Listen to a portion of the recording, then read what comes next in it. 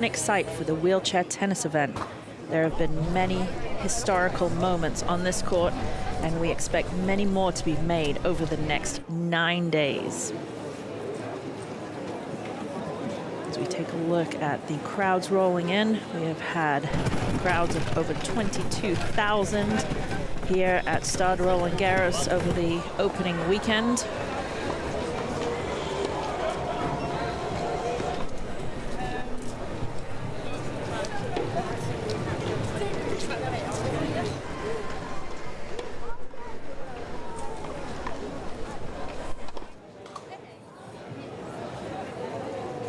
Spectators are in for a wonderful day here in Paris, taking in the torch and the official mascot.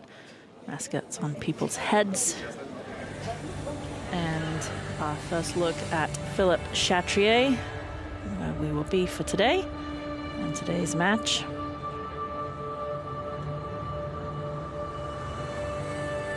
A very special court. This has been flooded with tons of spectators and an absolutely stunning day here in Paris.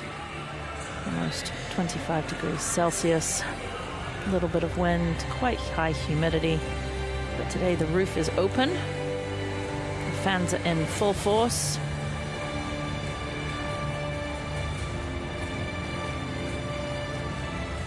Not your typical tennis tournament that is expected. The Paralympics is full of music, dancing, songs, young people in the crowd, and some of those young people could be our next Paralympians.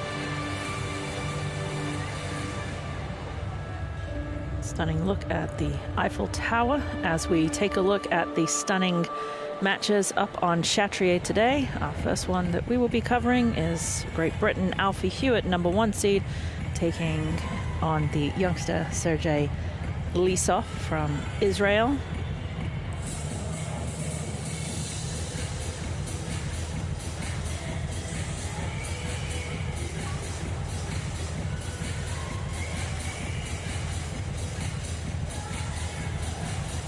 Record crowds here. Some of these players here never played at a Grand Slam like our young Israeli Lysov today.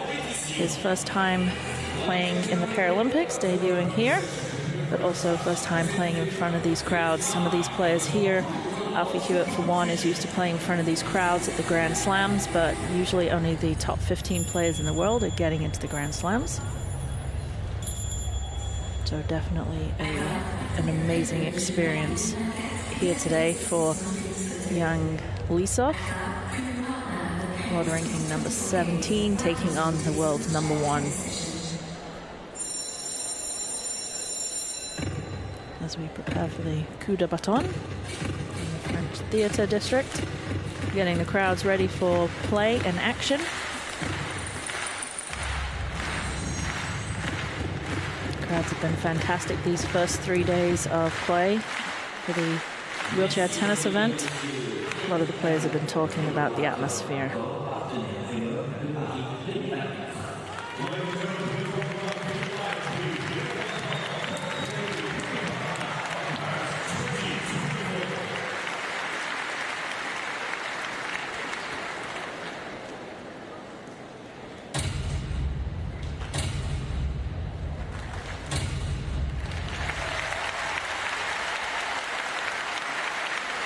And I think we're ready now for the play to start. Players will be just in the same place that that gentleman came out of, rolled out of. They will be rolling out onto the court. And Alfie Hewett, we've said, used to this kind of crowd, used to playing on this court.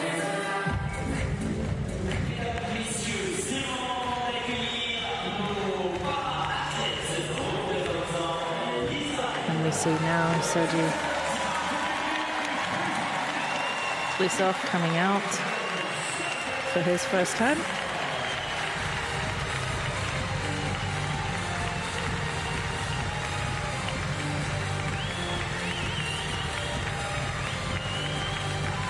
And Alfie Hewett, three-time Roland-Garros champion here, so very used to pushing out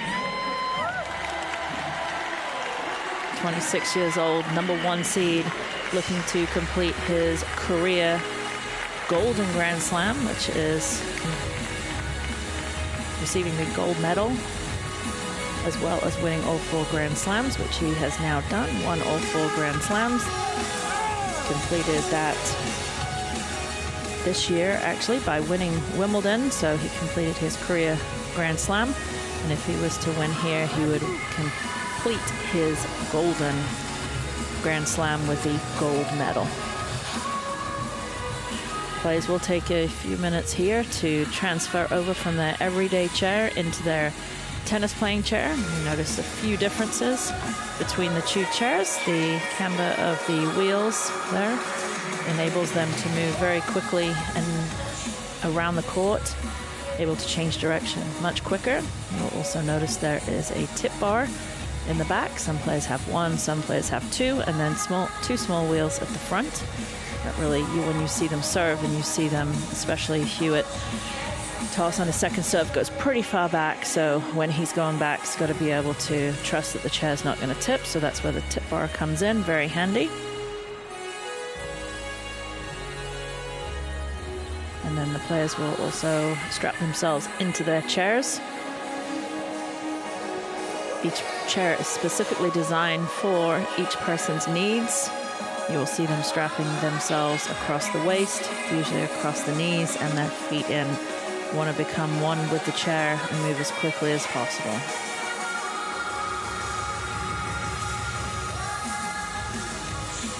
Not only do the players like getting on TV, so do the fans.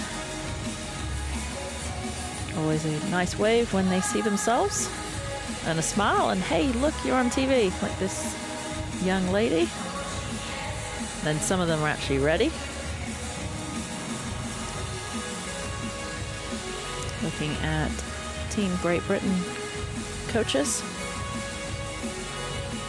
Coaching will be allowed during this match. When they're the same side as their player, they can talk to them, as long as it doesn't impact the play. And then when they're the opposite end, hand signals will do the trick.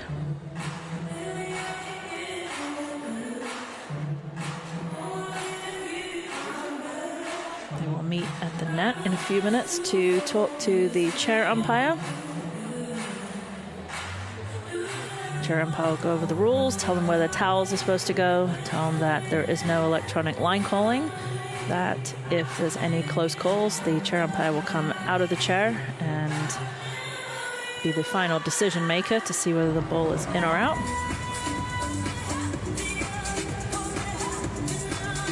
Looking at Lysov making final arrangements for his drinks. His first Paralympics. And he has yet to play in a Grand Slam, just outside of the top 16. Need to be almost 15, so usually a wild card, so pretty close to getting in. Maybe next year he'll get his ranking up high enough. That's what Hewett a few minutes ago, taking the last few bits of his banana, getting the energy up.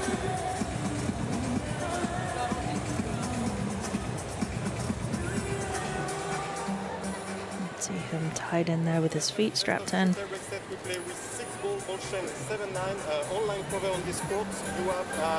Chair umpire from France, Javier Tour. For the third, you have baskets in the fourth corner. Take the blue one and the fifth one for your hand. 25 seconds when I call the score. Any question? So, we have Paris 2024 on the shop tennis.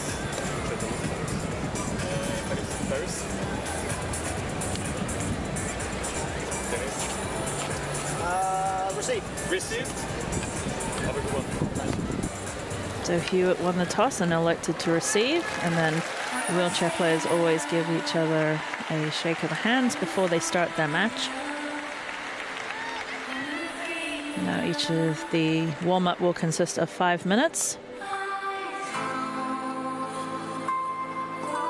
If you are new to the sport of wheelchair tennis, the major difference, and one of the only differences in the rules, are that the player does receive 2 bounces if need be. The first bounce does obviously have to land inside the court. You'll see a lot of these players not necessarily need the second bounce. There's a lot of spin, and the balls are very, very heavy that they're playing. Also, see the tip bar there of Hewett.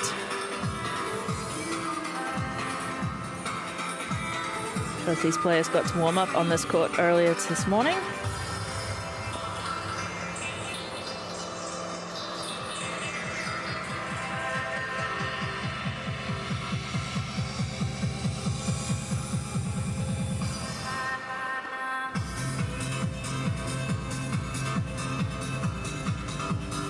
Players, great shot there of Hewett, and also Lysov.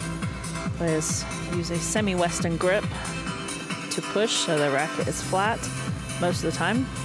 There's a few that don't. They use a semi-western push with their racket and hand on the ball. And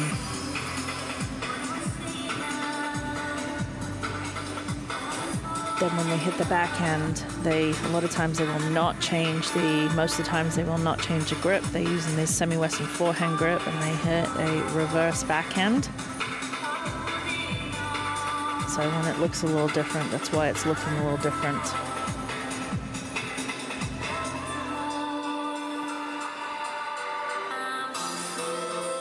Hewett with 9 Grand Slam titles. We'll hear them introduced in a few minutes, but just go through some of the highlights. 9 Grand Slam titles, 3 of them right here on the clay. 4 in New York at the US Open, 1 in Australia, and 1 at Wimbledon. Hewett is coming off a 11-match winning streak. And he is in second place for the most men's wheelchair Grand Slam titles.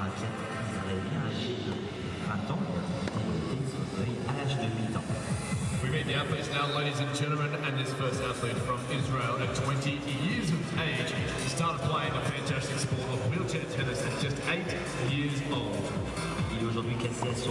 First round, we're looking at Lysov's results. He beat Brian Tapia from Chile, 7-5, 6-1. It's also his 17th, his highest ranking here with a former junior world number 4. À son actif en simple mission remporté entre 2015 et cette année. C'est sa première participation aux Jeux paralympiques représentant. He's got 14 career titles to his name. He's here in Paris making his Paralympic debut. Please welcome, representing Israel, Sergei Lysov. What a moment for this young player. Highest ranking 17 currently, so he's on his way up. As you heard, 14 titles, 4 of them here in 2024.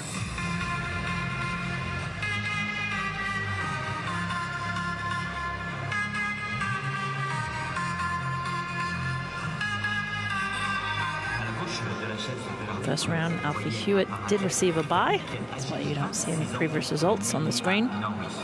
So this is his first match in the singles event. 26 years of age, born and bred in Norwich. He started playing this sport at age 7 in 2005 at his local club. Il est aujourd'hui classé à la première place mondiale. Just see the serve, and you can see the toss that goes slightly behind Hewett. His ITF ranking is number 1 in the world. His highest ranking to date. 64 titres à son actif, 9 titres de Grand Chelem, Palais, 3 Roland-Garros, Wimbledon cette année, 4 US Open, 3 titres au Master en simple et autant en double. Il a été aussi médaillé d'argent en simple homme à Rio de Janeiro, médaille d'argent en double homme à Rio de Janeiro et aussi à Tokyo. La médaille d'argent, c'est sa 3e participation aux Jeux paralympiques. Tête de série numéro 1, représentant. With 64 career titles to his name, including 2 Paralympic medals, he is here competing in his 3rd Paralympic Games. Give it up for the number 1 player in the world from Great Britain, Mr. Alfie Hewett.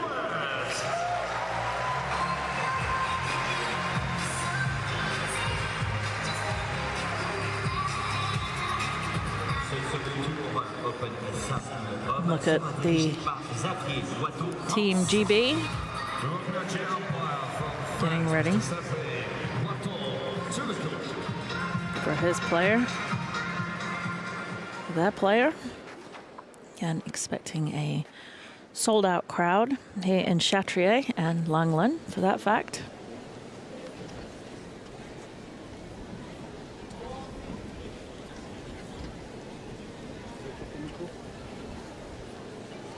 Great moment for Lysov, his first Paralympic debut. For the moment, they have an issue with the microphone, it's not working, so here we can be.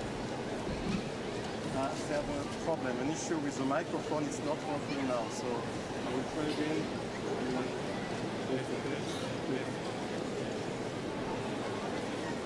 I have a slight problem with the microphone. The chair umpire radioing in saying the microphone's not working.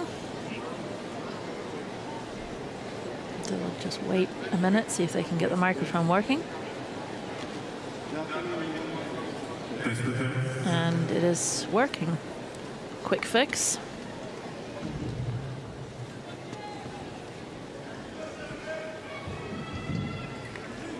You are blue, yeah.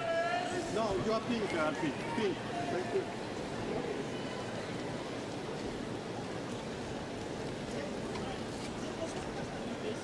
Just put it on the... If you put it...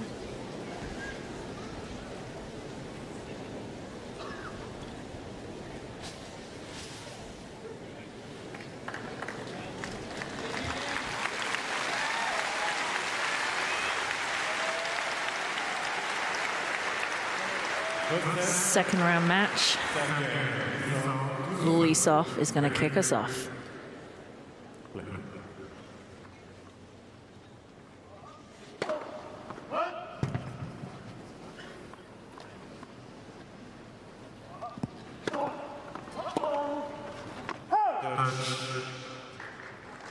So when that happens there, that return of serve was going out, but Lysov could not get out of the way, and it touched his chair before it hit the ground. So Hewett actually wins that point. That's why I said touch.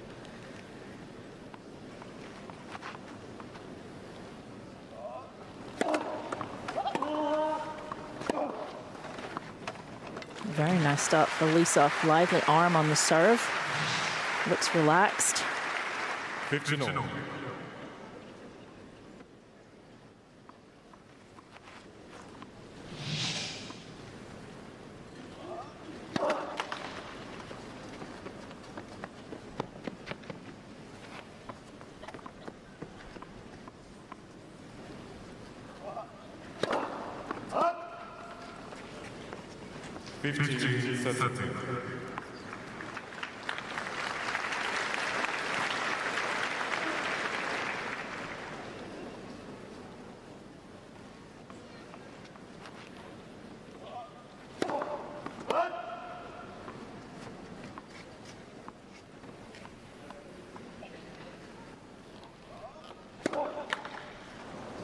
Just a few nerves there creeping in, and also the fact that you're playing against the number one player in the world, that if you don't do enough with that second serve, you know, Hewett's going to move forwards and punish you. But that does give Hewett 2 breakpoint opportunities.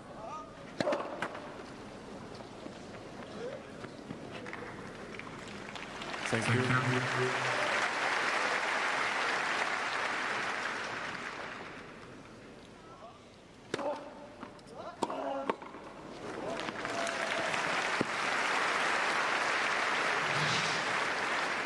Hewett's had an interesting game so far. Hit the chair, hit the wood on the side of the net, but he still has another break point. Yes, really nice return, pushed in, took it early. You see a lot of breaks in wheelchair tennis, breaks the serves. It's difficult to recover so quickly that you need to after the serve. The ball right up the return, right up the middle or down the line is very effective in wheelchair tennis. As I said, you do see a lot more service breaks than you do in tennis most of the time. But Lysov is definitely going to have to improve that first serve percentage.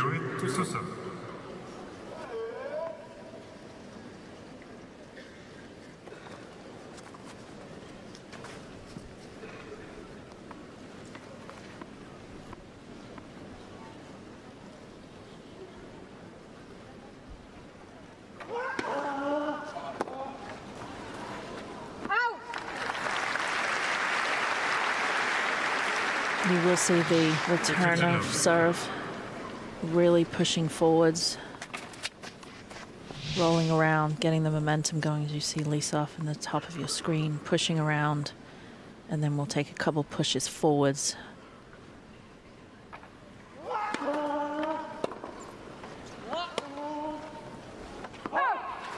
As a returner, usually when you're playing tennis standing, you would want to take a couple steps forwards and then do a split step to be able to move in a direction that you need to go in. But the wheelchair athletes, they will take a couple steps forwards and then they'll be able to move, so they're already in motion. They stay in motion and then take the ball, usually fairly early.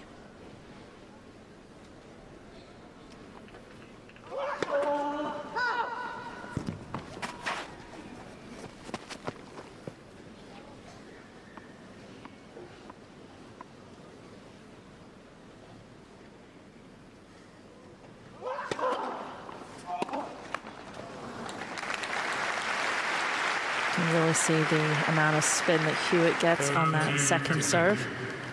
Chaz coming off the ground, really leaning backwards just like you would with a kick serve if you're standing. Pull slightly to your left and behind you, which is what he does so well.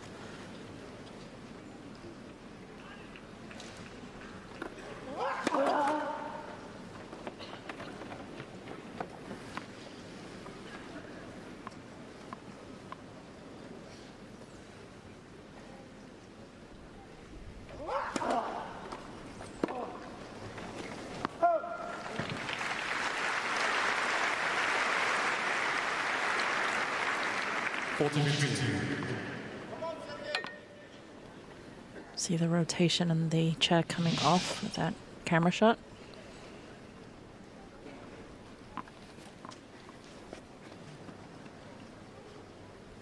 Obviously don't have the feet to push up off the ground, however, are able to get really good rotation as Hewett does on his serve. Yeah, it's beautiful return down the line. That's the down the line return we've talked about a little bit.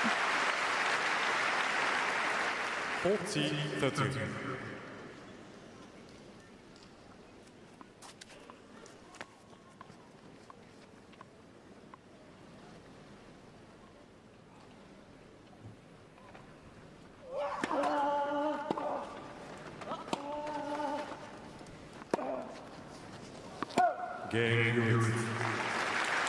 You'll also see the players after they hit a shot.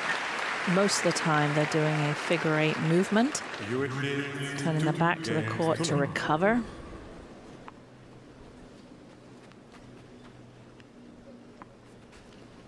So the head is always kind of like on a swivel, turning around, looking, making sure they're seeing, because they will turn their back to the court after almost every shot. They need to figure out which way they're going to recover.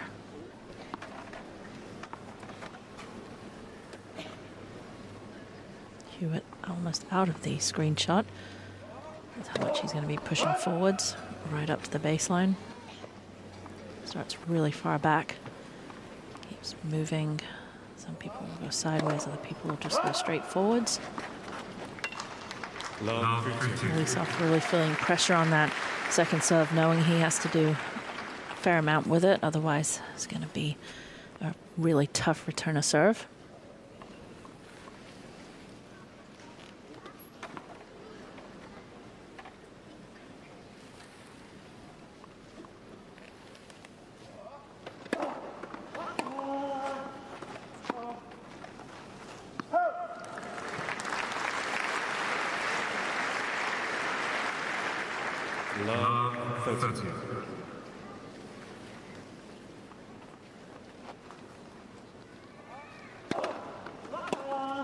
Yeah, beautiful return from Hewett, taking those two big pushes forwards.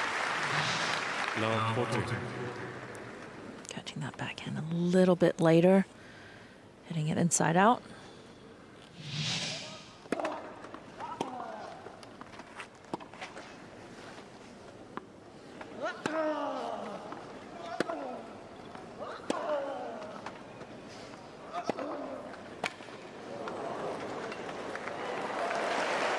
That's just beautiful play by Hewett there. Such a tough volley pickup on that first volley, did really well, and then just decided to come forwards to put a lot of pressure on Lysov. That volley there, great pickup, comes forwards and then guesses the right way, and just beautiful volley.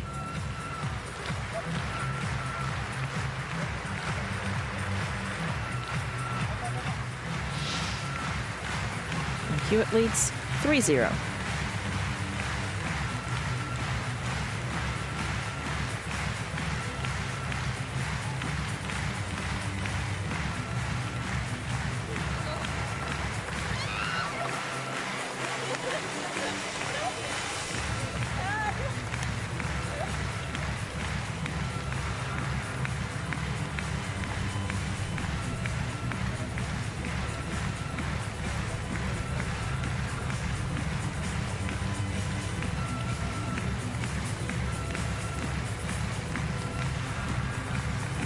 Time.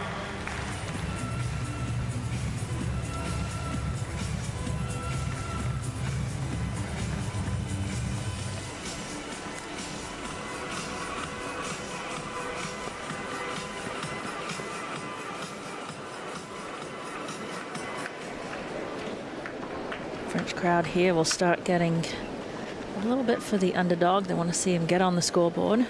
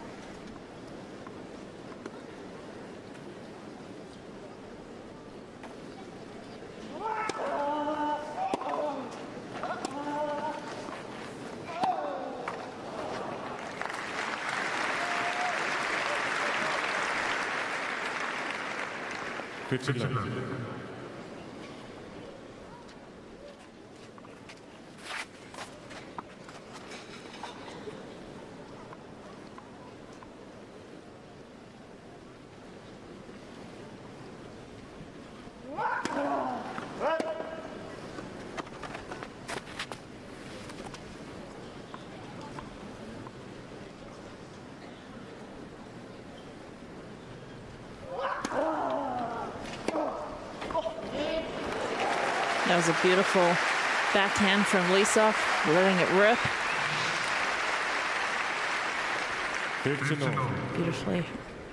Beautiful preparation. And just out of the reach of Hewett.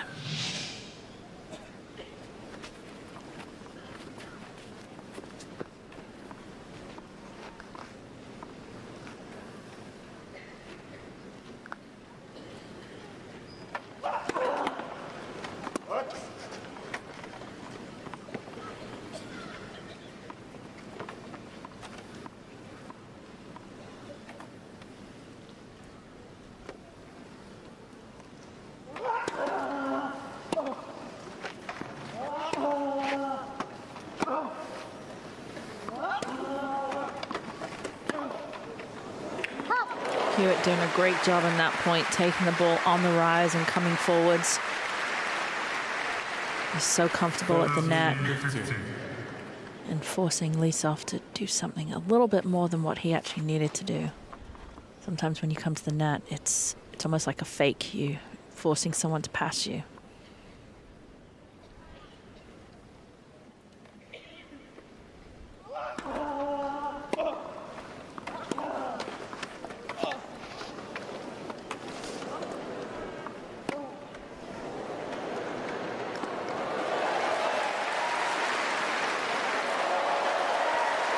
Wow, what a backhand there by Hewett. He's able to track down that lob over his head. Didn't do enough with that one, but was able to push, found it, and then gave himself enough time and ripped it for a down the line backhand.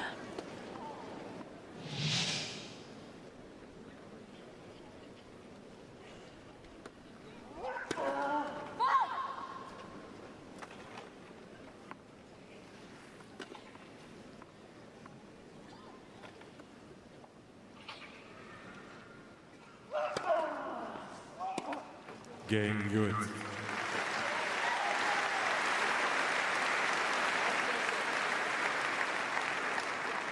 Hewett leads 4 games to 0.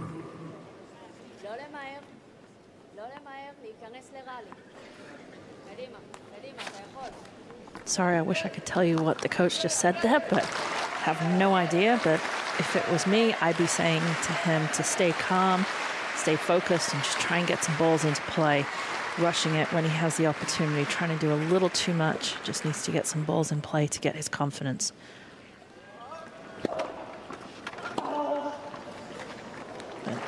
That was actually a really good serve, but Hewett just moving forwards, taking the 118 kilometers per hour, and just a simple cross-court forehand produces the winner.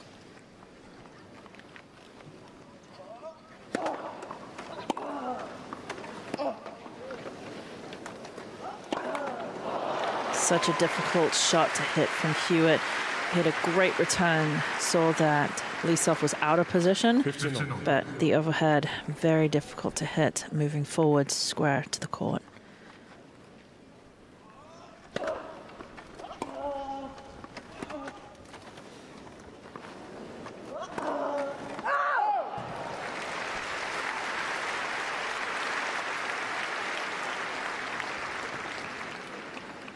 That's 15.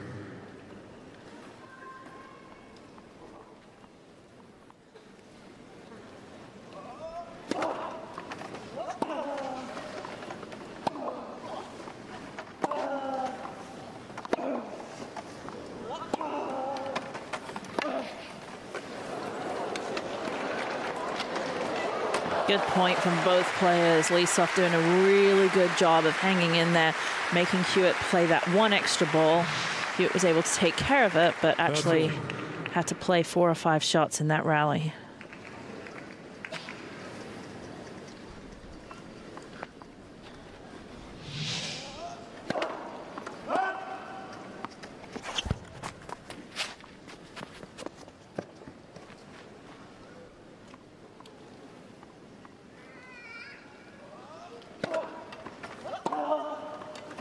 Yeah, Hewett just really taking control of the court, really moving forwards, taking that ball early and not giving Lysov any time whatsoever.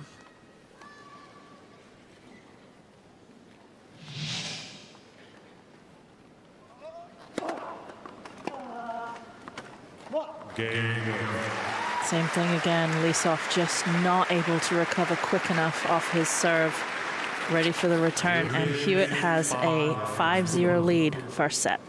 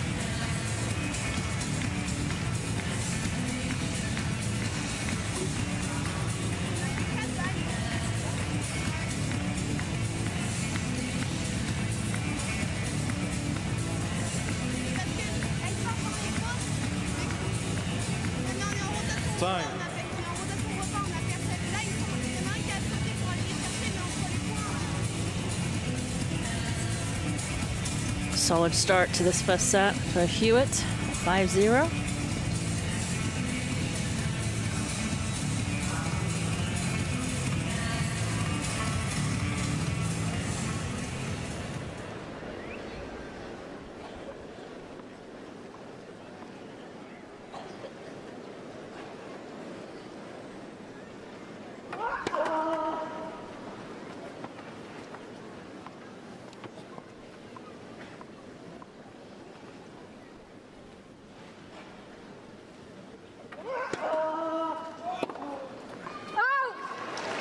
Lysov moving forwards quickly, trying to go for that winner and just missing wide. I'd say the only negative thing about Hewett at this point in time is his first serve percentage is at 42%. Would like to get that up a little bit higher.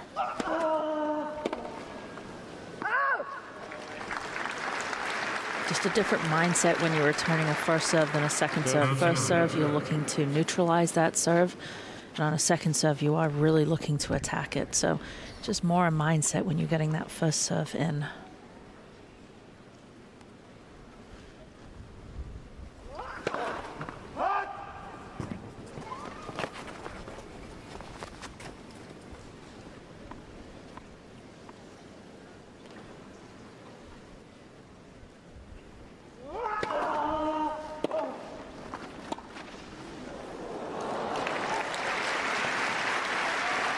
Does not like that shot he just hit. A great serve and came up to it early.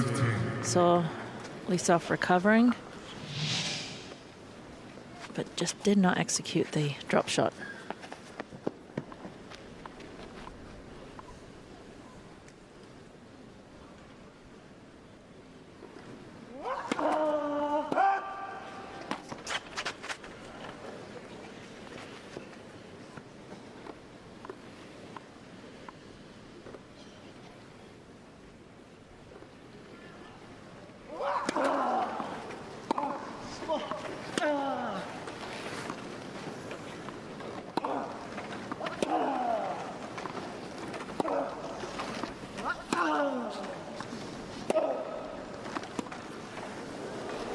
But he executed that one very nicely.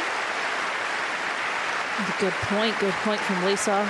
Again, making your opponent. It's very difficult when you're down 5-0, but you have to try and stay in the match by making your opponent play just a few extra balls to give yourself the opportunity for your opponent to make mistakes, which is what Lysov did in that point.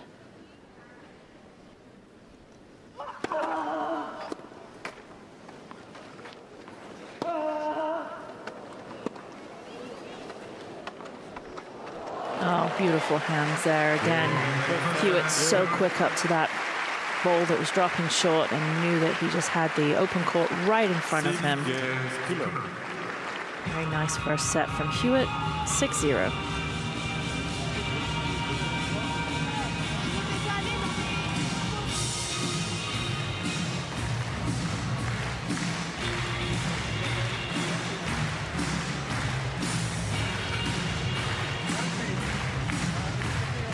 Look at the stats. 10 winners to 5 unforced errors for Hewett. The only thing that he probably wants to look at is that first serve percentage of 44% as he moves in through the second set. But straightforward first set for Hewett in 21 minutes.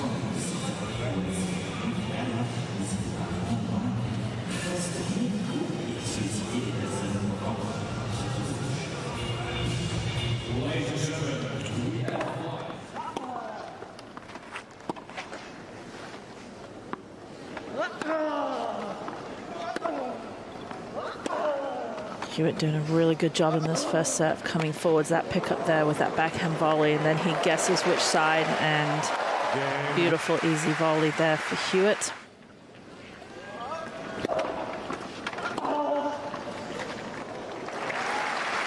Hewett just taking control of this first set by really moving inside the court, playing the majority of the points from inside the court, and Lysov so far back in the court, controlling the points.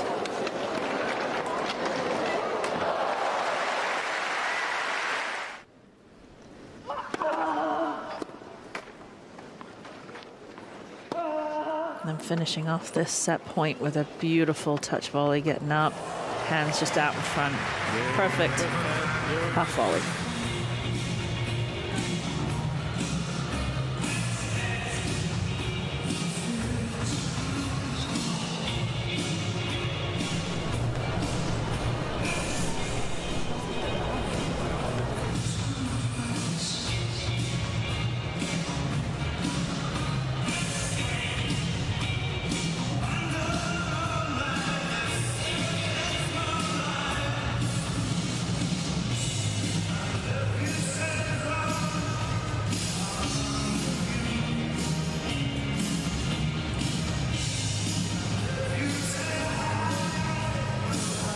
beautiful sight of Paris, the Eiffel Tower, and all the amazing sites that are hosting the Paralympics here in Paris for the 2024 Paralympics.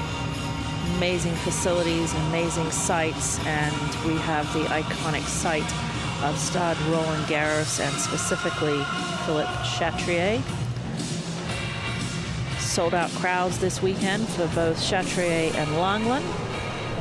And have heard through the grapevine that the Queen of Spain is supposed to be making an appearance today on court 14, watching Martin de la Fuente.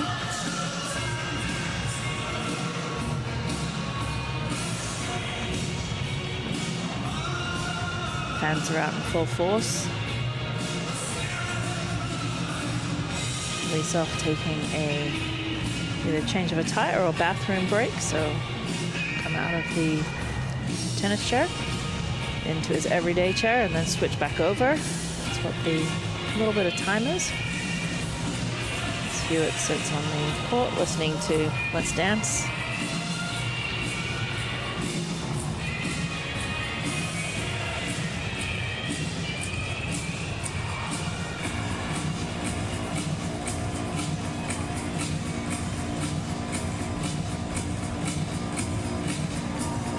Definitely a different atmosphere in the Paralympics than most other tournaments, and definitely a different atmosphere for Lysov.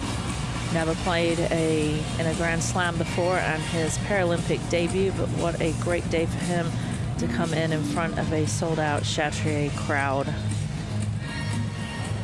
Crowds have been amazing. There are over 160 ITF tournaments on the World Tour with over $3 million in prize money. Does not count the Grand Slams that have all of the events. Second set, Lysov is going to want to try and get on the board here. And he will start us off for the second set.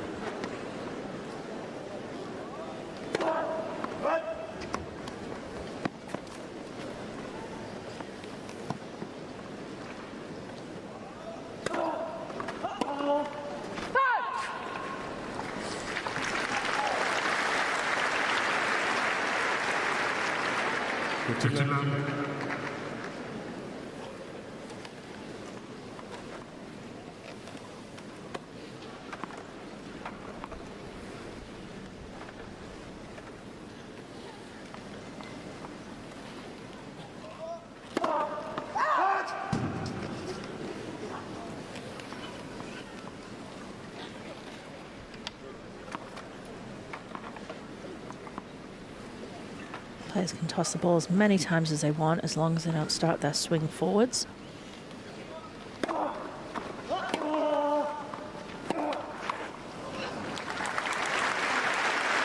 Never good to hit a bad toss, and it's the only shot that you can say, nope, don't want to hit that ball. You're in total control on where you hit it from.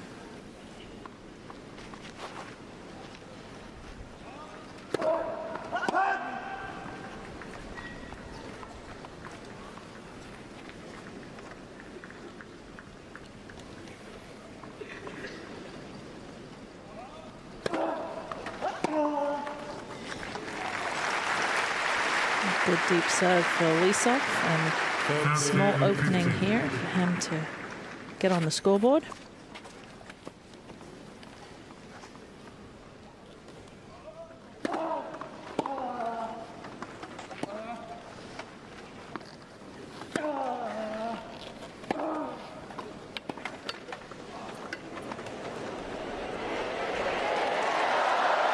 Oh, and he will take it. He gets up to that. Ball just hits the tape and rolls over and gives him 2 points to hold and get on the board. Hewett's drop shot not good enough there, but gets up to it, and there's the tape, and the tape is on his side. Does do the nice thing and apologize. Let Versailles.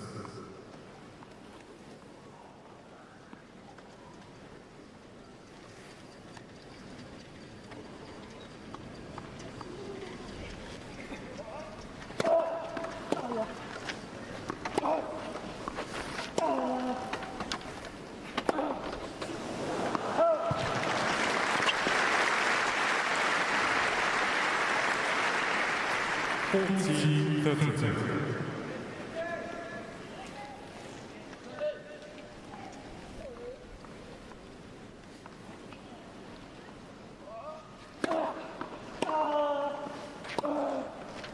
And there it is.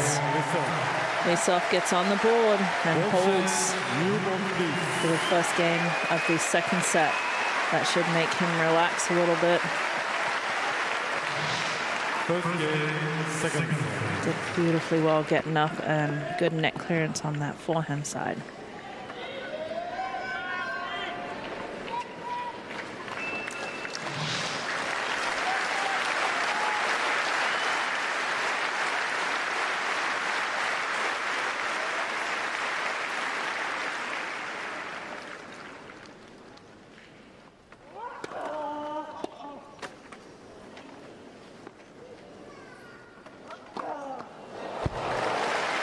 Great movement from Hewett getting up. He had a really, really good serve and was just able to push up to this return so very quickly and was able to get around it, to hit his forehand, and once he gets around it, just crushing it up the middle.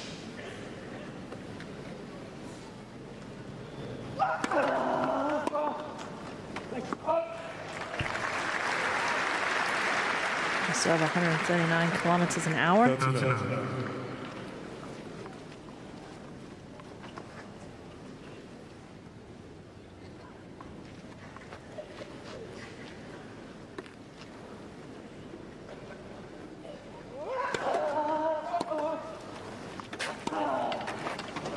Same again, just different direction. That's first serve, and seeing that Lysov's in trouble and pushing up and taking it super early, taking off the one bounce and going to the open court.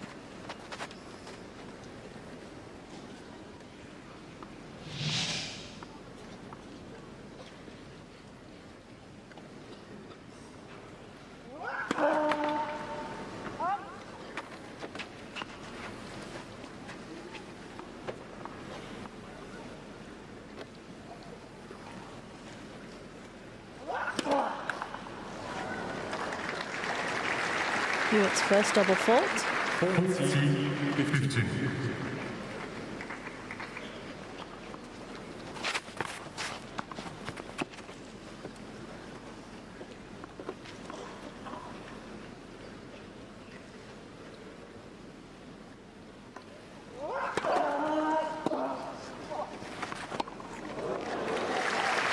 Very nice return from Lysov, right at the feet of Hewett. Hewett not able to get out of the way. He was jammed too, Lysov, when he played that. A little bit of a bad bounce off the edge of the line. Made it come through extra quick.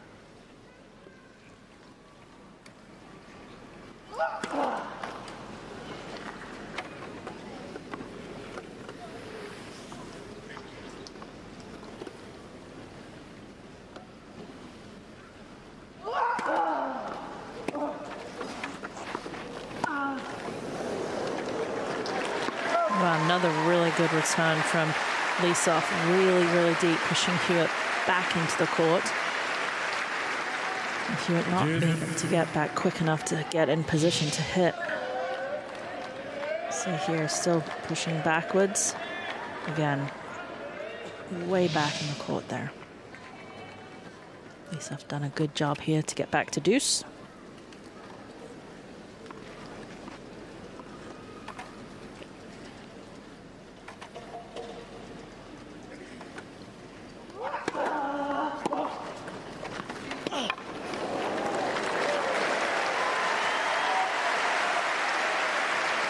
Hewett with a little smile. That gives Lysov a break point.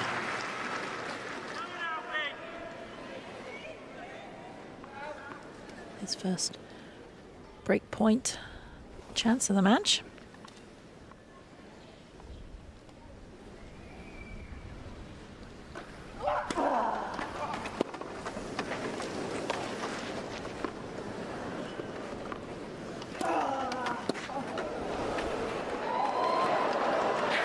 Yeah, but comes up with a great serve to set up that point.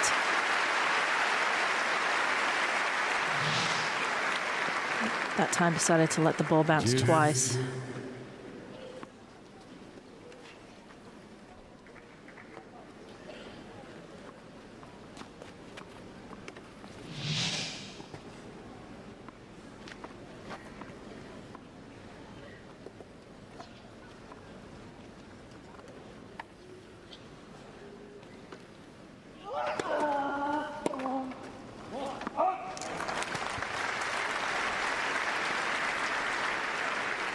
Advantage, Hewett.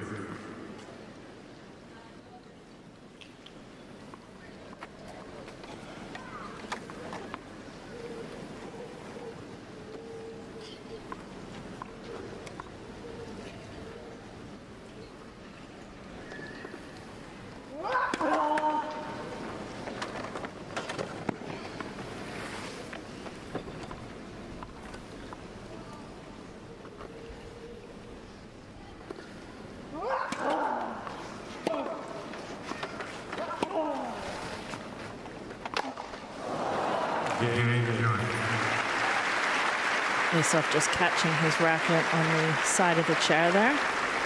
Looks like he may have just cracked it. Just came through and hit the inside of the chair and his racket.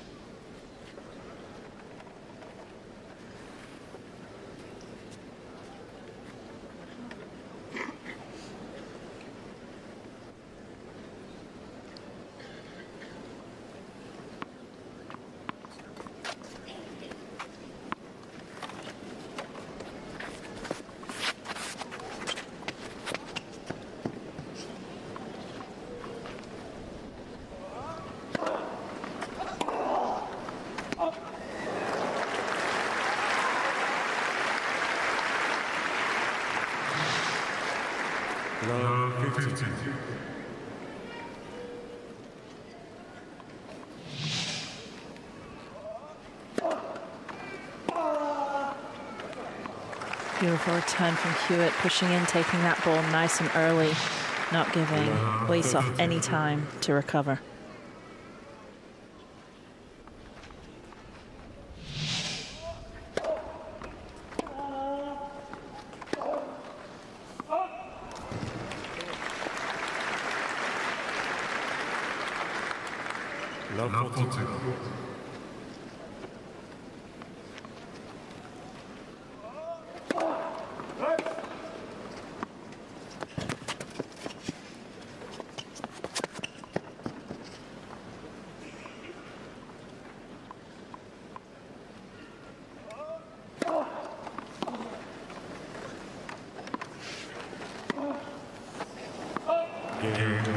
Hewett was a little lucky on that. Totally shanked that return, hit it off the frame.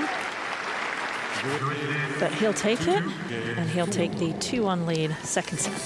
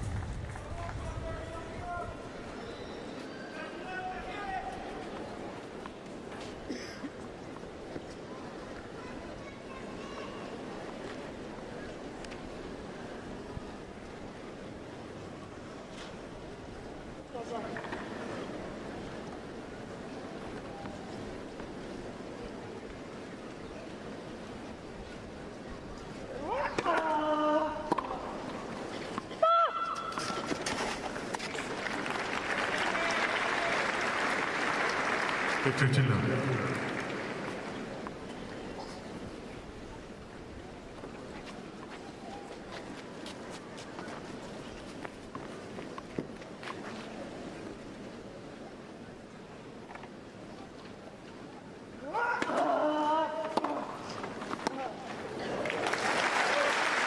return from Lysov, pushing forwards.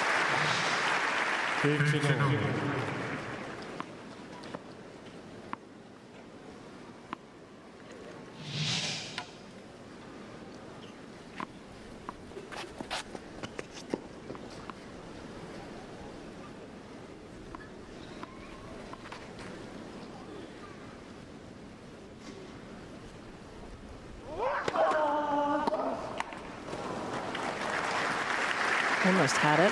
Hewett knew it. If that had gone over, he was going to be in trouble. 30-50.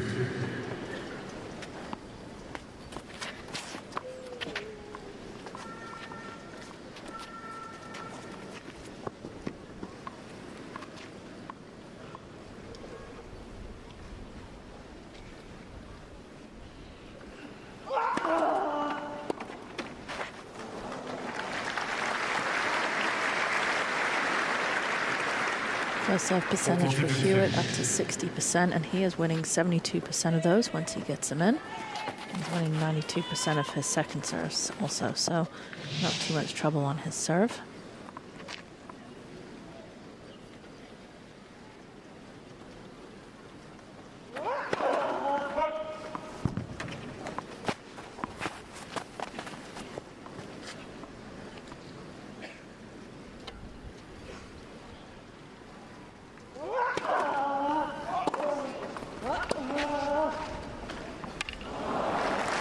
Hewett looking to come in again. You won't see too many. Hewett's one of those very few that will come in as much as anybody. He will just look to come to the net. He's very comfortable with the volleys at the net, but he sees his opponents in trouble and knows that if it does come back, it'll go short. Lysov serving now at 1-3. Crowd trying to get Lysov into this match.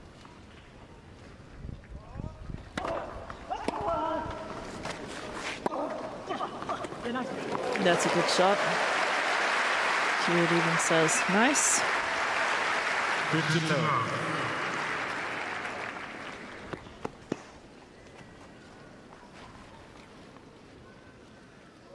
Great preparation from Lysov. 30. And he'll take that ace. Ace number 1.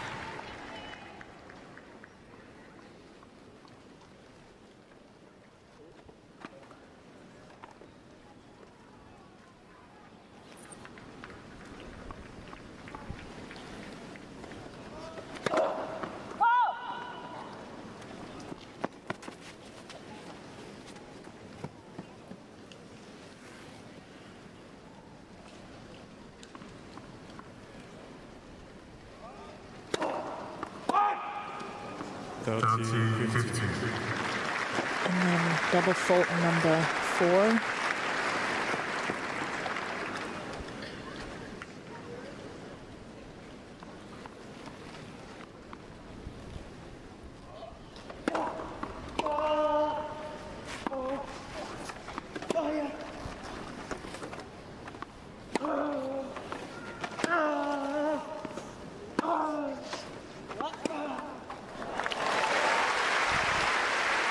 Good rally there by Lysov. He's in a couple of long rallies that he's done really well, and you also see that with him being young, he still needs to develop a little bit more physically, get a little bit stronger.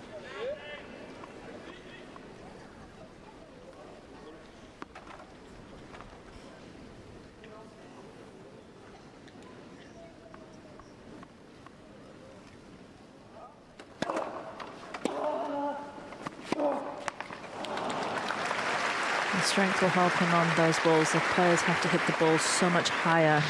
They're usually playing around their shoulder heights. They've got to have a lot of strength.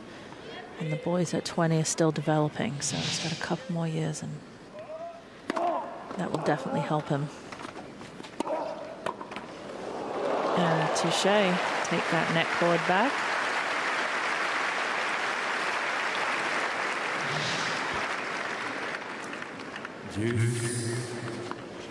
Great hands from Hewett, just puts the racket in front of the ball and let the ball do all the work.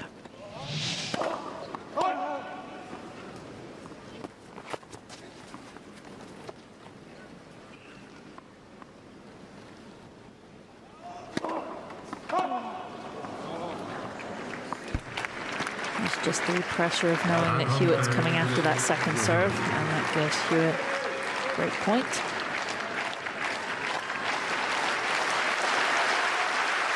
%80 on breakpoint conversions for Hewett.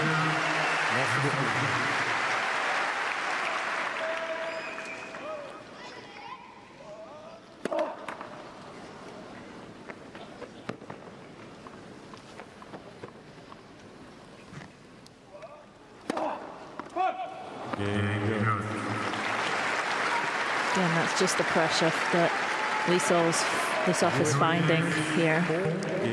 And break a serve for Hewett with 4-1 lead. Second set.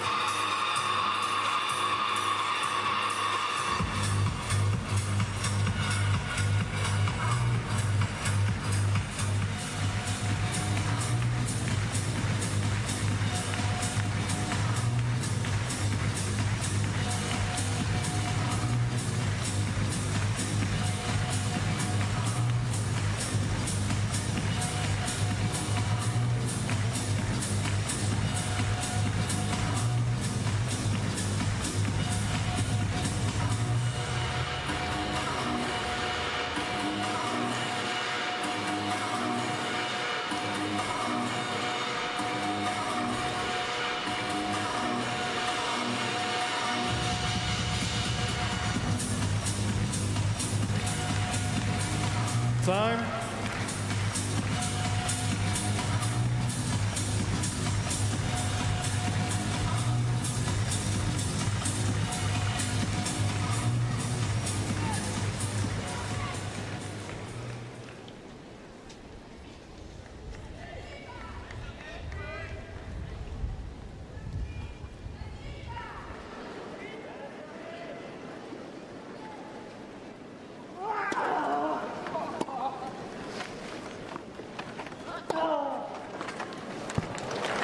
Classic Hewett point, serve out wide, moving very, very quickly to that ball. To the open court for the winner.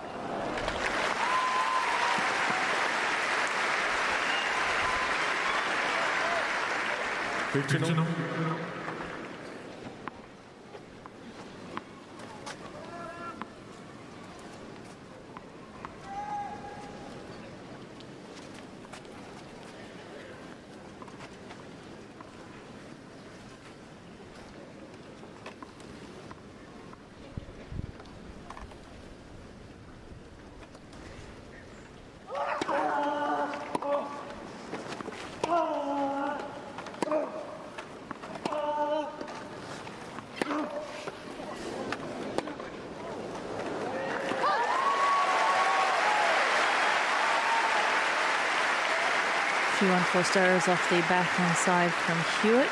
Last couple of points. Lysov doing well digging into these rallies.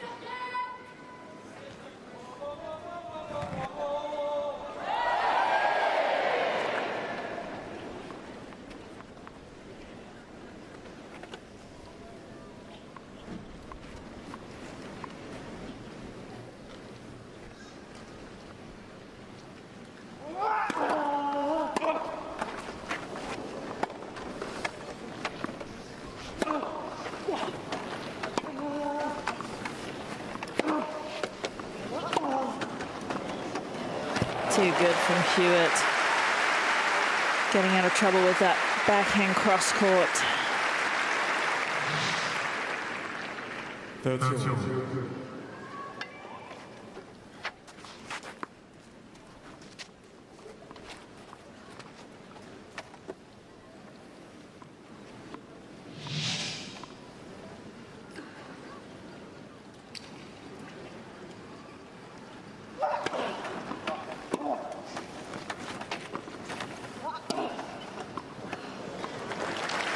Stunning forehand, taking that last little push around. Last little adjustment right there to be able to create the angle.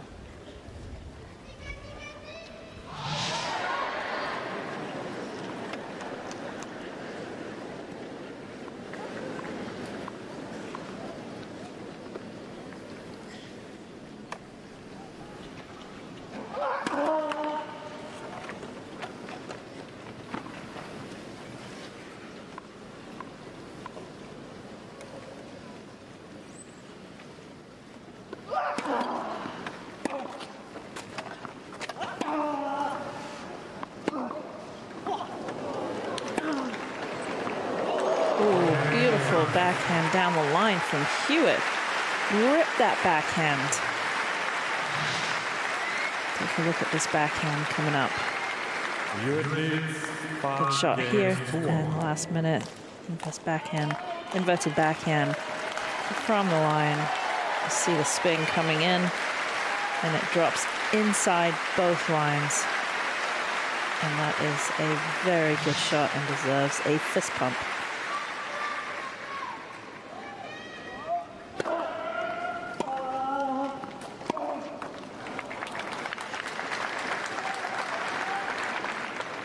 Love 52.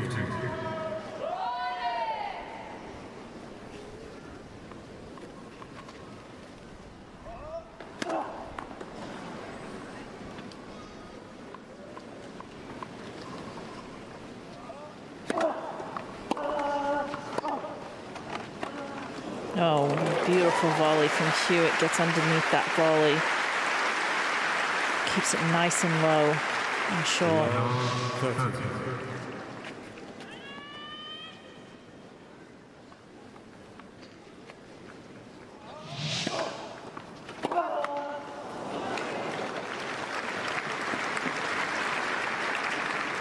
15-30.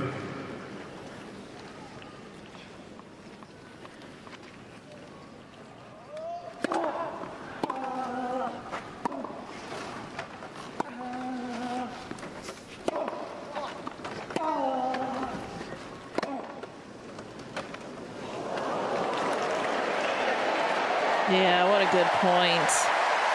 Good get from Lysov there. Thought that that volley may have had too much backspin on it, but didn't quite have enough and was able to read it, really cut it. He was hoping that would bounce and come back his side of the net.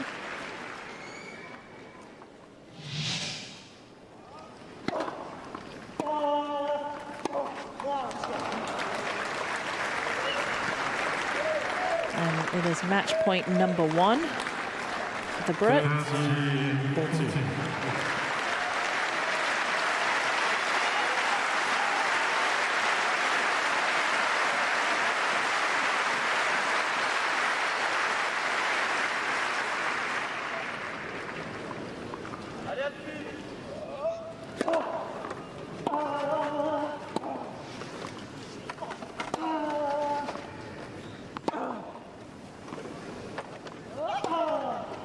There it is. Game, set, and Matt Hewett. He is through to round 3. 6-love, 6-1 win.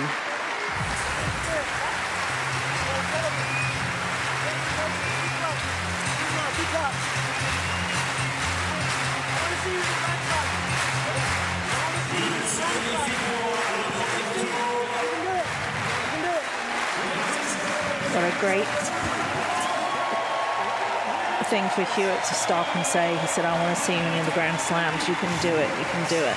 And he can. He's just outside right now. You saw glimpses of really good things from Sergei Lysov from Israel, but just did not have the consistency or the experience to handle Hewett today. But really good on Hewett there to give him some words of encouragement after today.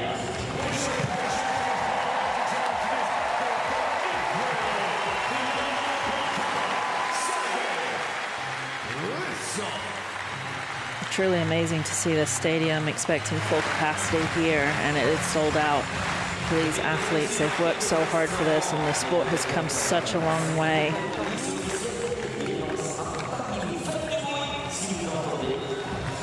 And 3 fans will receive the balls they've just played with, signed by Alfie Hewett.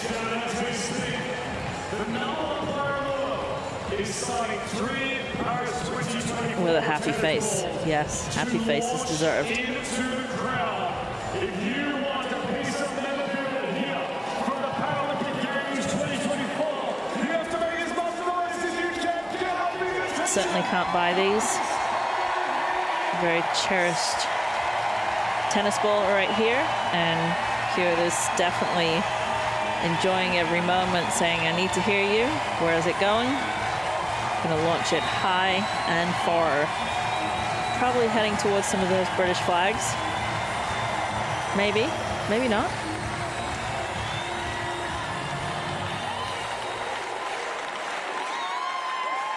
And the last one wants to hear it. Oh, nope. Is he going up there? Yes, he is. He's going high and far.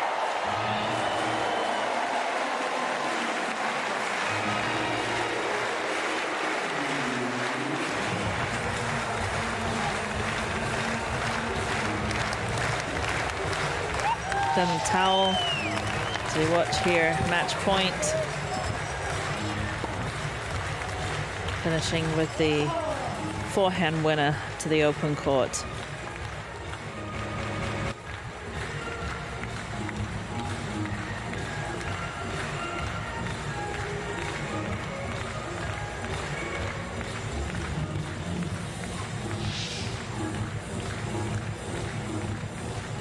Take a look at the match stats, just under 53 minutes.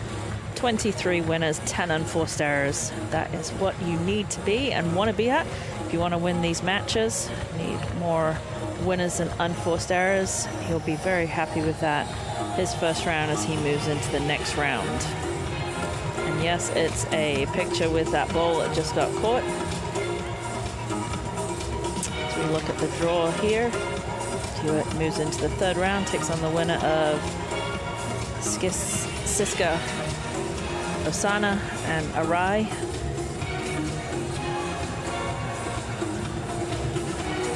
And we'll see Lysov giving some high fives as he goes off the court with a round of applause. Take a look at the highlights. Hewett movement superior, and that forehand with 14 forehand winners. Just his movement getting up there so very quickly and able to basically choose where he wants to go, and then was not afraid to come into the net either. Had some great volleys, great volley pickups. Future's definitely bright for Lysov, 17 in the world. Couple more points, couple more ranking moves. We'll get into those Grand Slams and we'll get the experience he needs. We'll see his ability here getting up. Beautiful forehand cross court, but just was not enough today for Hewett. Not enough experience, not enough pace, not enough consistency. And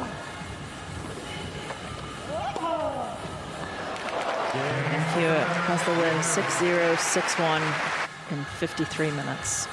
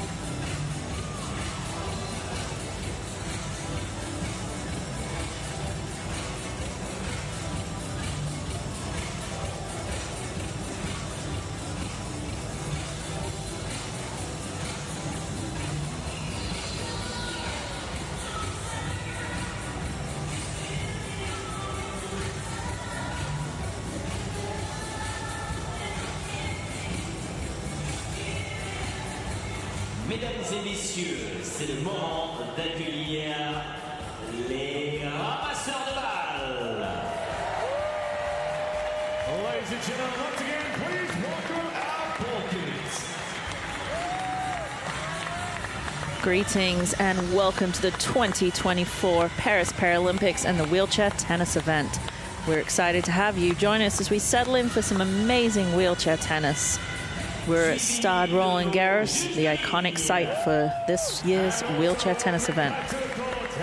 Weather is beautiful, almost 25 degrees Celsius. Not too much wind. And just a beautiful day for some tennis.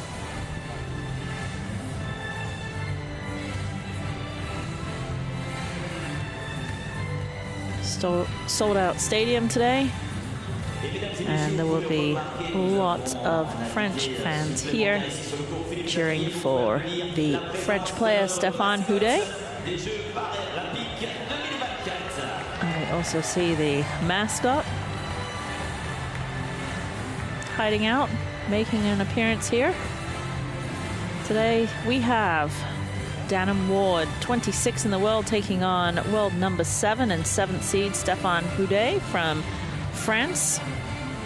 Needless to say, Ward will have just more than Houdet to take on. He'll be taking on a crowd of about 10,000 people here in Chateau.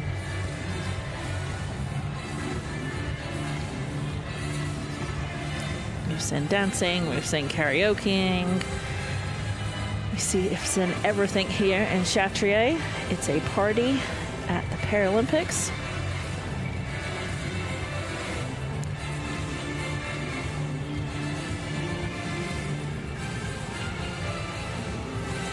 Many historical moments have been on this court, and we are excited for many more to happen over the next few days.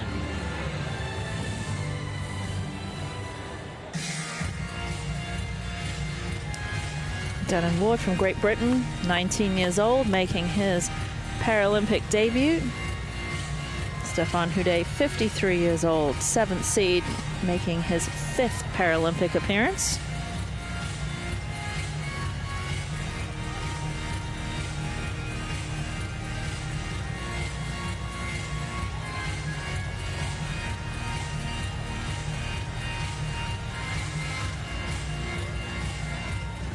With the stadium this full, definitely be a moment for each player to remember.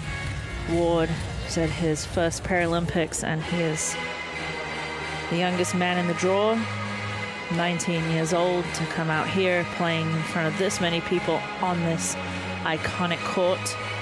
And then also just, I'm sure, as exciting and nerve-wracking for Houdet, as he is from France, coming out with his family and friends here. It's time to meet the athletes here for the next single second round, representing Great Britain. Please welcome Danham Ward. See the first player, Danham Ward, coming out onto the court. See the British flags flying high, and Houdet here with a smile on his face as he walks out, embracing this moment in time.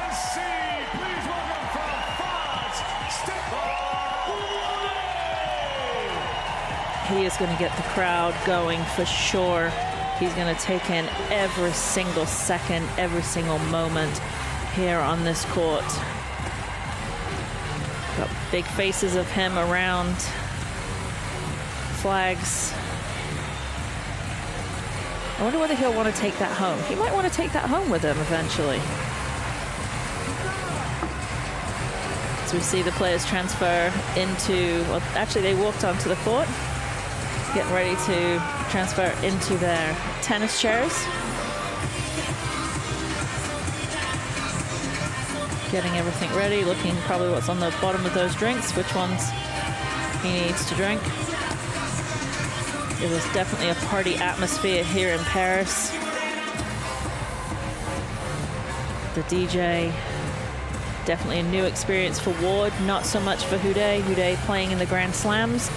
You do have to be about top 15 in the world now to get into the Grand Slams. The draws of the Grand Slams used to be 8, so you have to be top 7. Now, most of the Grand Slam draws have expanded, so top 15 gets you in with a wild card. So Ward ranked 26, not quite there just yet. Houdet on the other side, he has 4 Grand Slam singles titles, so he is very used to this. He's used to playing on these big courts. He's got 2 titles right here at Roland-Garros and 2 at the US Open. This year, Houdet playing Grand Slam. Australia got to the quarterfinals. Roland-Garros got to the quarterfinals, lost first round at Wimbledon. I know it's a very special time for him in front of his family and friends and playing for his country in his country.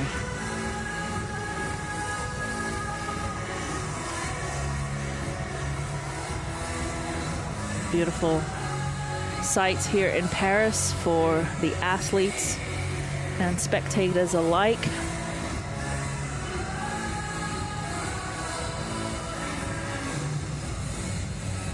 Sold out both stadiums, Chateau and Langland. Take a look at the wheelchairs. Houdet's very, very different, especially, they're all specially made for each of the players and their needs.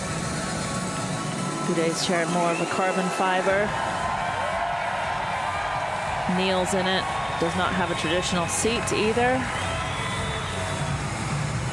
Has the traditional tip bar in the back and the 2 in the front. As you see when they play, the tip bar will be there to stop them falling over backwards. With their serves, they get a lot of spin on it and need that so it doesn't go backwards. They'll meet at the net here. Let's go over the rules. You can see the time between points on the scoreboards there and there.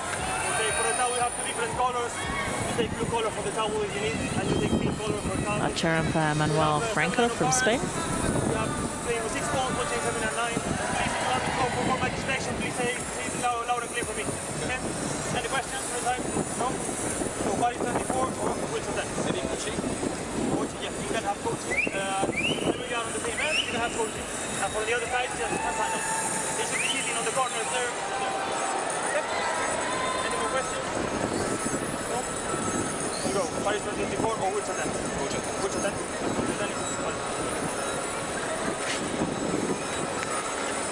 Which of them? No. Serve.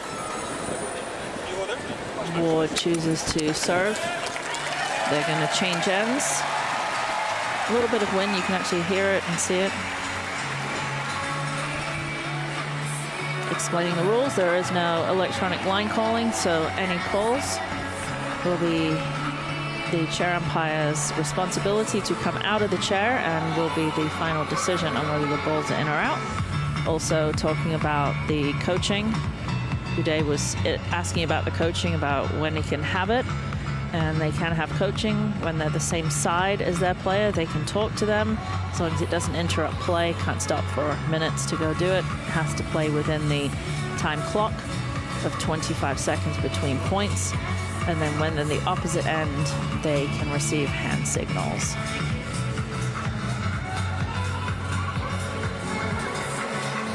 You can see from the warm-up maybe what Houdet is looking to do today. He's already inside the baseline, trying to take the balls early on the rise. Only difference in wheelchair tennis for anyone new to wheelchair tennis is that the players receive 2 bounces on the ball. First ball has to land inside the court, otherwise it's out, just like tennis, and then the second bounce does not.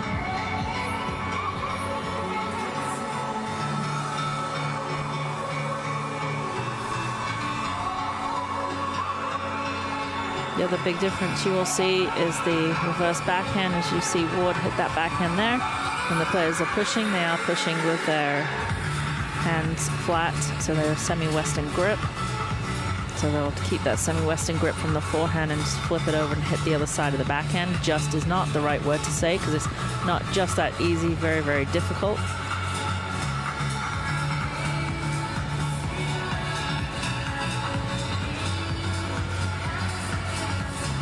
Ward, 19 years old, 26 currently, high of 22. Houdet, 57, 7th in the world and a current high of #1 in June 2012. First round, defeated Imam 6-3, 7-6.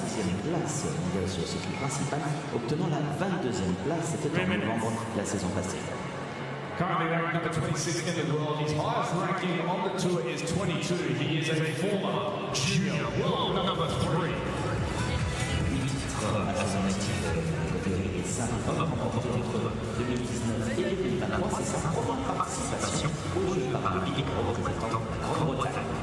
He has 8 career titles to his name, including being named the 2020 Junior World Player of the Year, making his Paralympic debut. Please give it up for Great Britain's Dan Ward.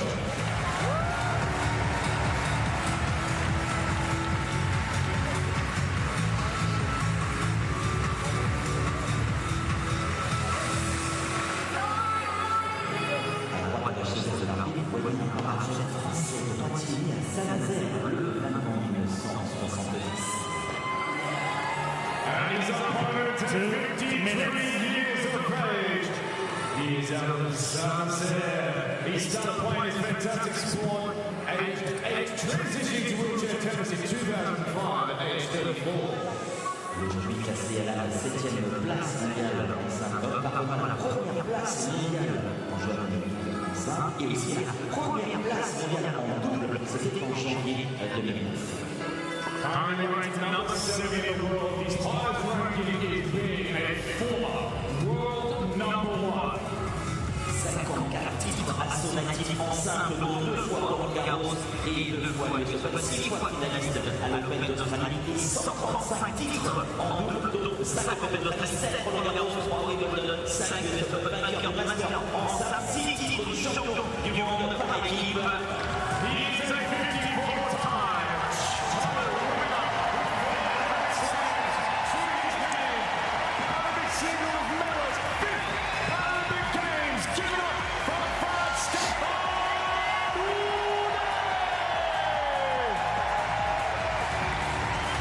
What an incredible welcome for Houdet.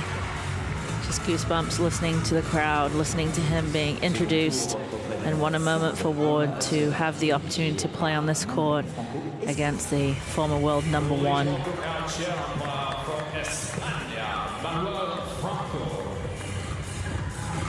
30 seconds. Ladies and gentlemen, this match will be played to the best of 3 tie-break sets. Dan Ward won the toss and chose to serve. Mesdames et messieurs, par courtoisie envers les joueurs et vos camarades spectateurs, nous vous demandons de mettre tous les téléphones mobiles et appareils audio en mode silencieux. Merci. As a courtesy to the players and fellow spectators, we ask that you turn all mobile phones and audio devices to silent. Thank you. Team GB coach getting ready for the match, getting ready to watch his player.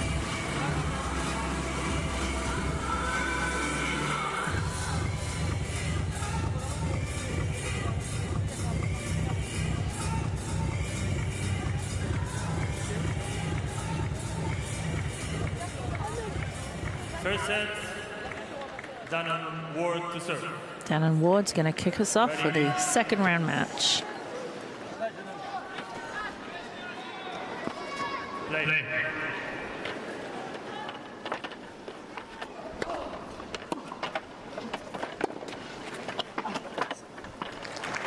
Good start for Ward.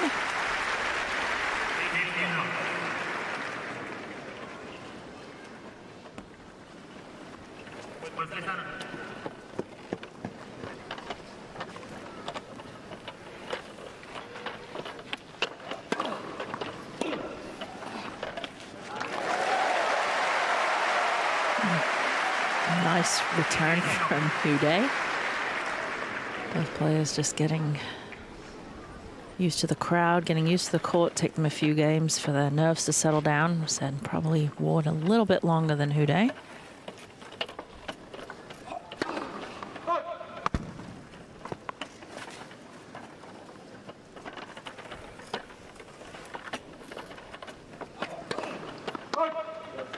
Can hear the movement of the chair from Houdet, his movement.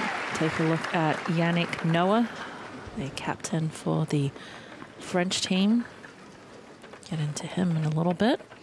Talk about him and his journey into wheelchair tennis.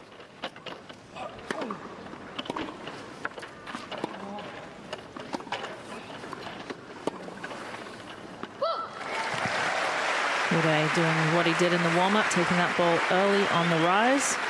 Got to watch the French team practice the other day, and they were all doing that, taking that ball super early, trying not to back up too much, putting a lot of pressure when you take the time away from the opponent.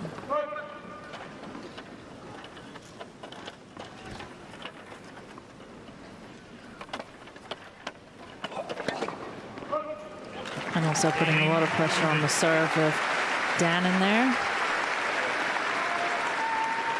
You can just hear the movement of Houdet in the carbon fiber wheelchair. As I said, each chair is made very specifically for each player and their needs. See Dan sitting up fairly high. He can walk, so got good trunk and support and strength, but the tip bar on the back.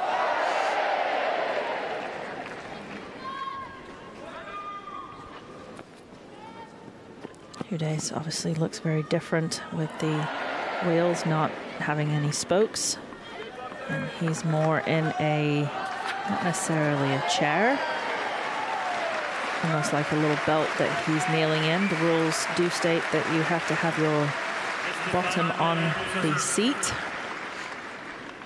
but it sits up a little bit higher than most of the other players.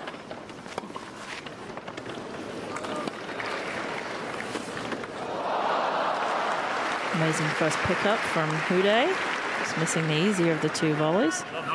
And you see Houdet semi-kneeling in that and has become one with the chair. Straps in really tightly and able to move and be very agile.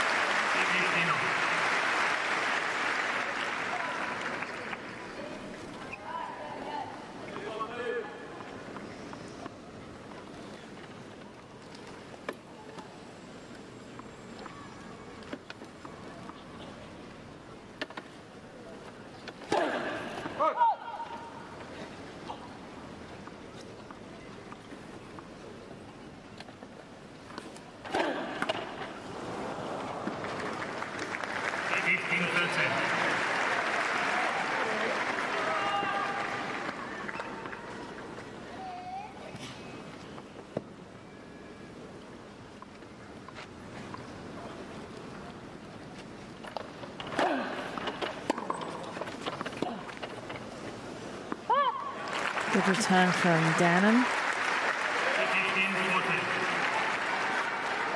Pushing forwards, taking it early, and that creates 2 break points.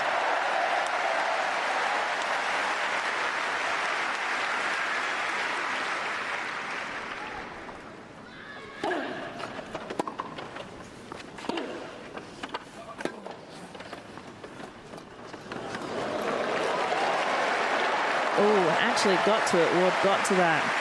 Had it lined up, but just missed it into the net. These two have played each other before, and definitely not something Ward wants to repeat. Today with just last year, it was 6-0, 6-0.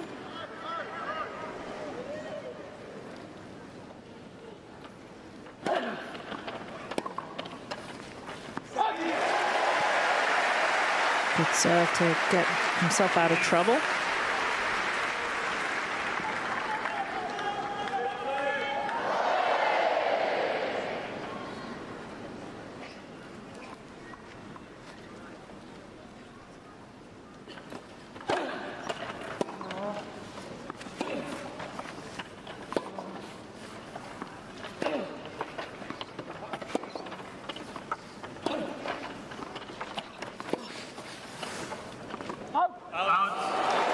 Houdet looking to move forward, sees that Dannon Ward is in trouble, and reaching and is expecting the short ball.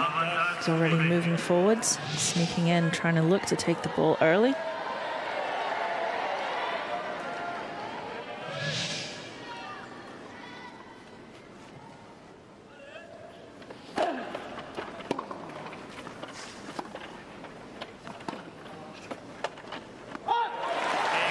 Nasty slice from Houdet.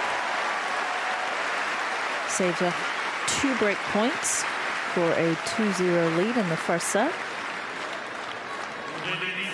Houdet with lots of experience in the Paralympics. This is his 5th. Back in 2008 in Beijing, he won the gold doubles. 2012 in London, won the bronze doubles and silver in singles.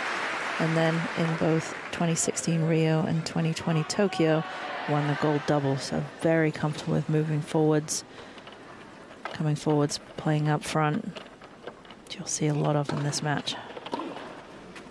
And again, one of the hardest things in wheelchair tennis, the serve, after you come out of the serve, trying to recover is very difficult. Usually most of the recovery done with a figure 8 and your back turns to the net.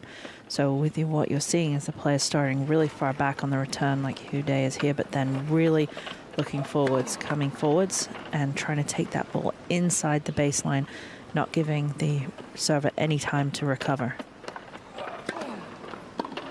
And just like that again, he's almost in at the service line. That's how aggressive he is moving in, taking that. So it's going to be very, very important for Ward to keep up a high first serve percentage, because otherwise Houdet is going to definitely look to come forwards.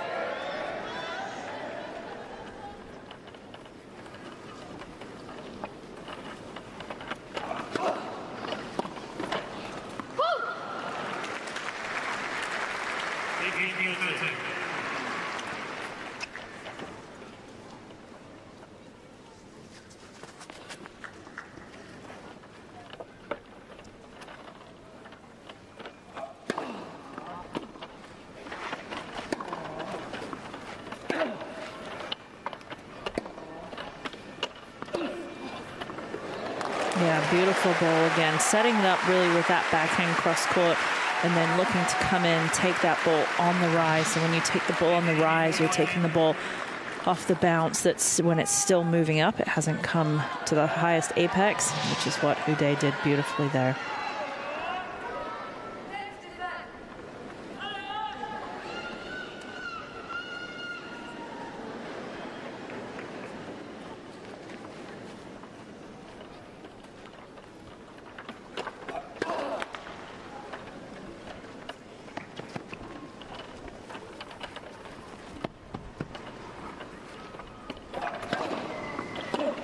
And beautiful return again from Houdet. They practiced that the other day, watched him do it, and he has perfected it so far in these first few games. And Houdet with a break and a 3-0 lead first set.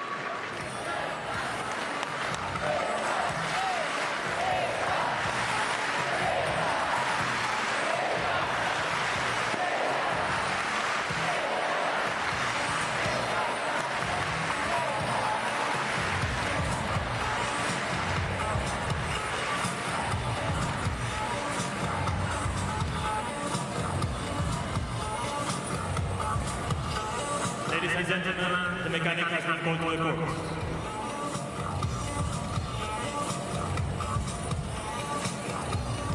Beautiful view of Paris, beautiful view of Philippe Chatrier and the fans.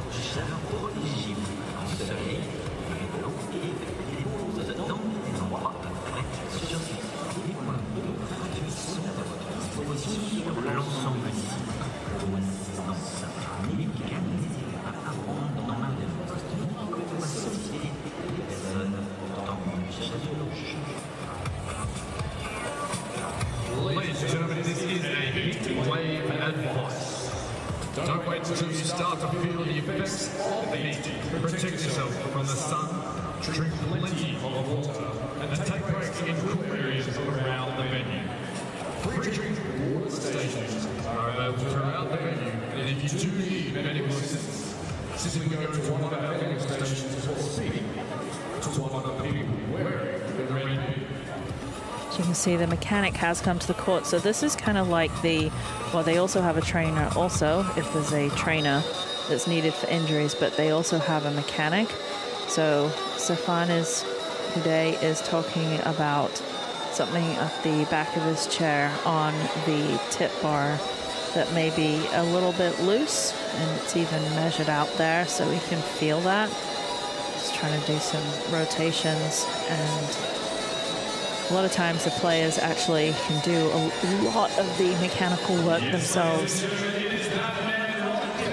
The tournaments are always required to have mechanics on site, but obviously the chair is something that they have to be able to have in tip-top shape all the time.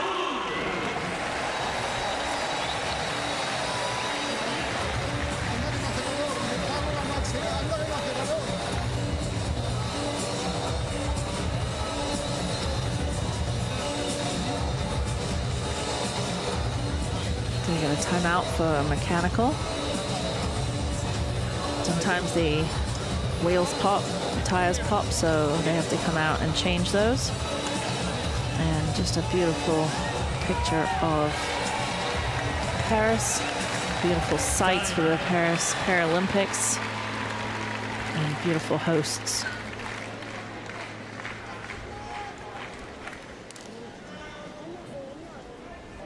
Sell-out crowds this weekend.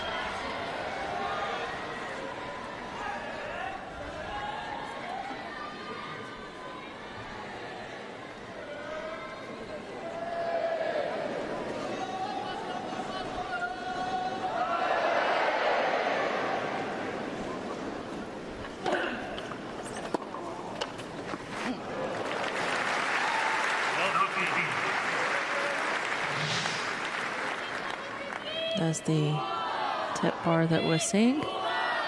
Now effects to it's maybe just raising it up a little bit or raising it a little bit lower.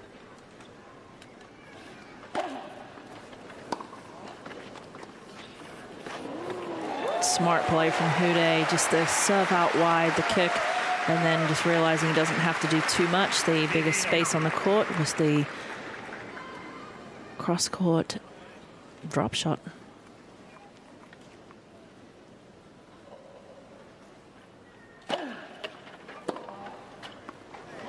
And Ward doing a beautiful job on that return of serve, pushing forwards very effectively down the line. Again, not being able to recover very quickly off the down the line after the serve is very effective. In wheelchair tennis, the return down the line or straight back at the player.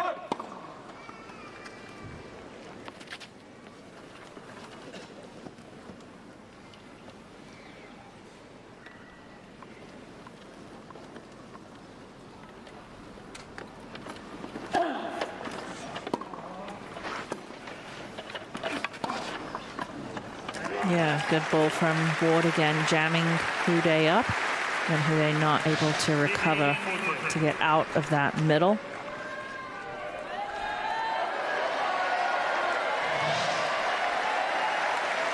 And it gives Ward 2 break points and 2 opportunities to get on the board in this first set.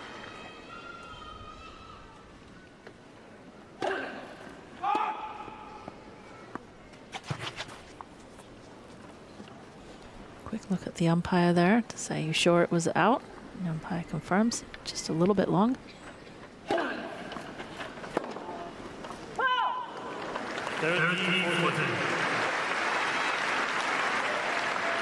It is one of the problems when you're moving in to take that ball on the rise, that if you don't do enough with it and you're inside the baseline, you're not doing enough with it, it's really hard to recover.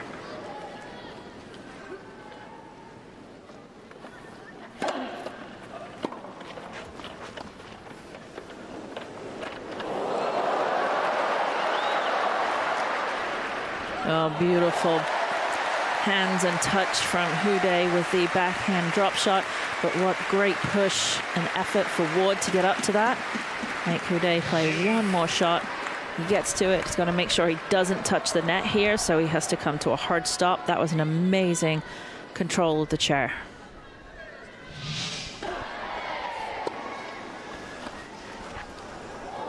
Wow, again, incredible hands from Houdet. That drop shot just hit the ground and stopped. There was no chance for Ward to get to that.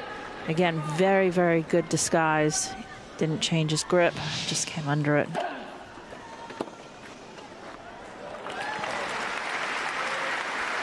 Ward comes back with a beautiful backhand down the line. Right right in Ward's strike zone.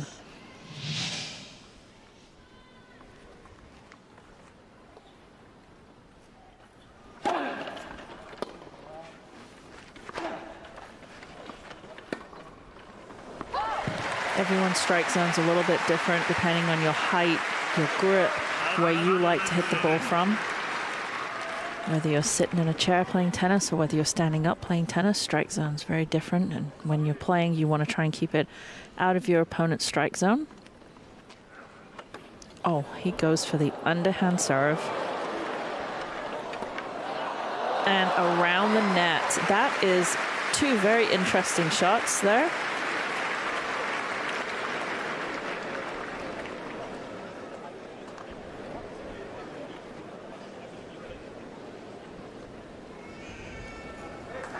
Been watching Houdet play for a lot of years, and I've never seen the underhand serve.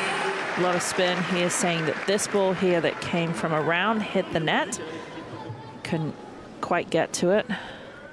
But this ball right here, maybe the shot of the tournament from outside the court around the net.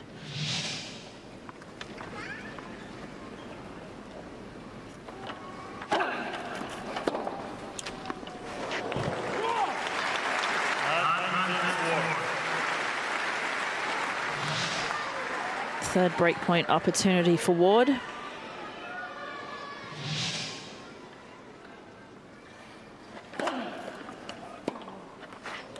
Yeah, better serve there. Houdet knew that he needed to a little bit more with that serve.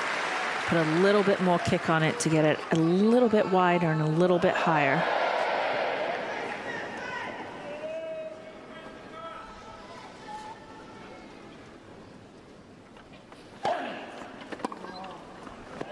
And again, right into Ward's strike zones. Ward seeing that, moving forwards.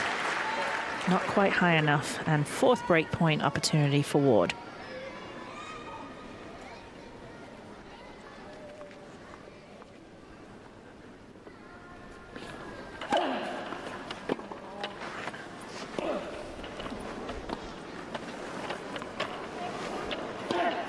Yeah, it's a beautiful shot.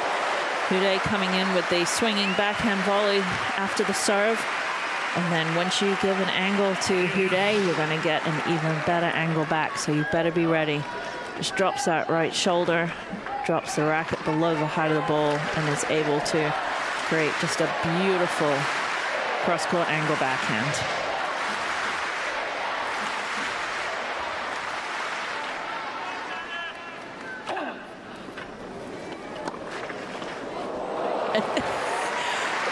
What a good serve from Houdet, taking the pace off again outside, just slicing it like crazy. Ward using the second bounce again from outside the doubles alley for that down the line. And break point number 5.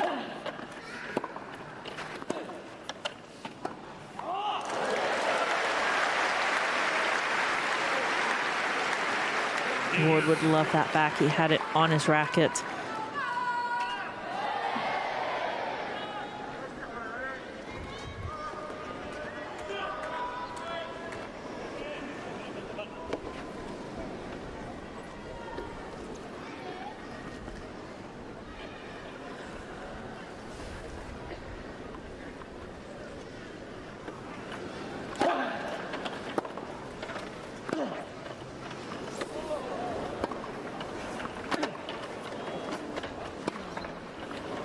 Nice backhand from Ward. Houdet with a sign of show of respect there with the thumbs up.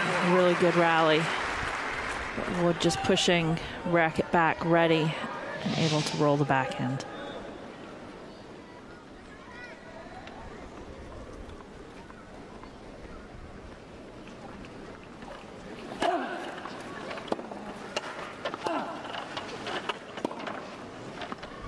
Again, Ward taking that ball on the rise. He is on the board and has won his first game against Houdet in the second of their meetings.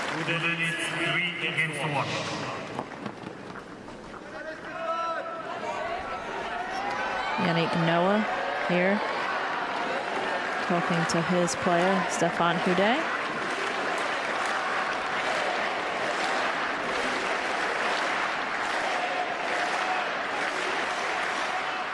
Merci.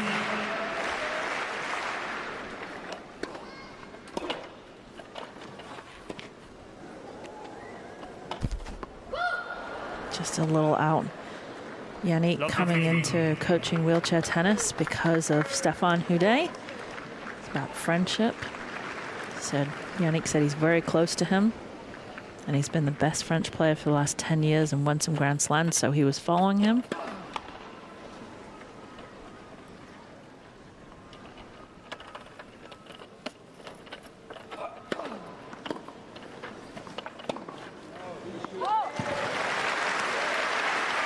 Houdet sent him a message saying, you've played by yourself, you've been captain at Davis Cup, Fed Cup, but it's really nothing compared to what you should be doing, which is being our captain. And it made so much sense to Noah. He said, sure, when do I start?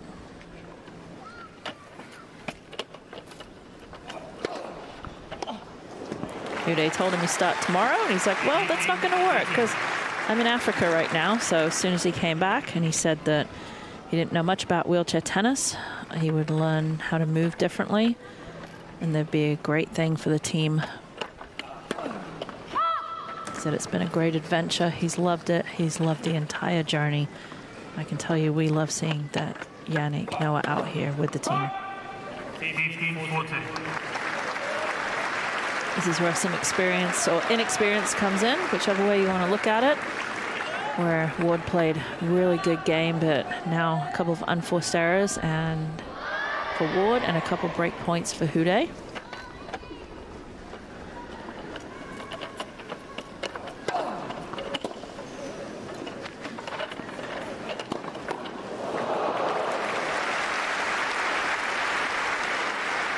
Both players coming to the net, and Ward going for the highest percentage shot.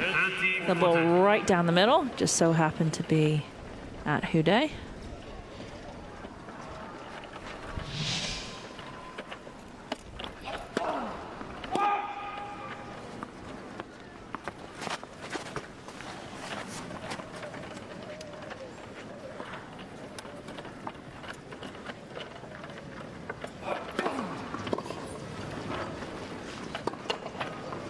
Yeah, Houdet again moving forwards, pushing forward so quickly to take that return to serve, and then just not being able to do enough with it and giving the easy passing shot to Ward.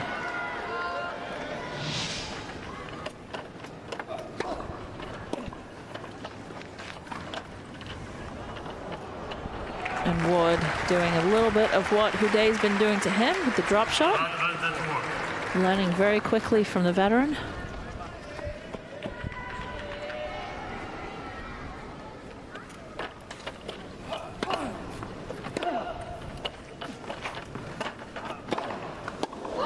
Ooh.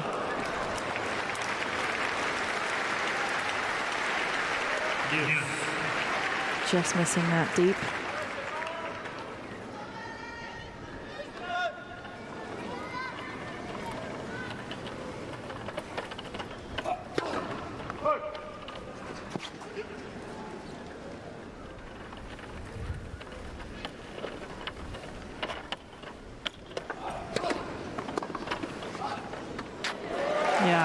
Taking that ball serve right off the bounce, taking it so early, giving Ward zero time to react.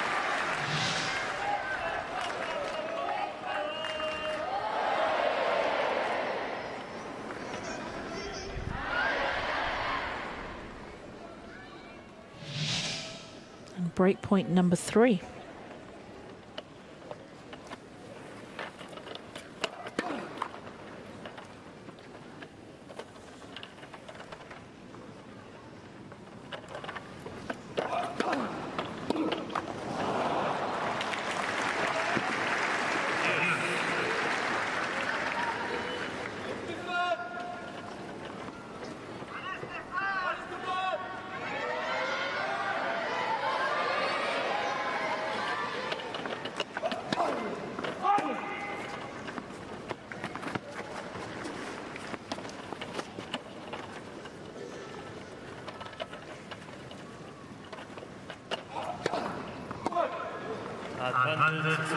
One of the benefits of moving in just pushing in and trying to take that ball so early is it does put a lot of pressure on the server. You feel that you really have to hit a better serve, otherwise you're going to be in trouble and be on the defense from the get-go. That's what's happening there with double fault and Houdet with a 4th break point opportunity.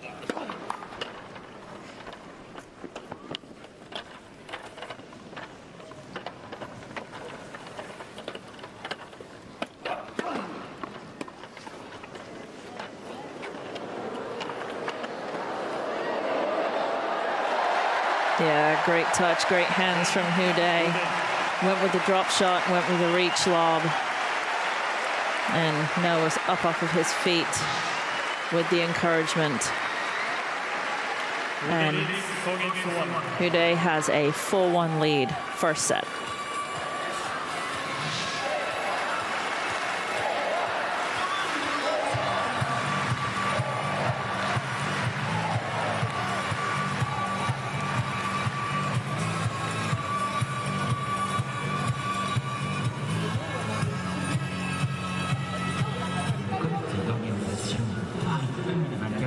Remercier tous les volontaires pour le temps et le dévouement qu'ils consacrent à la réussite des Jeux Paralympiques de Paris 2024.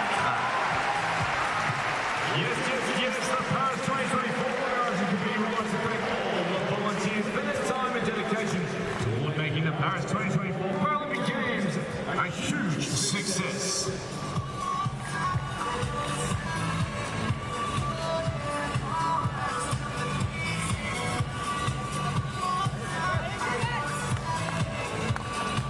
Just a call out on the changeover to all the volunteers. They've made the Paris 2024 Paralympics a success, and I couldn't say anything better myself. Volunteers have been amazing here, and what it takes to put on these tournaments, I certainly know and appreciate all the support that we've received so far from the volunteers and the groundskeepers and everybody involved in putting on this event.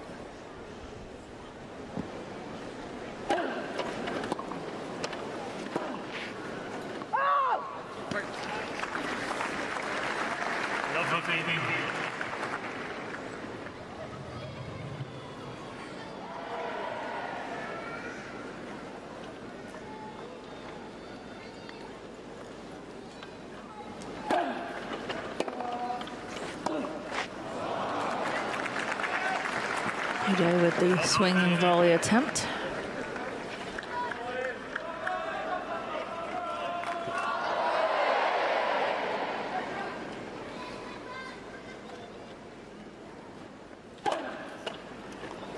Beautiful serve out wide.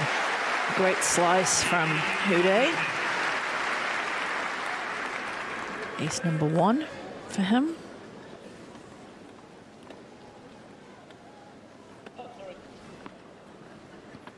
Apologizing for the toss. Toss it as many times as you'd like before you have to serve.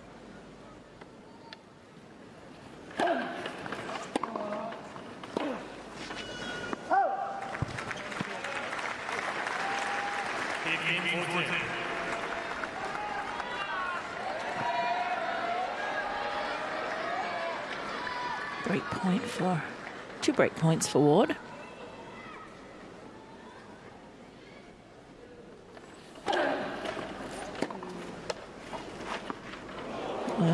Just lands in. An important break of serve there for Ward.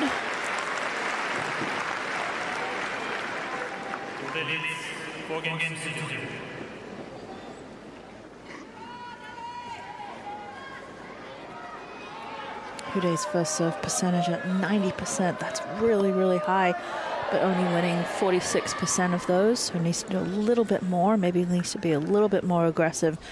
Maybe brings that first serve percentage down, but maybe brings up the points he's winning.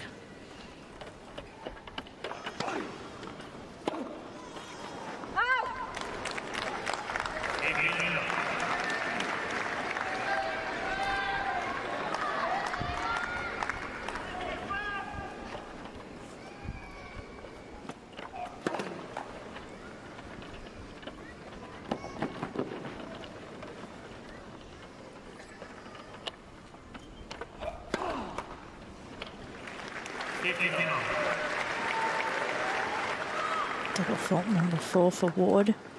Again, feeling that pressure.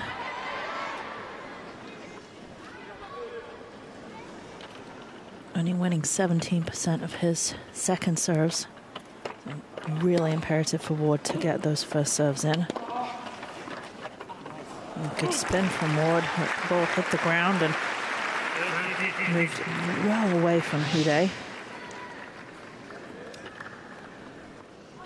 Thought he had it and then just had the extra spin on it.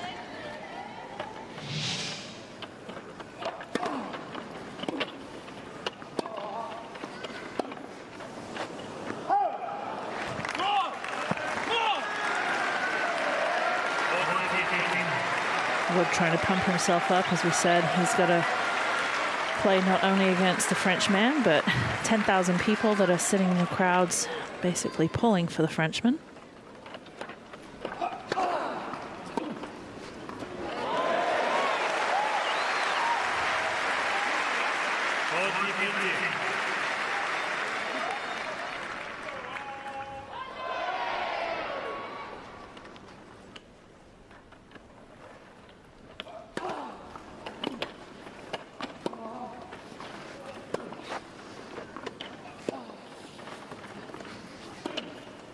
Yeah, so good at that high forehand, well above his head. He's playing that ball and just is able to control it.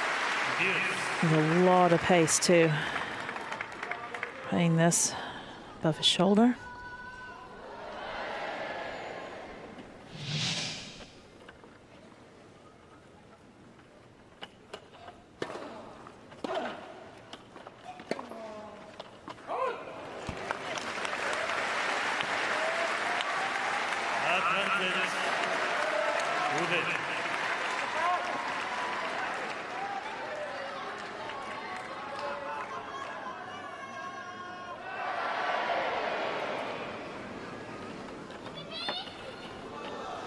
Thank you. Merci.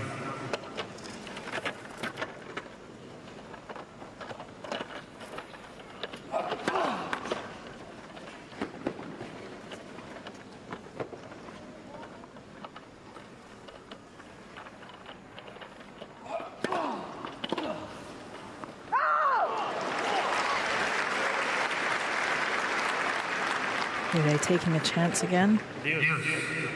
Just missing out wide.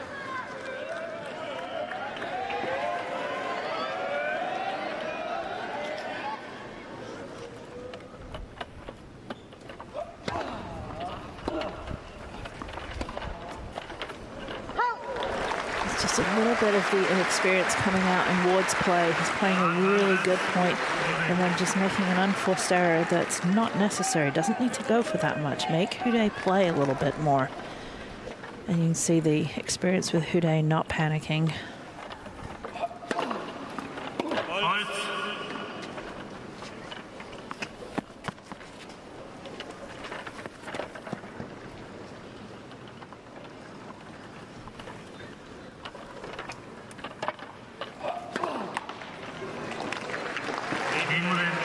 And there it is, another break of serve and a 5-2 lead in the first set for Stefan Houdet. Houdet leads 5 games to 2.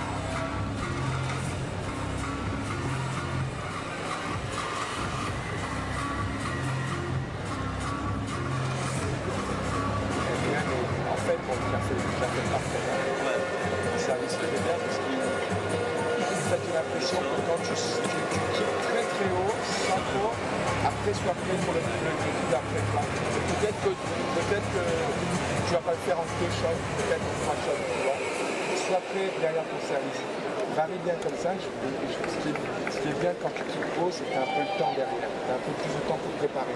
D'accord? Allez, prends vraiment du temps pour chaque point. Allez, chaque point. Allez. For those that understood French, and hear what Yannick Noah was talking to Stéphane Houdet about.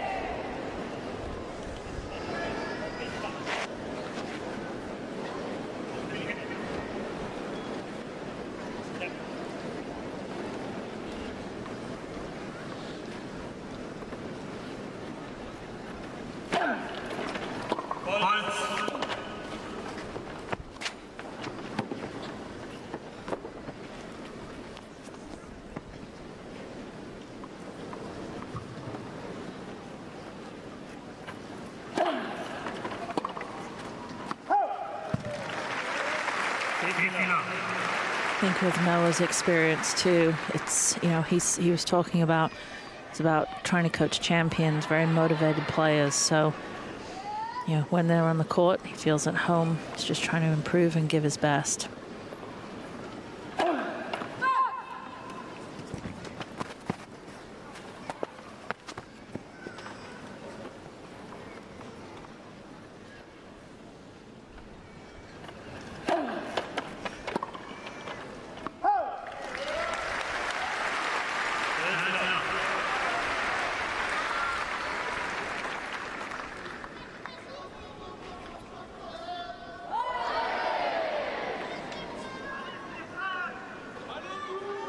Moving out wide on this deuce side. Let's see whether he takes the pace off and slices it. Yep. Didn't really take the pace off, but sliced it.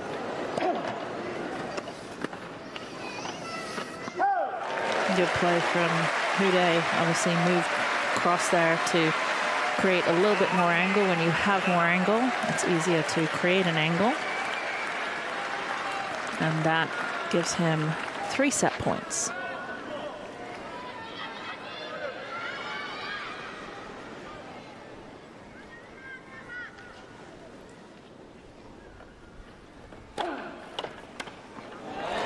Nice way to finish off the set with his second ace and a 6-2 first set.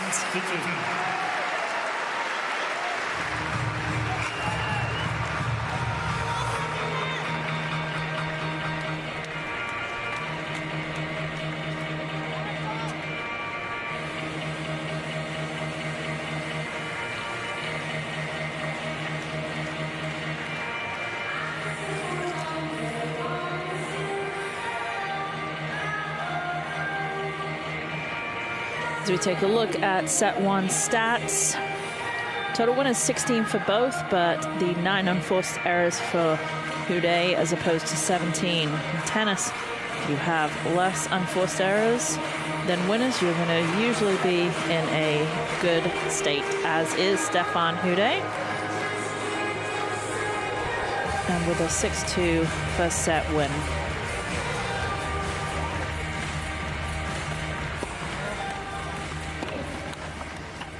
Take a look at a few of the highlights. Houdet did a really good job of pushing forwards, taking the ball so early on the rise, really putting a lot of pressure on Wood's serve.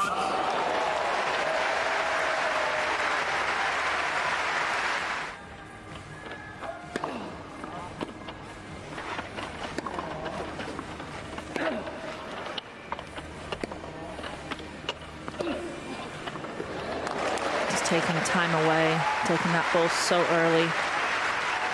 Wood had some great shots and actually some great opportunities, but experience in that first set really prevailed for Houdet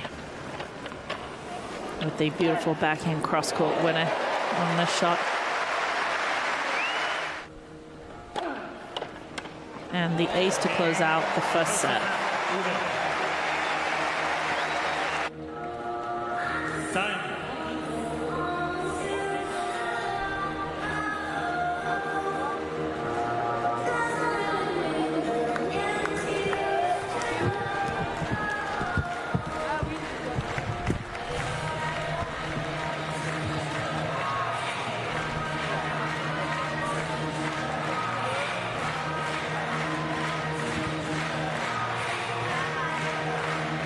Second set.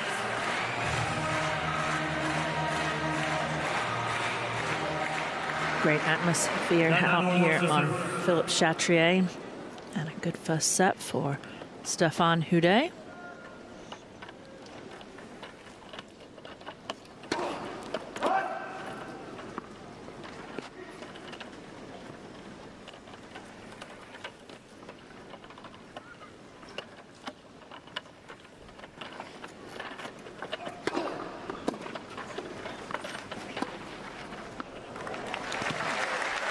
Not going to see much of a change from Houdet with his strategy of really trying to take that return of serve early. And there's no reason he should change his strategy after a 6-2 first set win.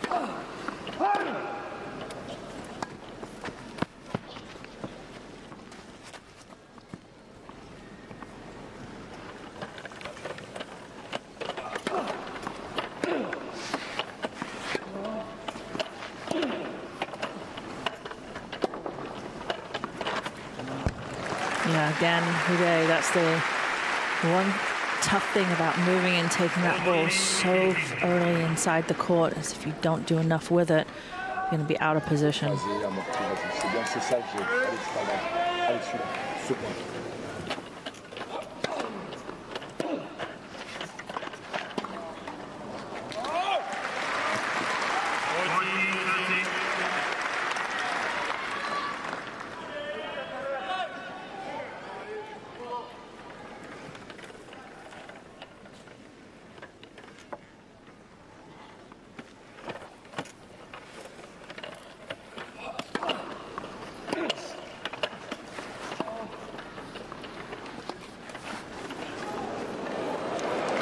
Yeah, great touch by Houdet, using that backhand drop shot across the court. Just died, got 2 bounces to get to it, but it was going to take more than that to get up there. Really, really good pushes though by Ward, but just couldn't quite get there. And having to understand he has to stop at that net too.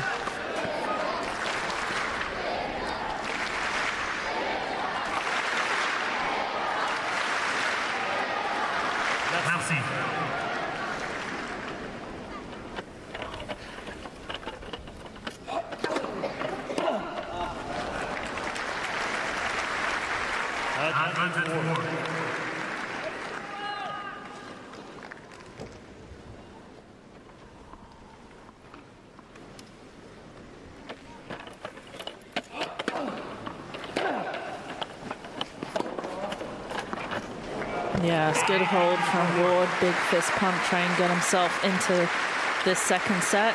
Good hold. Second set. Still got a long way to go, but nice to start off that second set with a hold. And a 1-0 lead in the second set.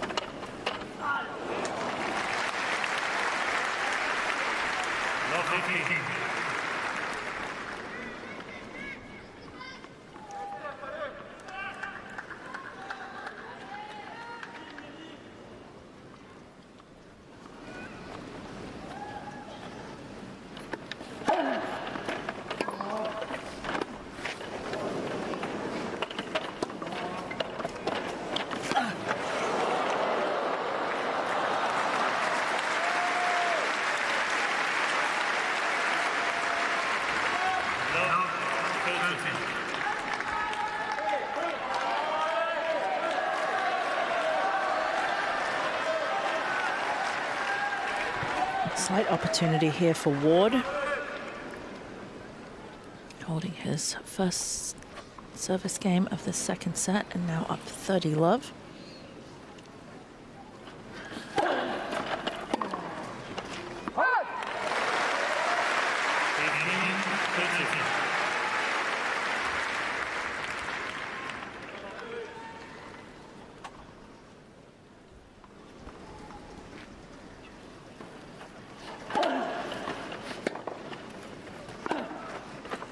Wow, what a great pickup from the baseline. It was a good return from Ward.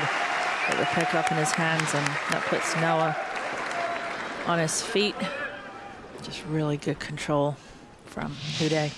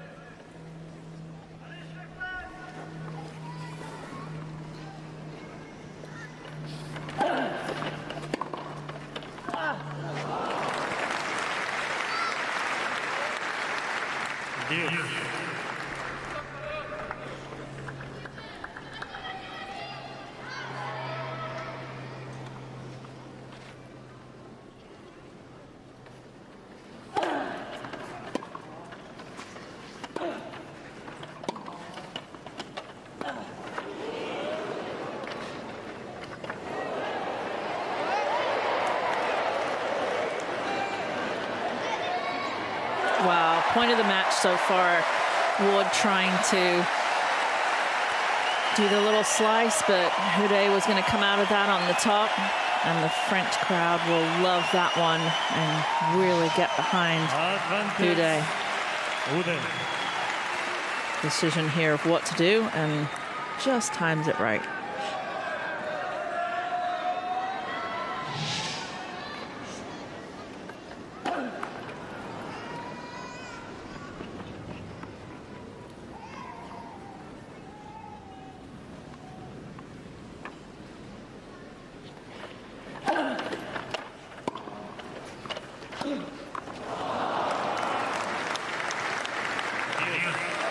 Houdet would love that ball back. Good serve, set up a fairly easy forehand.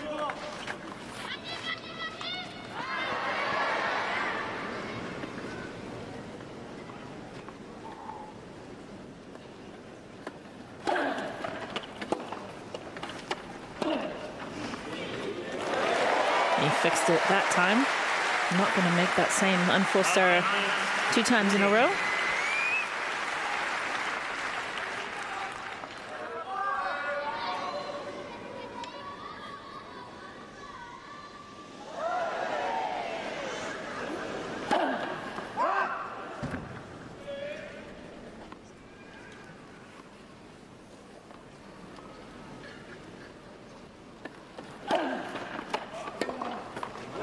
Yeah, put a little bit more on that second serve.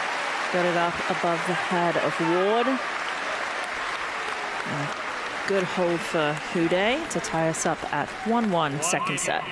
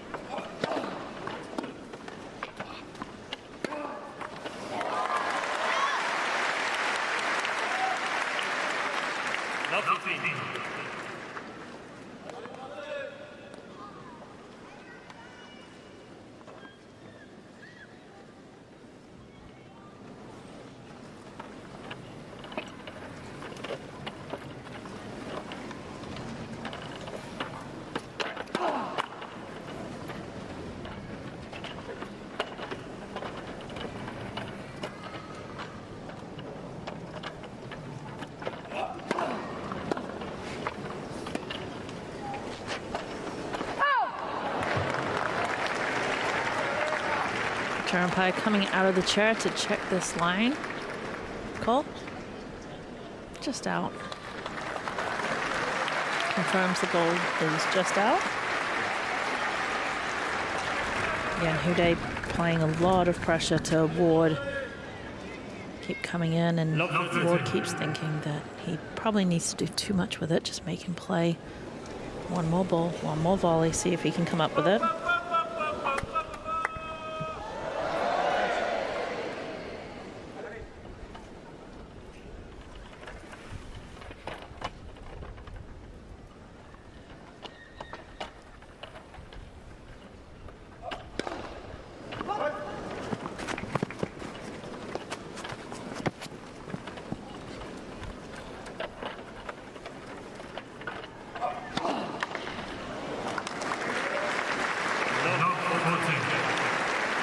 Double fault number 6 for Ward. And that sets up 3 break points for Houdet.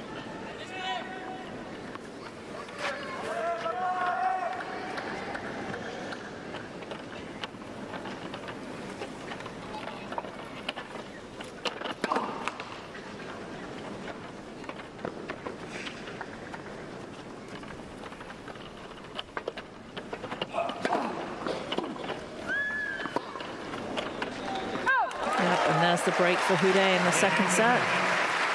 Houdet has the break, a 2-1 lead, and a set lead.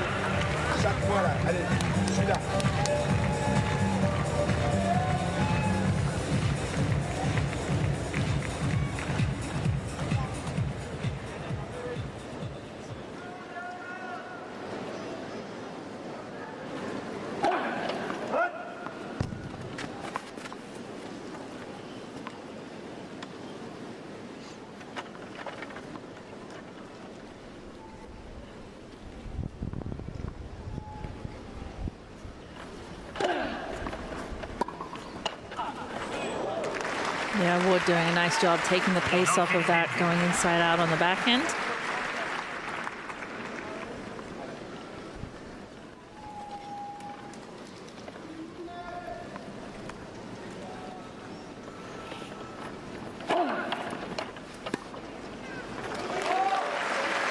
Houdet with a really nice serve there, took a little bit of pace off, put some slice on it right up the tee.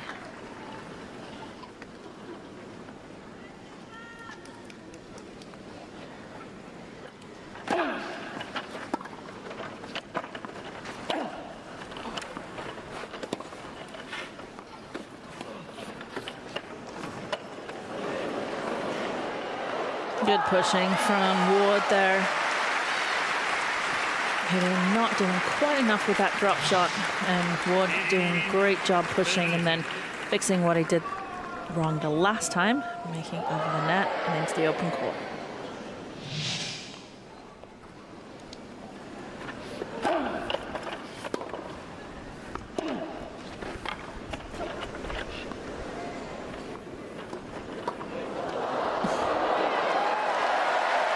Good point there from Houdet, guessing right.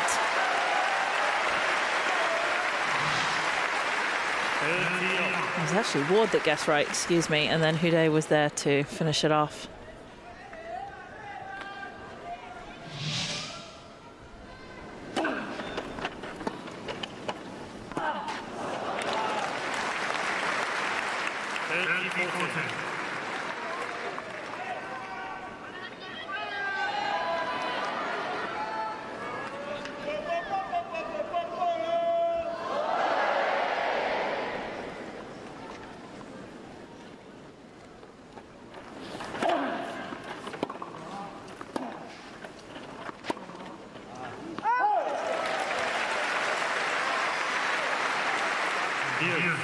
One break point saved.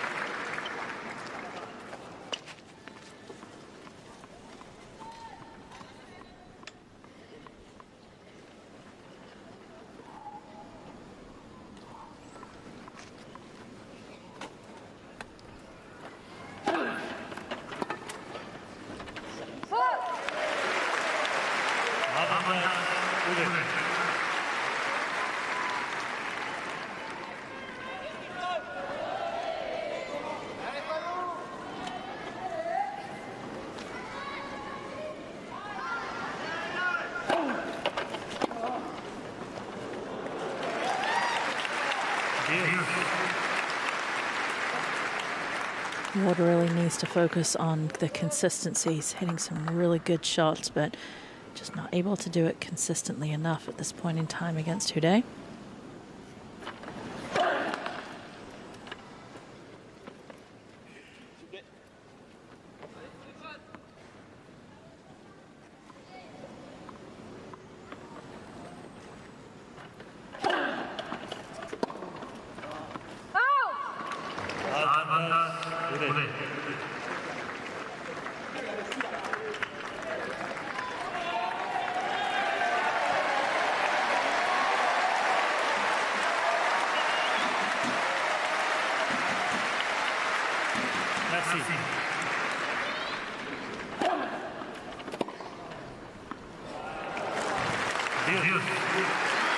Stefan not able to recover out of that serve quick enough with the winner from Ward. That's where Ward needs to focus more on just putting these balls into play, giving himself a chance to get into the rallies and to create opportunities.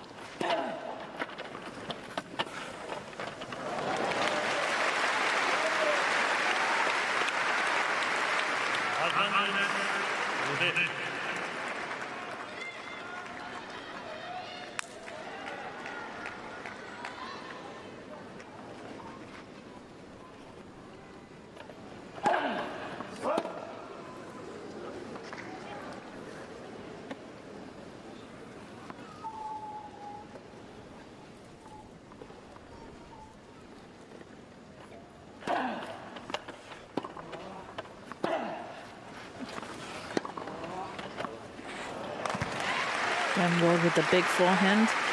Lots of youngsters up and coming in the wheelchair tennis world. The countries have done a really good job of the pathways. We've got the Dutch, who have always been just a force to be reckoned with, the Japanese, the British, the French. Essaie de croiser un peu plus, slice, tu vois. C'est dur de prendre en longueur.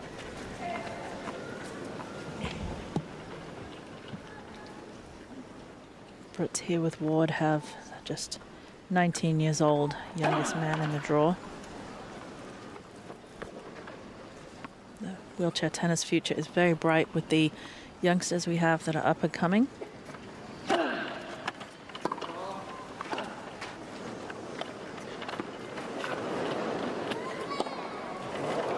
Oh, he had it. He rolled around that and really was outside the court when he hit that. Just mishit it. And we heard Yannick No on the last point telling Houdet to slice.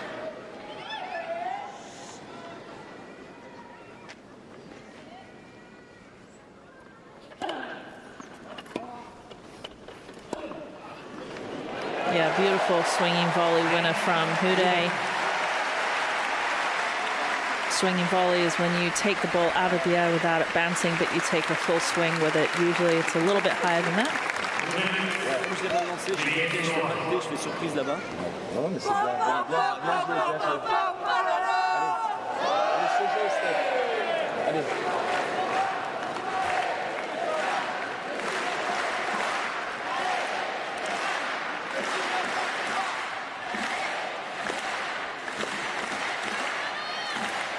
Great environment out here on Philippe Chatrier. Fans, obviously, for the Frenchman here.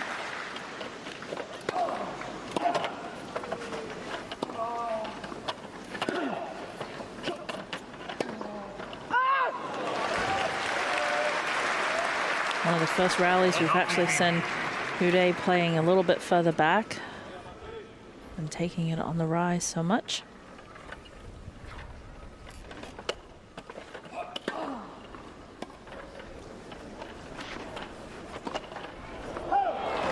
He was very lucky to get away with that, was Houdet.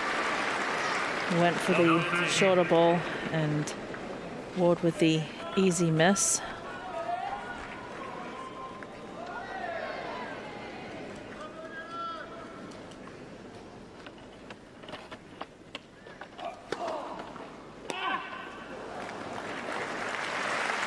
Big serve, 136 kilometers an hour from Ward.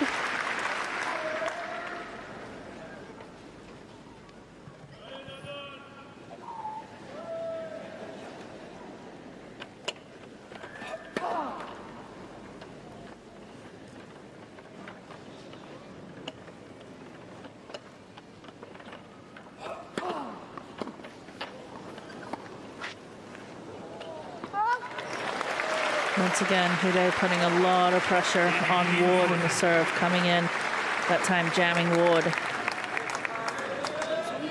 Ouais, bien, ouais, mais il va en rater. Et en plus, tu fais les points. Allez, bien joué là.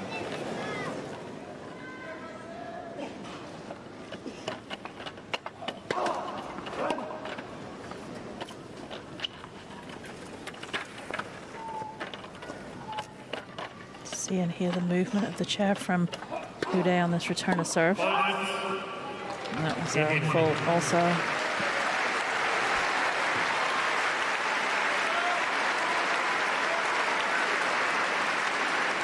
And Houdet with the break and a 4-1 lead, second set.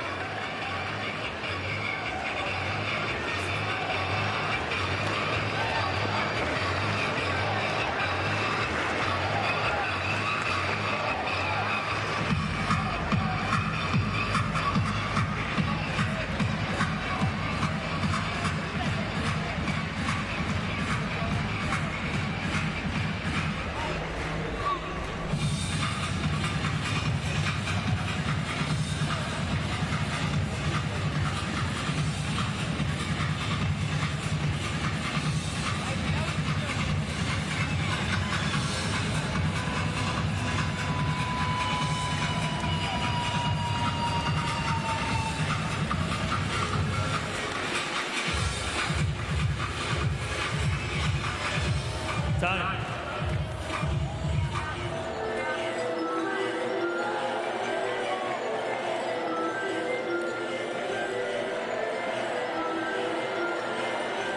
I think Houdet wants to get this match over with. He's ready. Music's still playing.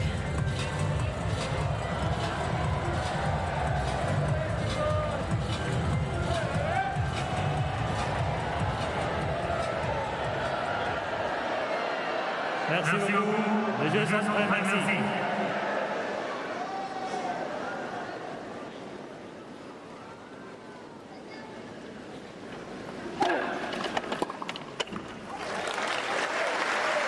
C'est fini.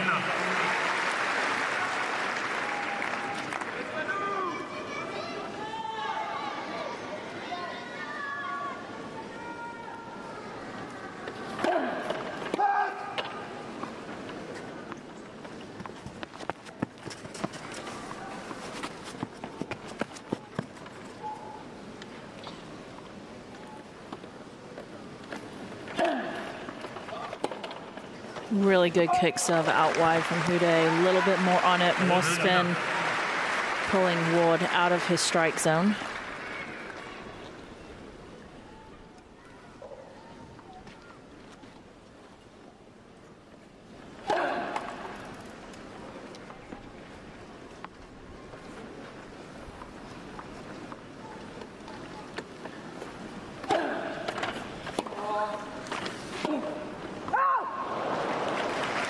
Quite get around that ball quite enough. So we need a little bit more rotation.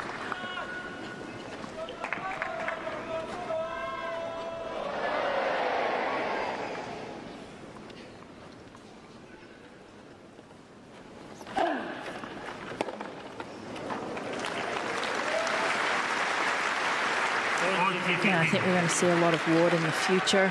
Got some big upside, but today really the consistency is an issue. Houdet with the experience and the consistency, and it's shown with the scoreline.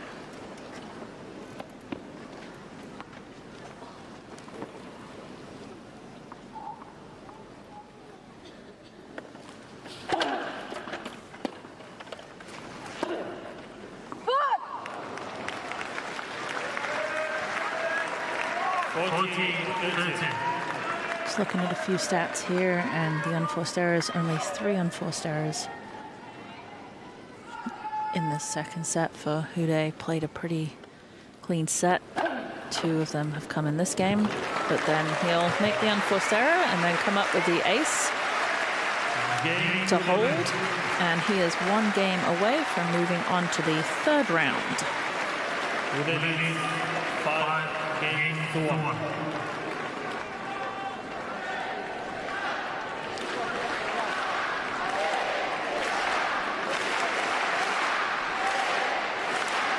Great environment here at Philippe Chatrier. Sold out crowds for both Chatrier and Langland today. Great environment for these players to play in.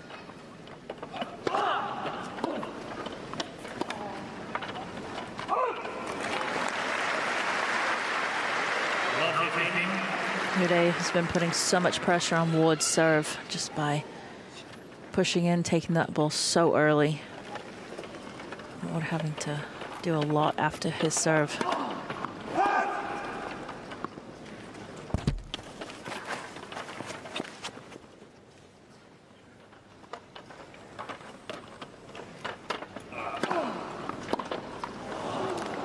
Took a big swing at that, but came off the back of the line, so caught it a little bit late.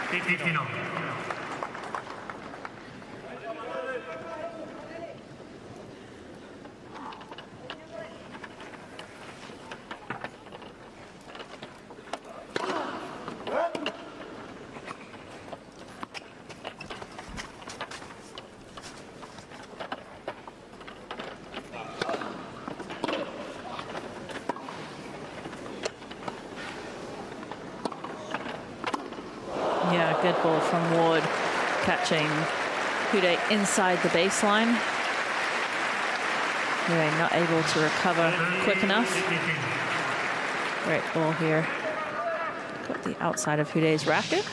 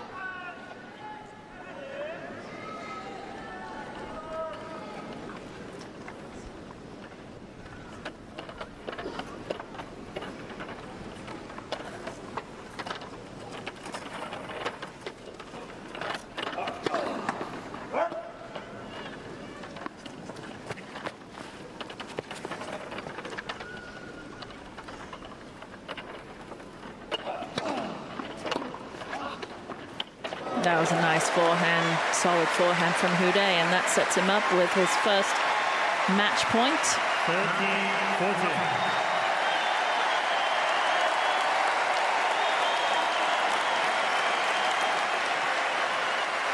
S'il vous plaît.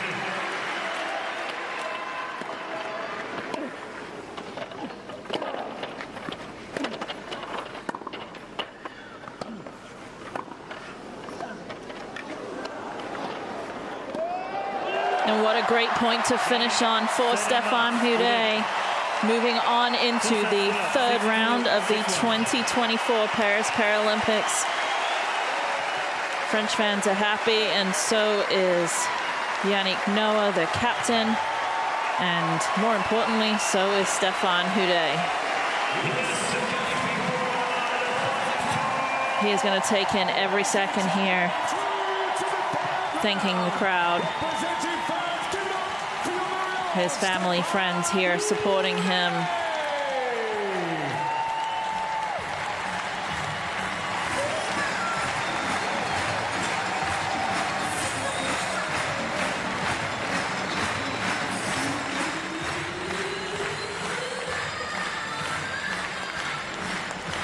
There's the baby.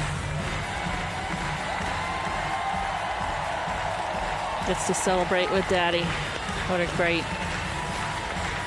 experience. One time around the court. She should wave to everybody, needs to wave to everybody.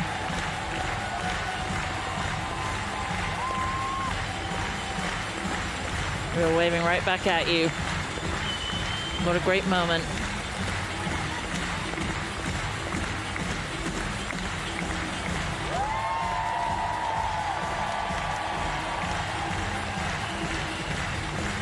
Love these sights.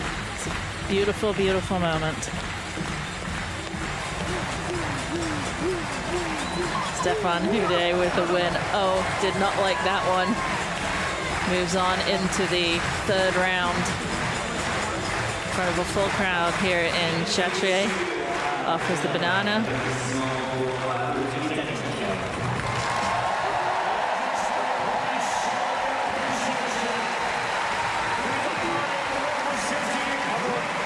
And a nice round of applause for Dan Ward today. We're going to see lots of this young man here in the future on this court in the Grand Slams.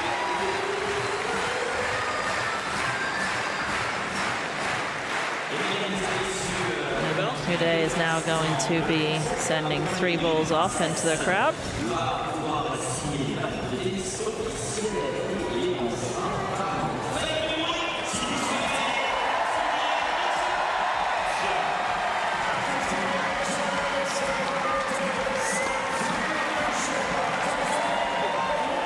Great moment for Houdet, his family, French fans.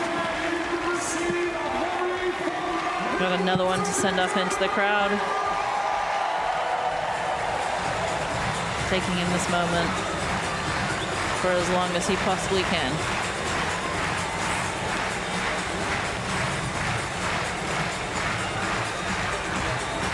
Looking at the match stats there, the unforced errors 12-2, total winners 25 in just over an hour, well, an hour and 14 minutes. And you get a stat like that, you are going to be moving on to the third round. As we look here at match point, really good match point, lots of different shots, volleys, and what a way to finish for Stéphane Houdet.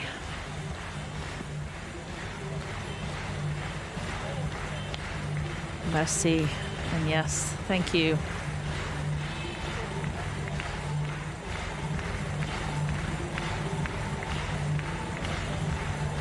Look at the next round.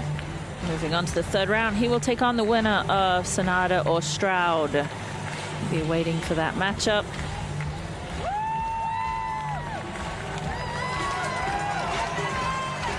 Nice send-off for Ward here. Great experience for him, and we will see a lot more of him as we move forward into the Grand Slams next year, I'm sure. Looking at the highlights, Ward came up with some great shots. It really was Houdet looking to attack and come forwards, and the touch. Saw great things from Ward, but the consistency was not where it needed to be to take out the 7th seed, Stéphane Houdet, today.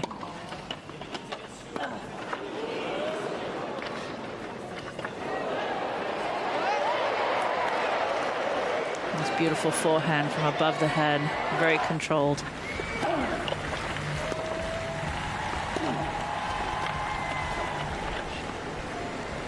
Guessed correctly, but Houdet was there for the lob volley. Great hands, great touch.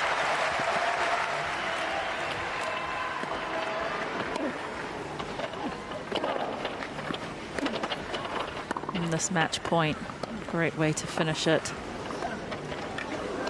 with the volley to the open court. And that is Stefan Houdet. We're through to round 3 against Dan and Wood from Great Britain, 6-2, 6-1. Fans are clapping, and Houdet will be happy as he leaves the court today.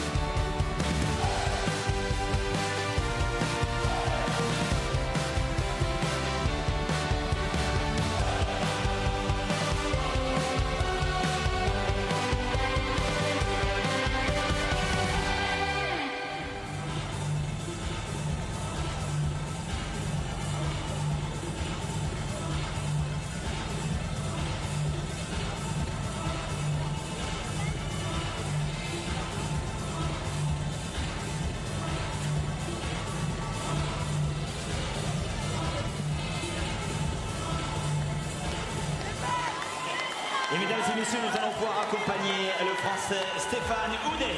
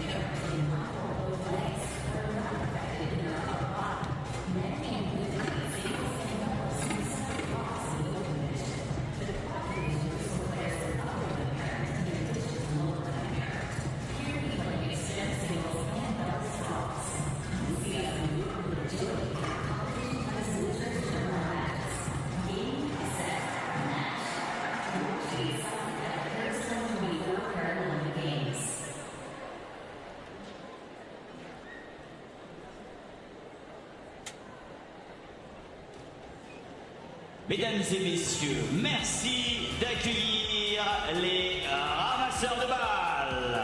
Ladies and gentlemen, once again, please welcome our fantastic ball kids to the court.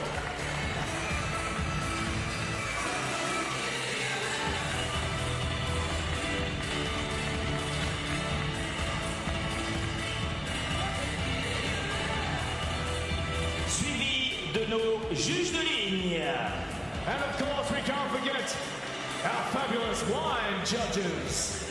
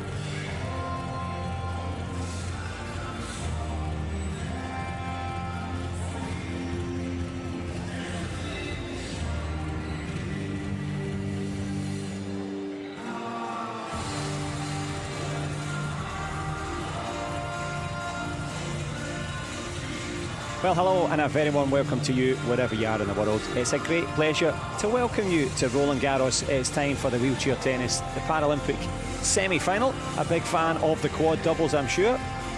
Big fan of the dancing as well. And who's going to be dancing with delight at the end of this one? Schroeder and Vink against Titoli and Rampandi. The Netherlands against South Africa. And wherever you are, I hope you're comfortable. I'm ready for some top-class tennis action. Well, of course, you can guess who they're supporting. Niels. And of course, Niels Vink. He maybe has the best website name of all time. Niels on Wheels. I have to say, I love that one. And lots to love for the French fans as well. If you were with us before, they would have seen Stefan Houdet progressing in the singles. Team Netherlands will be hoping to do the same now in the quad double. Standing, as we do, for the best quality wheelchair tennis. Standing room only in the crowd, of course, for these fans. We'll give them a few moments to get ready, get themselves in, and the tennis is on its way.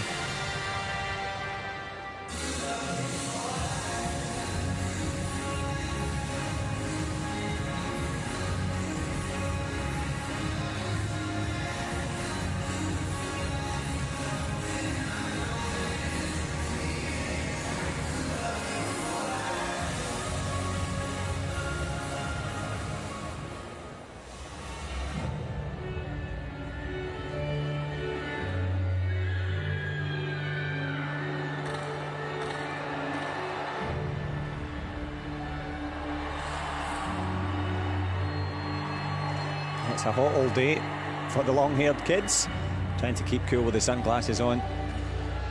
Just about 25 degrees, humid as well. The hottest tickets in town for Philippe Chatrier. And of course the moniker that runs across the stadium walls. Victory belongs to the most tenacious, and plenty of tenacity coming from both sides of the court in this one. South African team, delegation and fans gathered, hoping that Sithole and Rupandi can make it through to the first ever Paralympic wheelchair final for them.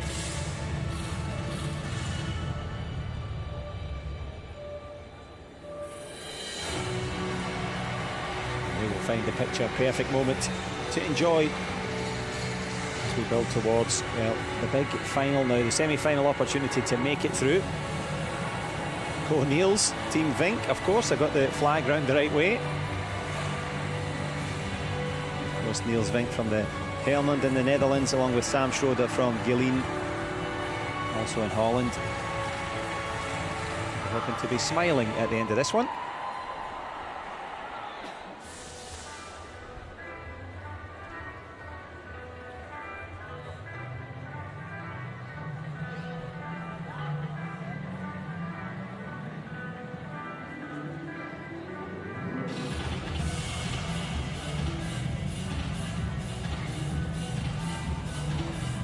Roland-Garros, the first time ever for a Paralympic venue to be the same as a Grand Slam venue. Get the shades on. We're about to get the games on in just a couple of moments' time.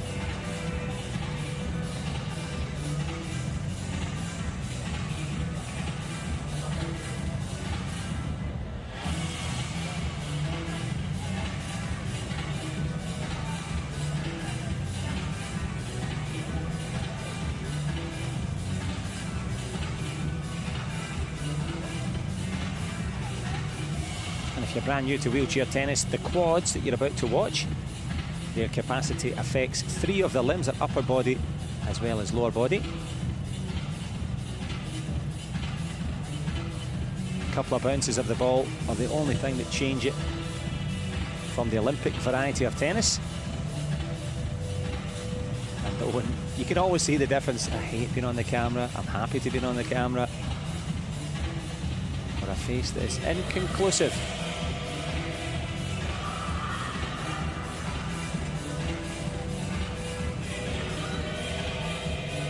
The Bonnie Friejan,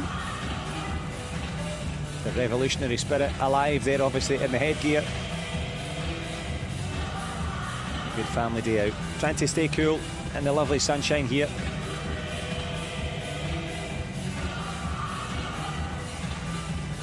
On the big screen, what to do: hide, jump, run away. The dawning realization. But coming up to the big screen soon will be the Netherlands against South Africa. Or have a little snooze before the big action. Tennis fans, young and old gathered. Is this man right here on the screen?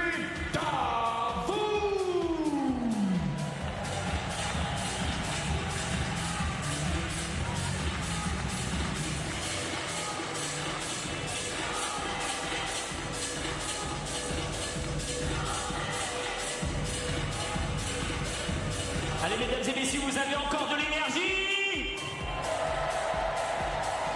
Applaudissez Davoud.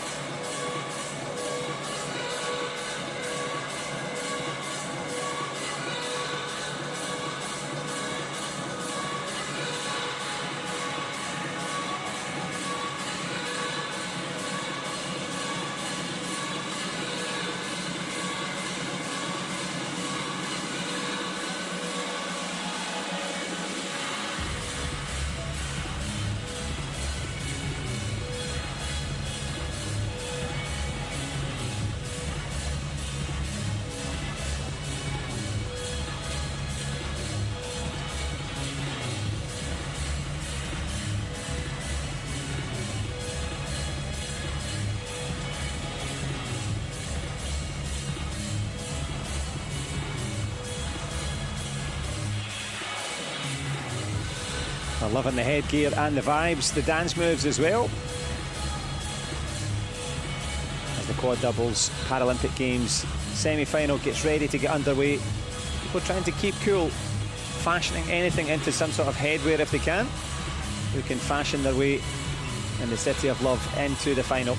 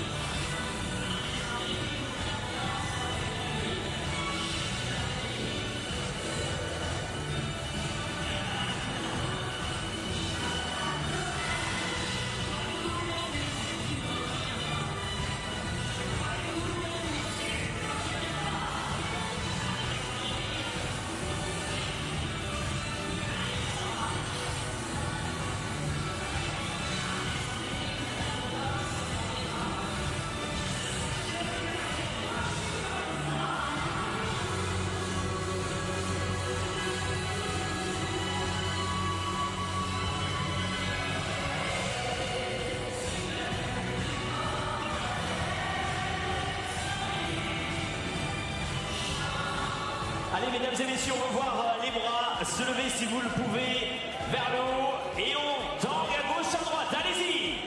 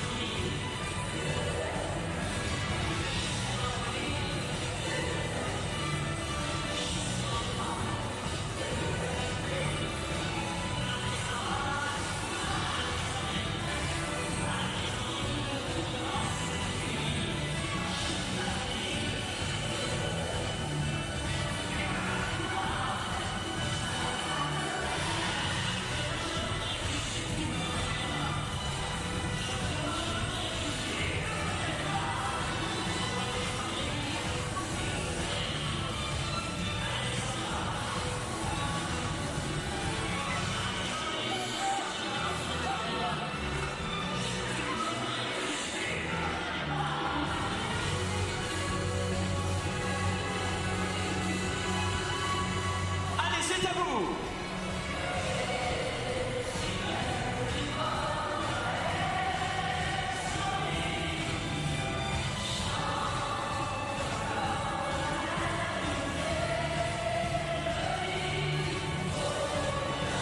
Plenty of pre-match fun for the fans. Magic memories for them. They'll be mirrored on the court pretty soon. And wait for the quad doubles semi-final between Schroeder and Vink of the Netherlands and Rampadi and Satoli of South Africa.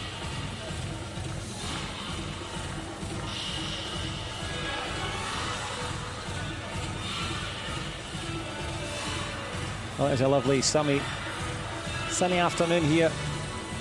Perfect way to spend a Sunday watching top-class tennis. It's on its way in a few moments.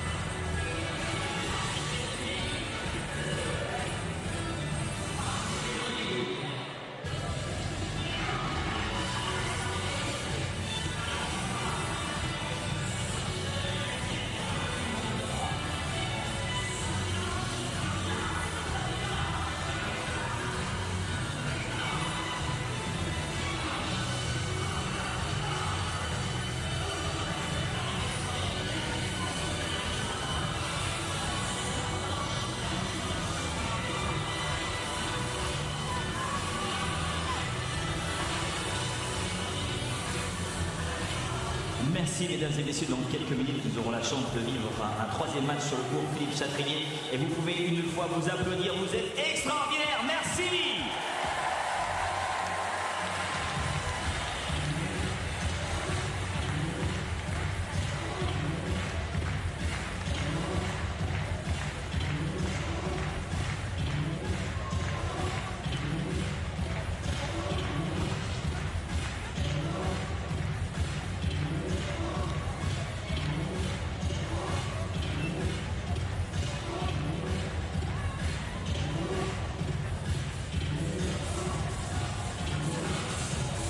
Up on the chairs as well, quite right too. I'll be cheering on both teams, I'm sure, but Niels Vink, well, he says, I'm out of a party animal myself. I might be found, if victorious, on some bar in Paris somewhere, up singing on the bar. I'm sure he would appreciate the celebrations pre-match, the big match, about to get underway pretty soon.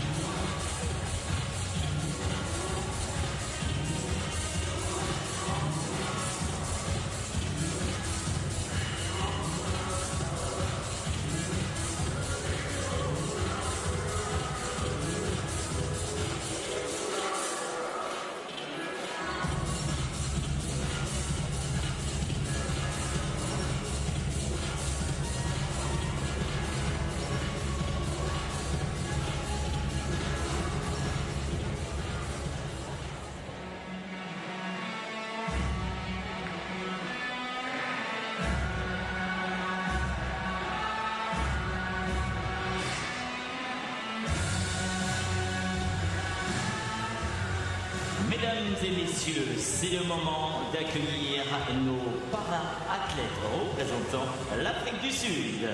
It is time for the men's quad double semi-final. Please welcome to the court the Republic of South Africa. This combination of gold, Rapati and Lucas Sitole. So here they come, Lucas Sitole, and there is Donald Rampandi. They'll be ready for this big challenge here on Philippe Chatrier. What a fine day it is to play, and what a fine duo it is to go against.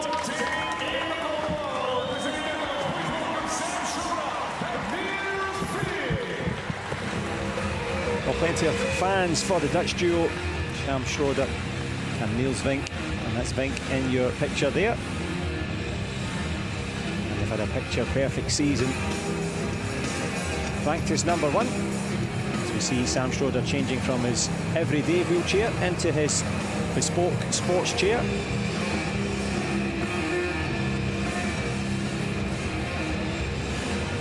Fans of the South African duo looking for them to make a bit of history here at the Paralympic Games to become the first ever South African duo to make it through.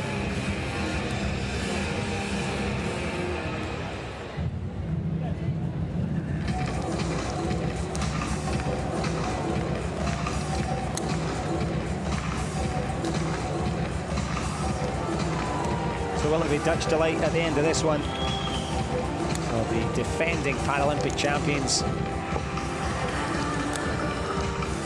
Of course, they enjoyed the benefit of being the #1 seed. They had a bye through to this position, making it through on the other side of the court. Donald Rampandi, the man from Pretoria, just adjusting the tennis shoes here, getting himself ready.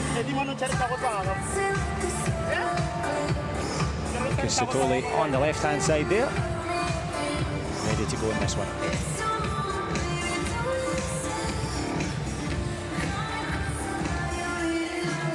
And the fans really do make it the big difference for the Paralympic debut of Rapandi. As he'll only have known what it's like to play in front of tennis fans or indeed Paralympic fans. But both Schroeder and Vink, well, they knew what it was like. In the silence of Tokyo, the only thing that you could hear the crack of the ball, cross-court and down the line from this dynamic duo. Can they repeat that feat? Become back-to-back Paralympic champions.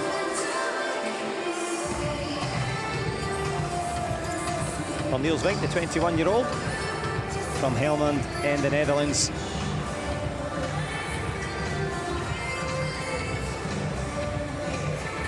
Part of that incredible duo with Sam Schroeder. where they've claimed a couple of Australian Open and French Open titles. 3 Wimbledon doubles, 3 US Opens, as the doors open to get the fans back in. And if you ever get the chance to come to Roland-Garros and enjoy a day here, what a treat it is. A treat magnified by the Paralympic glow.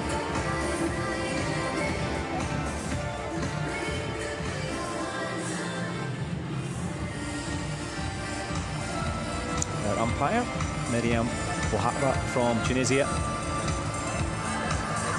As Vink and Schroeder just check which side the sun is on.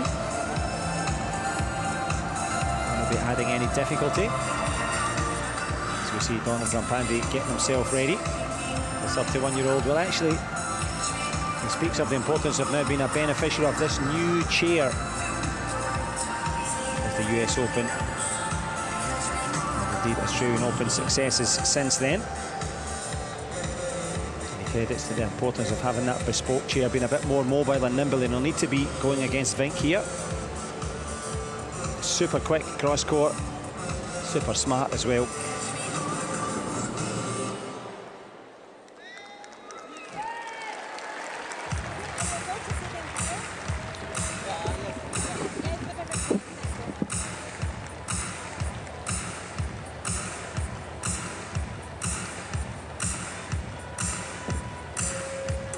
So Vink in the forefront of your screen was training at the Emiliano Sanchez Academy in Barcelona to prepare for this.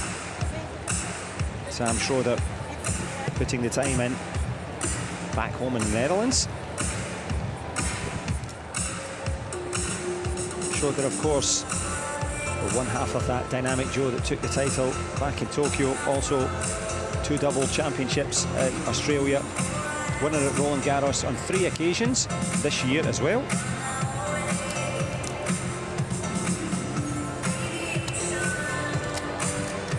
There is that new chair there for Donald Rampandi, getting himself settled in. Likewise, Lucas Setoli.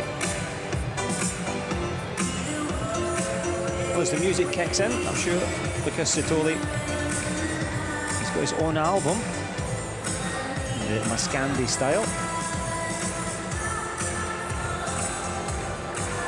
And he uses music to process the memories and the emotions. What about these memories and emotions? Paralympic Games semi-final.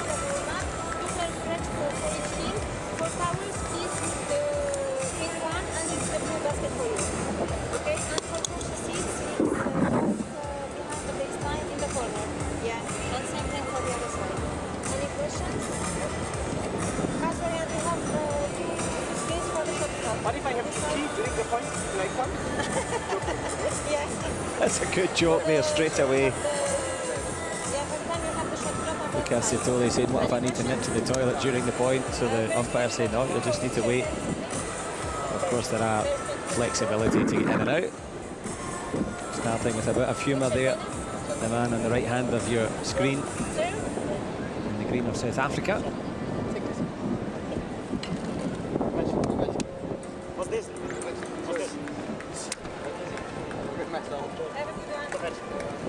We're wishing each other all the best. The pleasantries complete in Paris. You could probably hear just a little bit of a wind picking up there on the microphone down on the court. So that'll be something to factor in on the service games. Warm-up time now.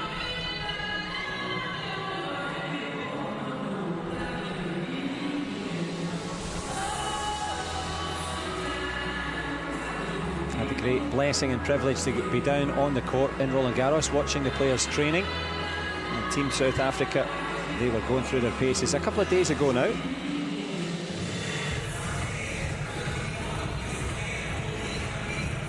Both men looking fit and ready.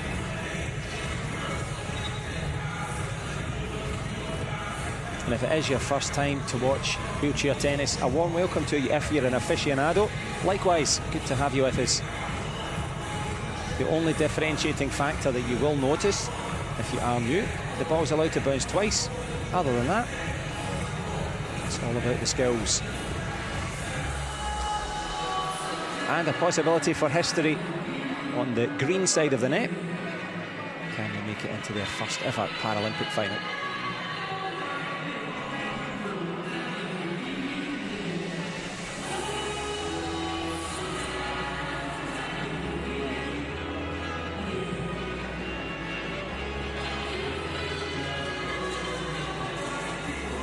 Rampandi with a big forehand passing there on the left-hand side as we look at it. Actually won the French Open on his birthday last year, so he's had plenty of success on Philippe Chatrier. The iconic court. There'll be no free gifts today though. At the other end of the court, the imperious form of the Dutchman. #1 for a reason.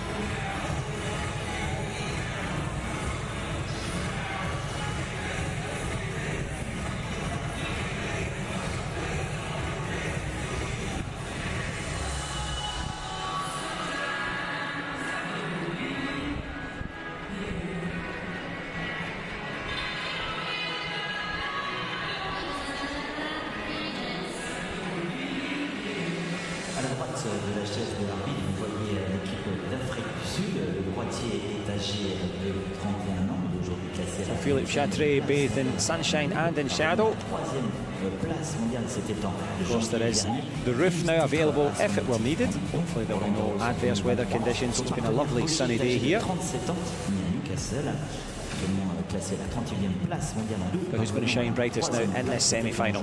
You've got the best seats in the house, and we are moments away from the action. Et cette année, troisième participation pour lui, représentant l'Afrique du Sud. It's time with the athletes now. We start with the team representing the Republic of South Africa. Player number 1, 31 years of age, ITF ranking of 8 in doubles with a career high of 3. He's got 12 doubles titles to his name and he's here making his Paralympic debut. Please welcome from the Republic of South Africa, Rampadi.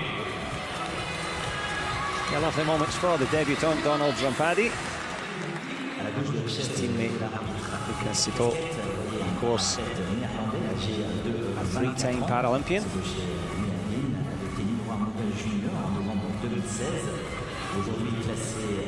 And actually an aficionado of 3 different sports. Began in wheelchair basketball, tried wheelchair rugby, but then fell in love with wheelchair tennis. And in the city of love, will there be lots to love about the action here?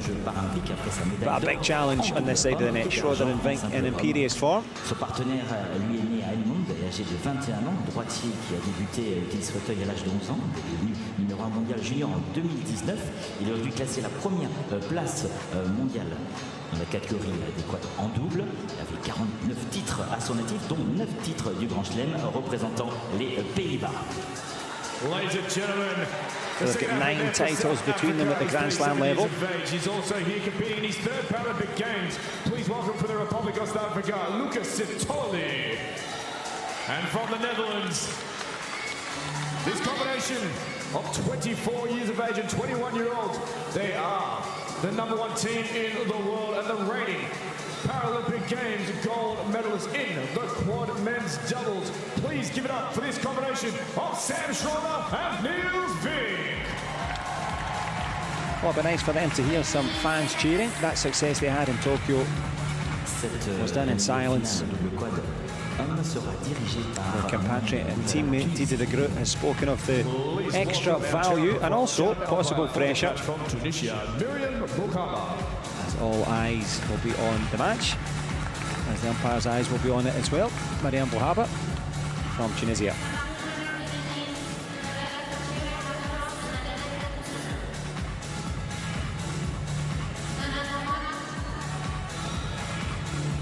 And that's what it's all about. Mesdames et messieurs, par courtoisie envers les joueurs et vos camarades spectateurs, nous vous demandons de mettre tous les téléphones mobiles et appareils audio Perceptions and perspectives shaped from a young age.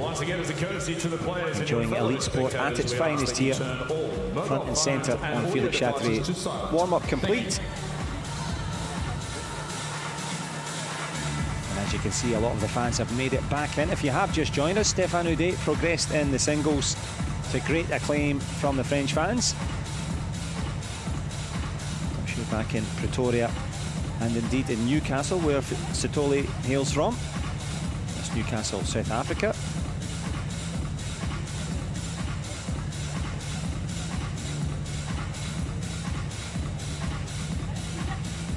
keeping it cool. There's something to munch on. On the main menu, of course, the semi-final.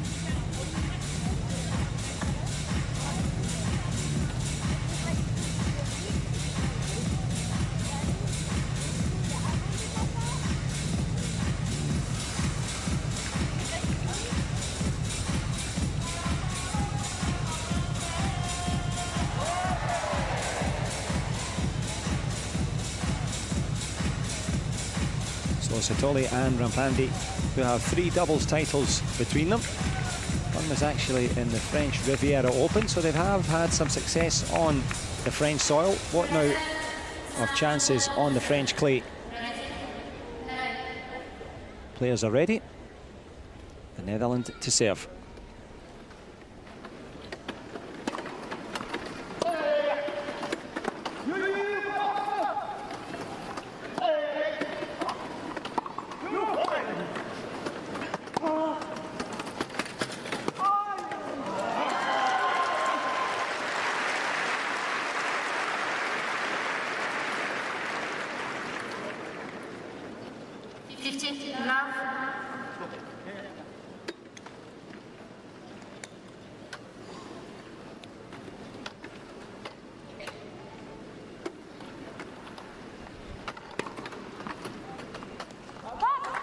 Sam Schroeder was hoping that would be an ace, but there's a little signal there from Satoli, just to check with the umpire.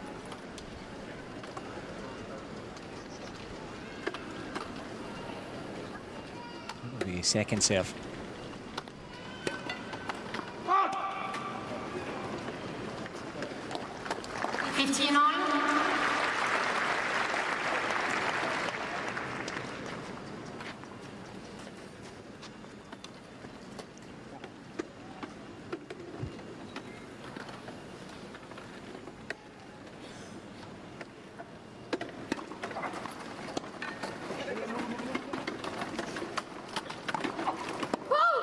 Sat up nicely there for Niels Vink. Had a good look at the whole court.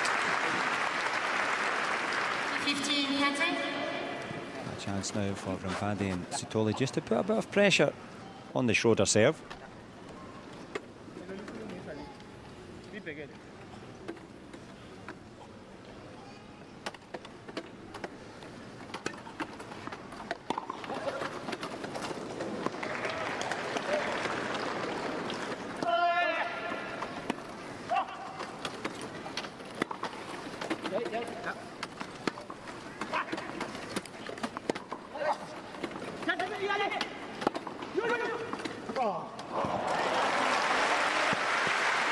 Good communication from the South African duo, but they were sent reeling and rocking and rolling all over the Roland-Garros clay here. Couldn't quite adjust.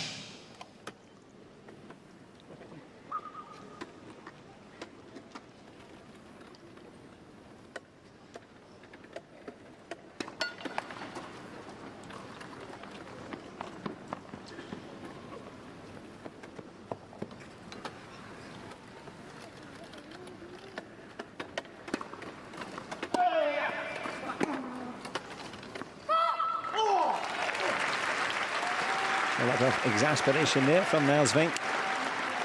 Tried that high percentage cross-court shot, but just landing wide.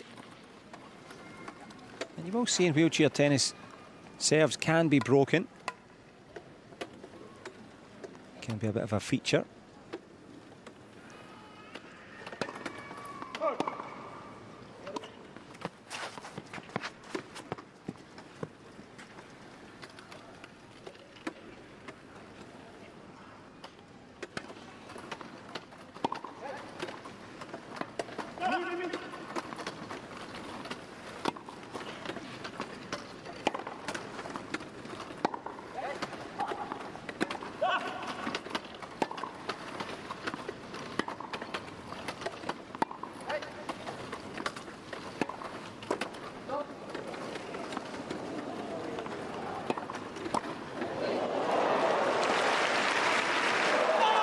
Oh, two amazing volleys at the net from Donald Rampandi. Not enough.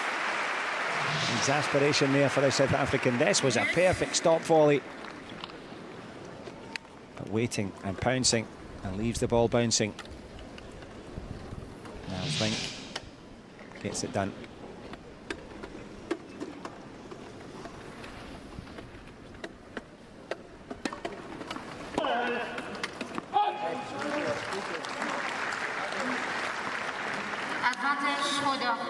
From having been 15-30 down, 30-40 down, a chance now for Sam Schroeder to hold this first service game.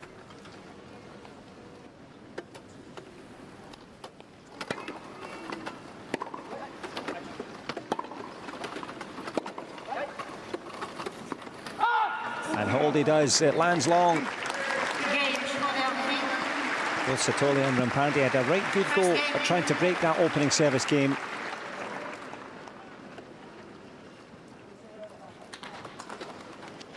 But just about finding the rhythm now. Sam Schroeder and Niels Vink, who will now receive the serve from Satoli and Rampandi.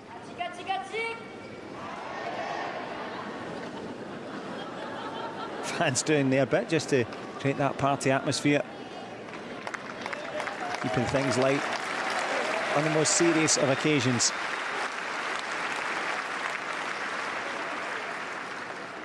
Three-time Paralympian Lucas Satoli on serve now.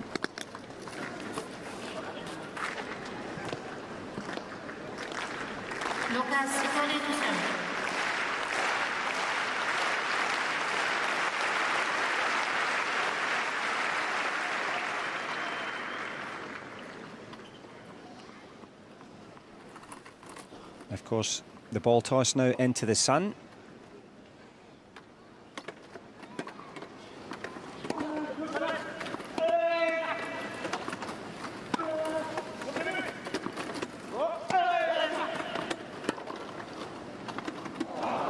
Couldn't quite get the pick-up volley there. Sam Schroeder's depth of return. Pretty expert.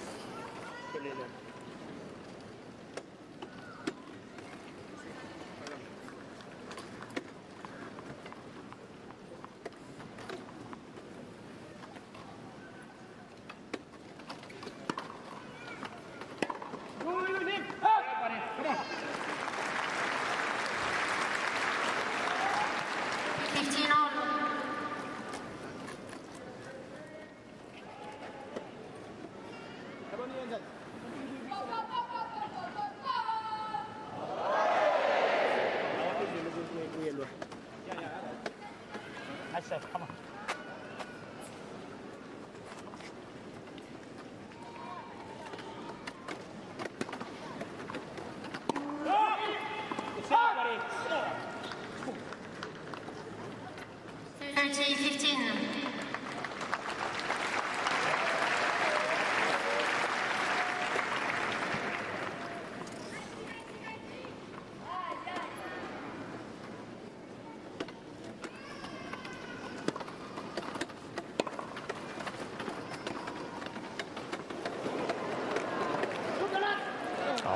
Fantastic anticipation there.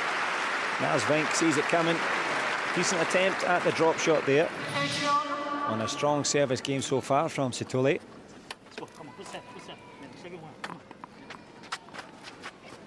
Do they sense an opportunity to put on some pressure now?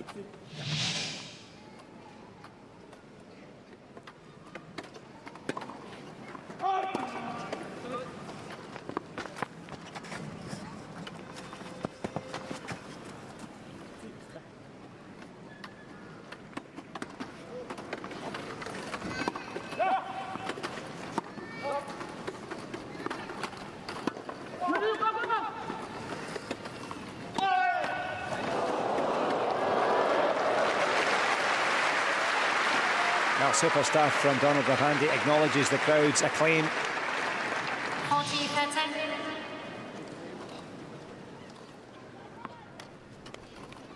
And acknowledging that touch of fortune as well.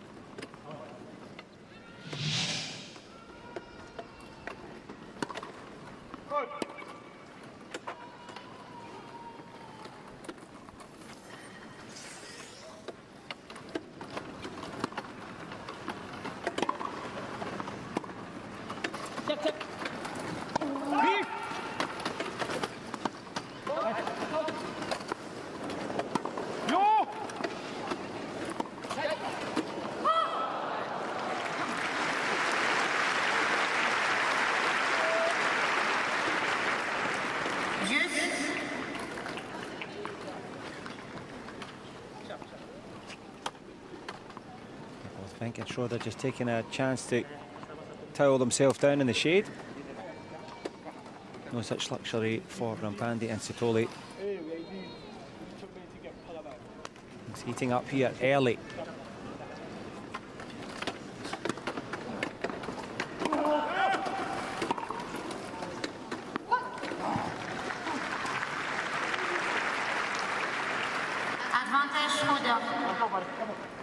Well, from having faced a break point, Team Netherlands now have a chance to return the favour.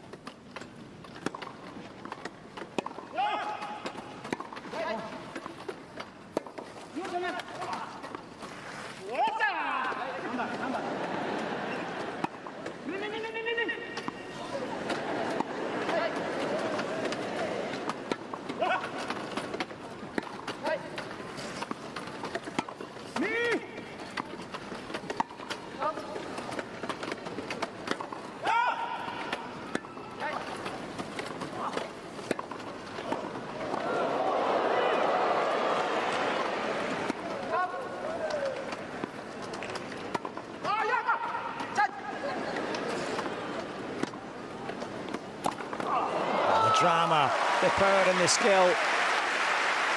As Vink anticipates and takes the break. Big opportunity. Team South Africa fought to the finish there because Satoli doing more than his share of the work. And when it comes down to it, a smashing finish from Vink. Smashing start for them. 2-0 in the first.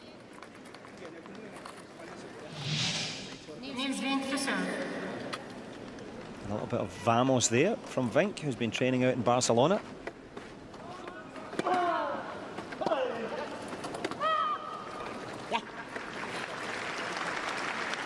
And of course, if you are new to wheelchair tennis, the non-service arm was used to steer the chair. That mobility, essential, always on the move.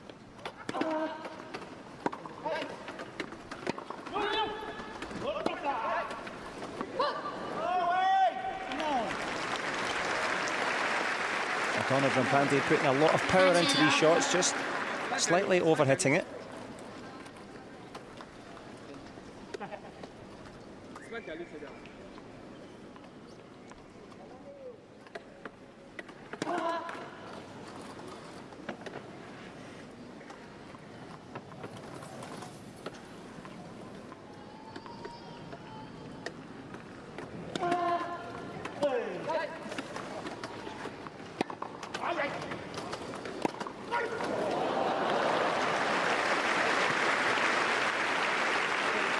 Schroeder keeping it nice and low over the net.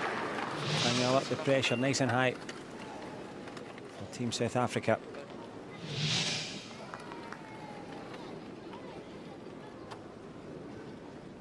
Donald's debut, a complex start.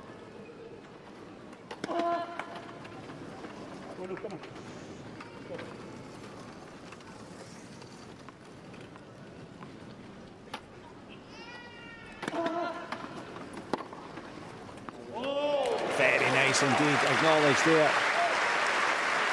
from Vink. And that will make the Dutch think, look at this. The length, the strength. Satoli slams that across court.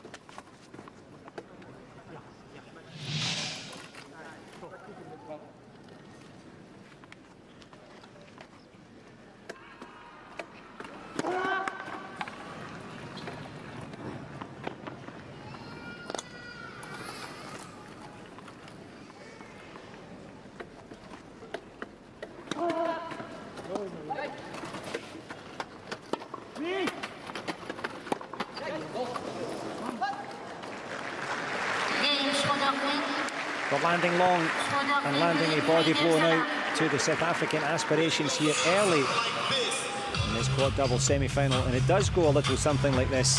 3-love for Sam Schroeder and Niels Vink.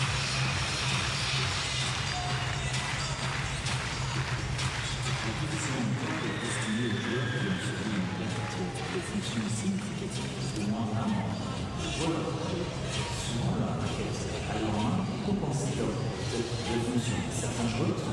want to go hard, if you want to compete, it's like that. That's just the way it is as it rings out around the arena on a beautiful summer's day here. The court division is for players who have suffered a significant loss of function. Resplendent in sunshine. Arnold Rampandi shone brightly on a few occasions in his opening matches. As you can see, a bright and sunny day, plenty to contend with in terms of conditions, but the most important, the heat being brought by Vink and Schroeder on the Dutch side of the net.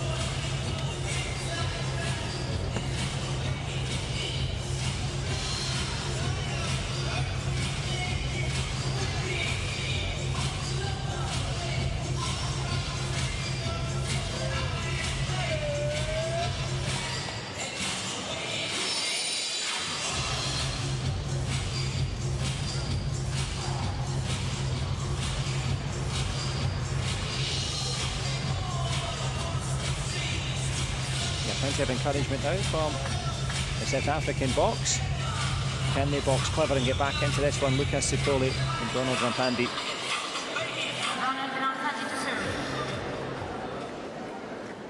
It's the University of South Africa graduate. Rampandi on serve.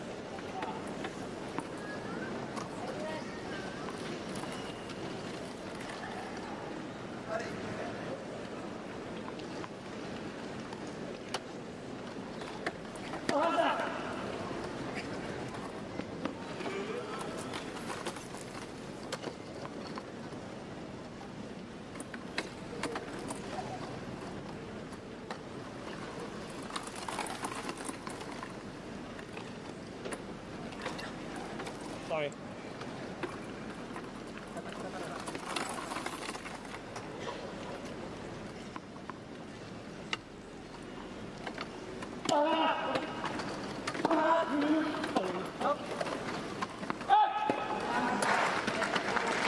Well, we saw some lovely shots of the sunny day here in Paris, but Donald Rampandi just struggling with that ball toss into the sun. Also, the expectations on your debut here in this Paralympic Games semi-final. Big occasions, big tension, but pressure, of course, a privilege.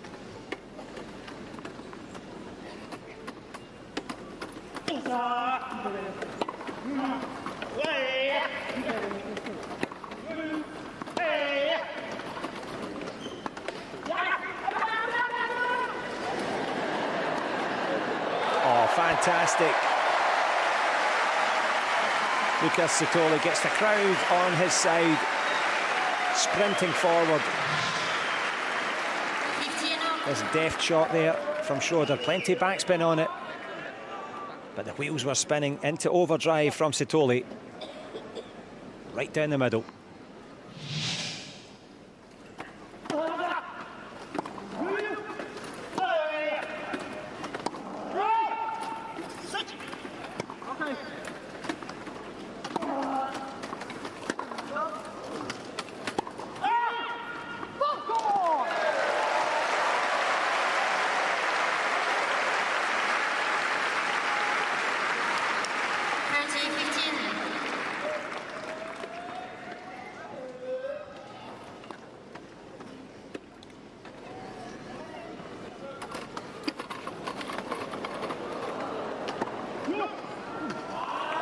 How do you like it? Great response. Sam Schroeder, shred one right through the middle.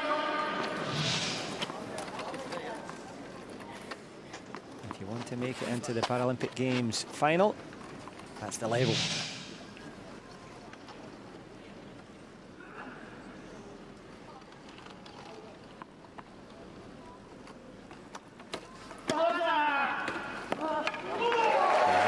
Got the service action spot on there.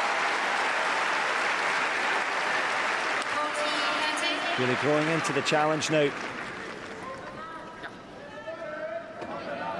He took up tennis in 2018 when studying in Tanzania in Limpopo.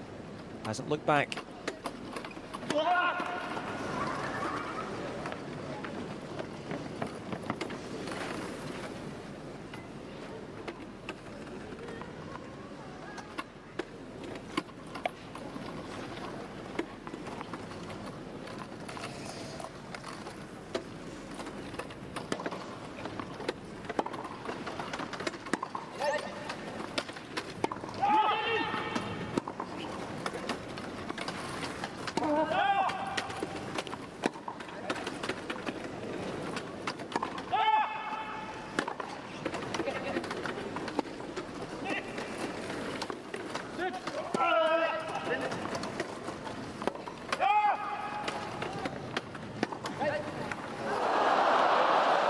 The exasperation from the crowd, matched on the green side of the court.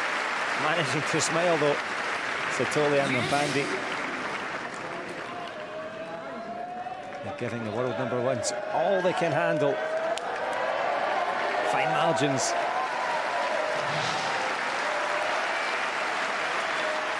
On a fine occasion, look at this.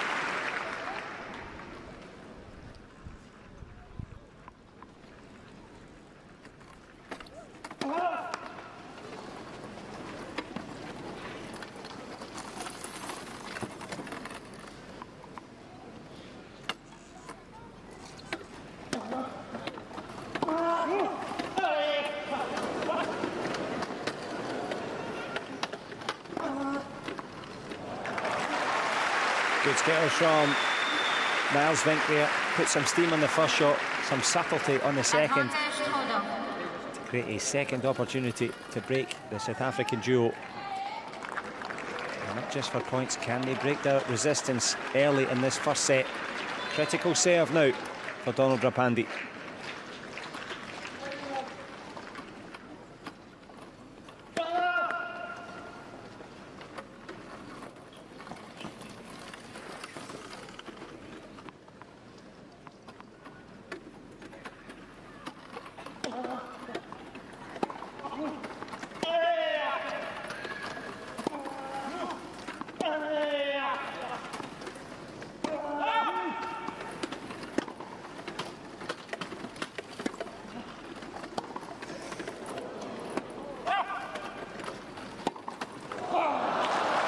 Super difficult backhand, but it is back-to-back breaks now for Schroeder and Vink. You can tell what they think, the number one seeds really in the ascendancy now.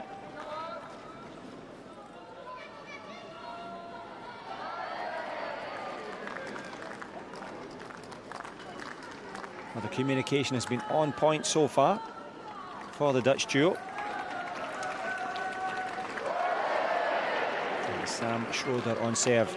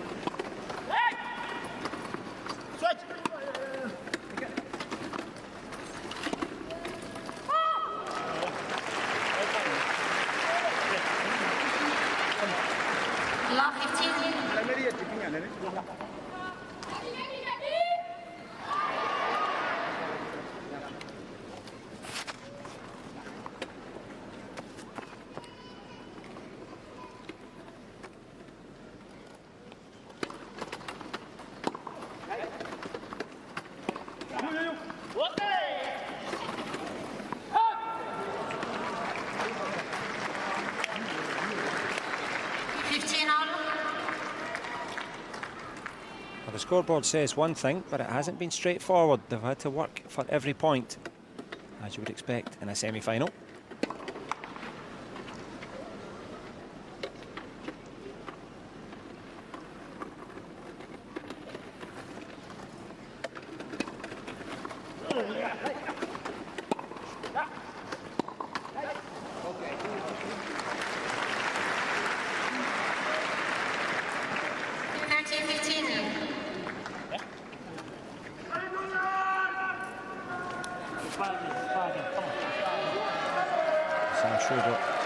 Used to overcoming major obstacles in life, a cancer survivor, aged 18.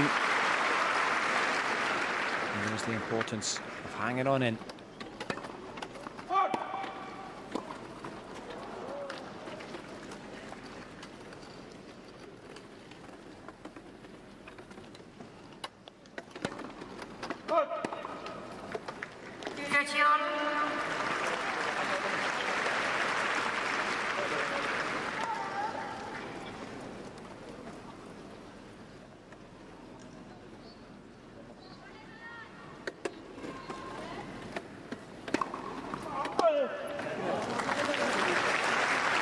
Years later, top of the world's best duo, topping out the serve, 127 kilometres an hour, plenty of power.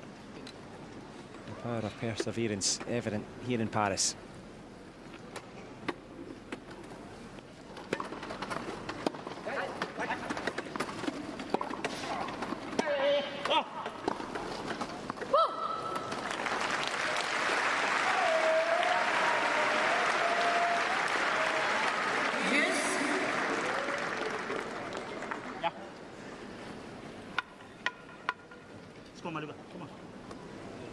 So the score is deuce, not break point, as it says on your screen.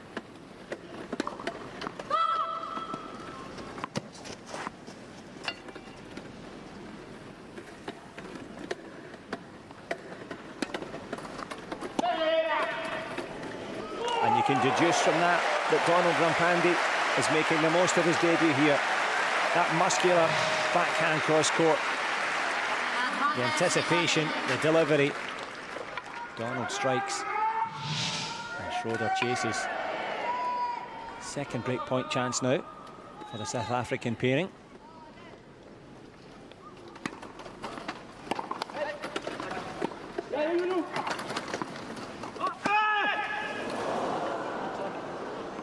overhit significantly there. Difficult to chase that one into the shadows.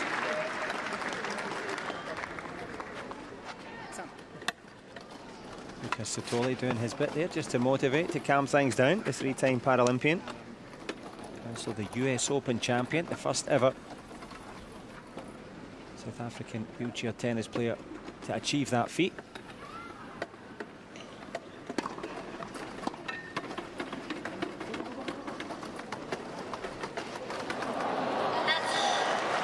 Did the chair touch the net?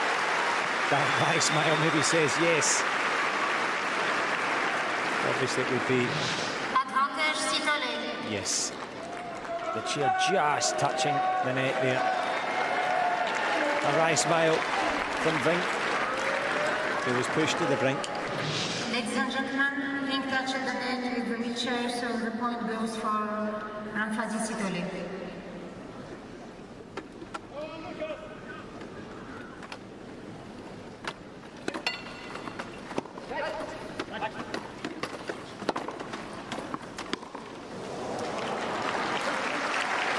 Just when they're on the brink of being broken, Sam Schroeder comes back with the big stuff.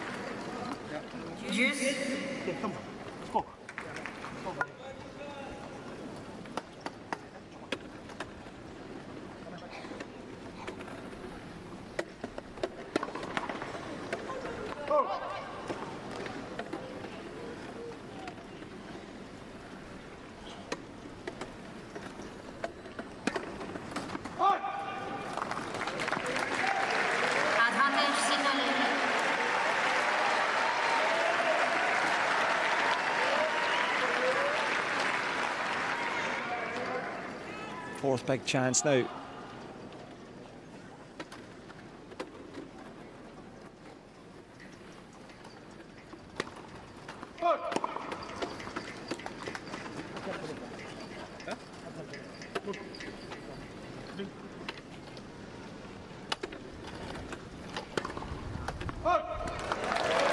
the men in green and gold get a game on the board. The crowd duly respond, and the South African pairing have done just that. They were under a lot of pressure. You might see 4-1 and think, well, it's pretty standard in this quad doubles semi-final.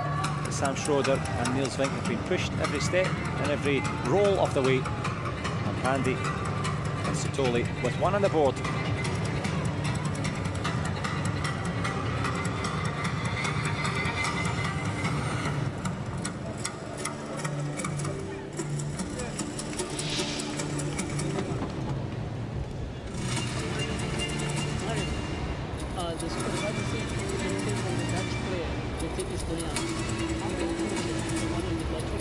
Well, they can find their own particular arc of triumph here in the shadows of the Arc de Triomphe.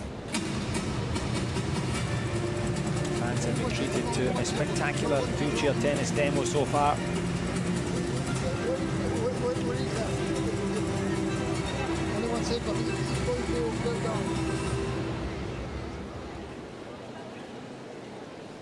But Niels Vink and Sam Schroeder, number ones for a reason. make a little bit of history and win back-to-back Paralympic titles. To do that, they're going to have to take these men out here. Chateau just gives a little signal up to the box, maybe looking for another energy drink or sachet.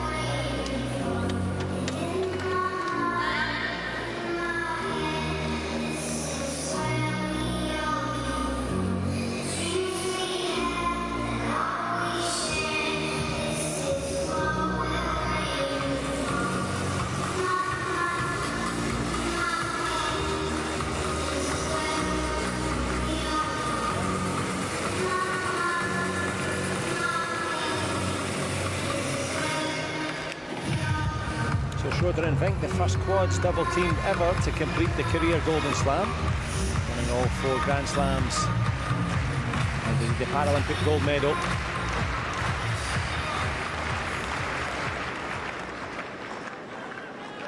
As the fans create their own golden atmosphere.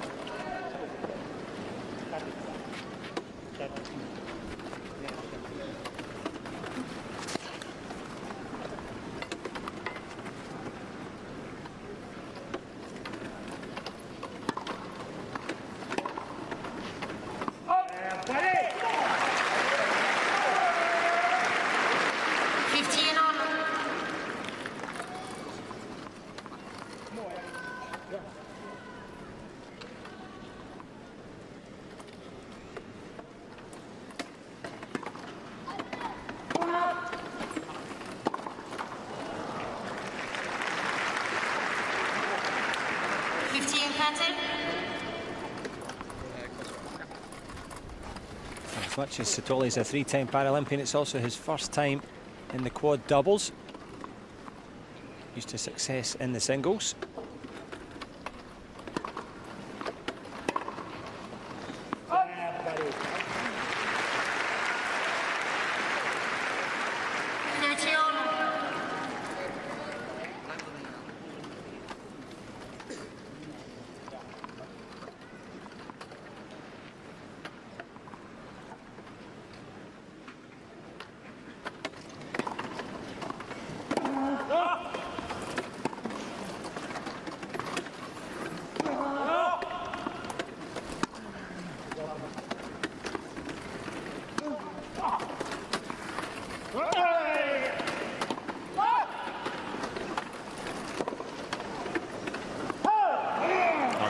Put so much backspin and that just killed the ball, gave it a right good haircut and spun it across the net. Creates a breakpoint opportunity here in the business end of the first set.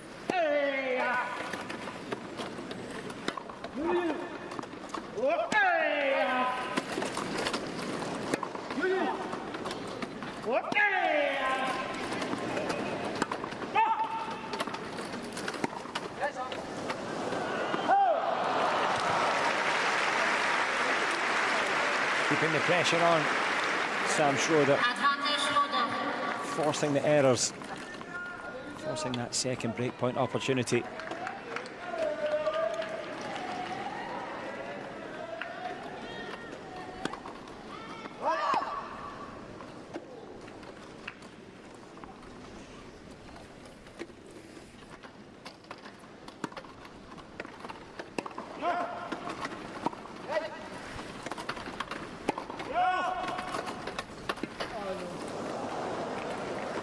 Just got caught.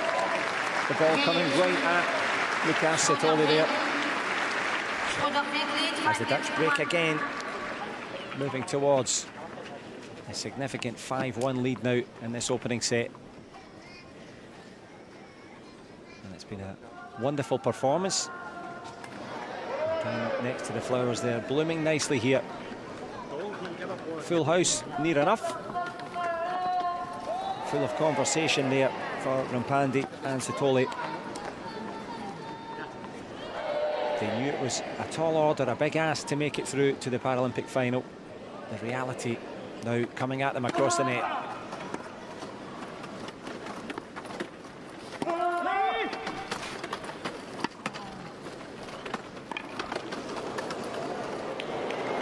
Took that one early, took that nicely there, Niels Vink. And such a passionate player is Vink. Self-confessed party animal, the life and soul. And it's that passion and speed that makes the difference.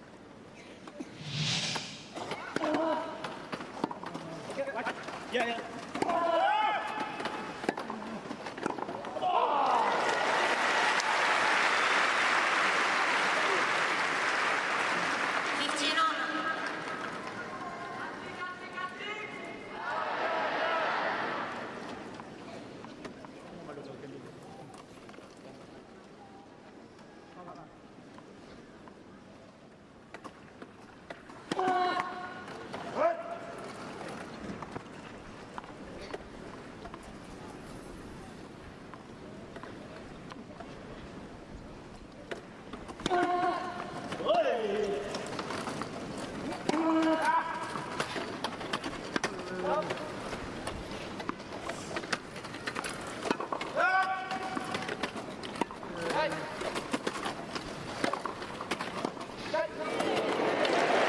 Beautiful stuff there.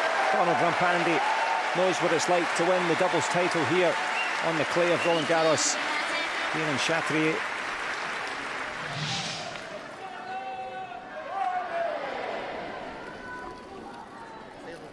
Perfect.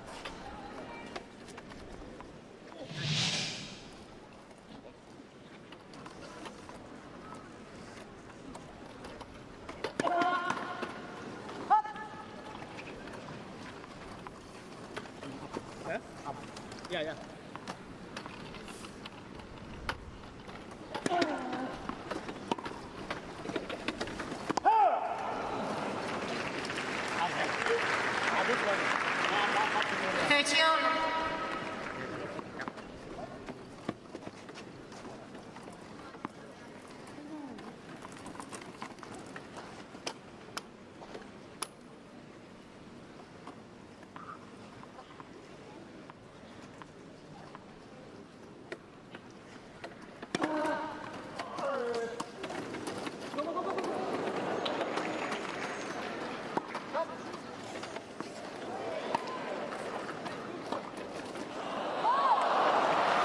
Out.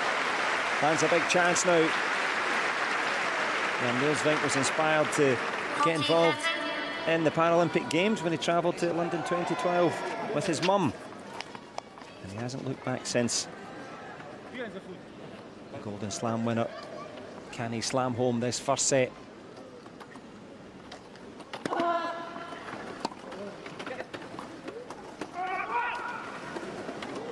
And there is the answer, the subtlety, the variety.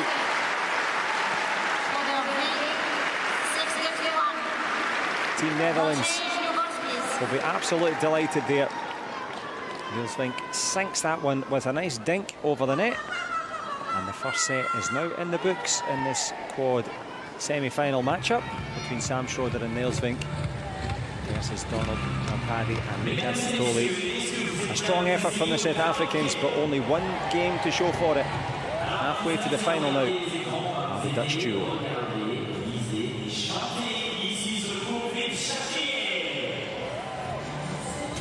Well, there is the tail of the tape.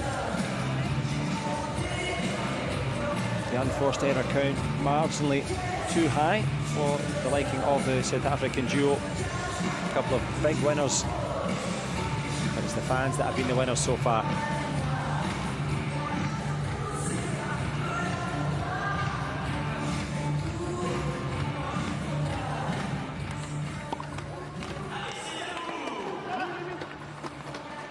Some of the big moments from the first set. A strong start from Chateau and Rampandi, but they were quickly reminded of the skills of Vink and Schroeder.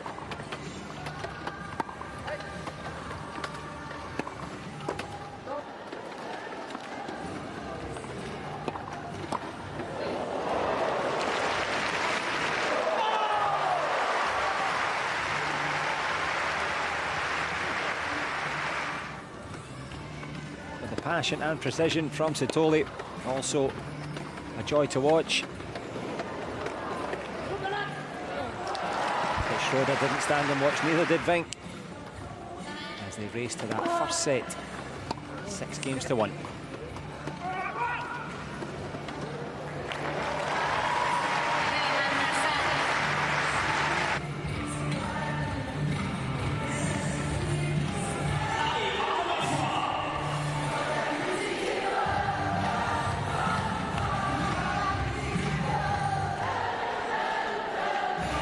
Good work from the DJ as well. Love it when they get the fans involved. Of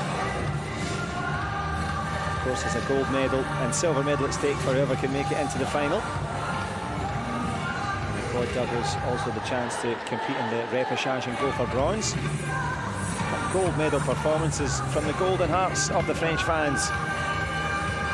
And indeed, the global audience gathered here.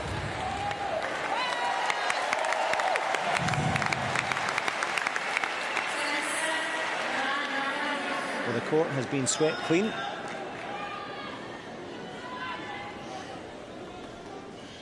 It's the Dutch that swept all before them in the first set. They are winning 1-0.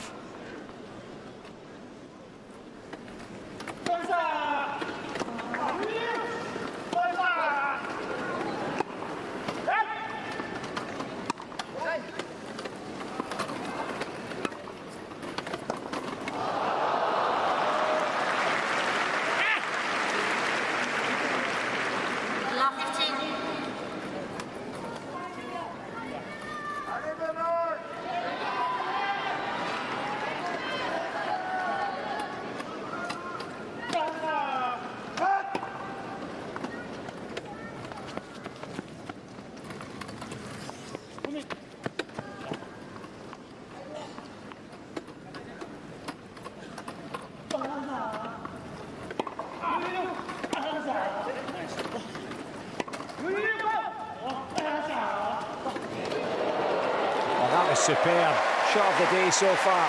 Goes to Donald Rampandi. The angle, the strength, and the ingenuity to find it. Spins round in his own chair, makes it cross court, and rips it right past the reach of Schroeder.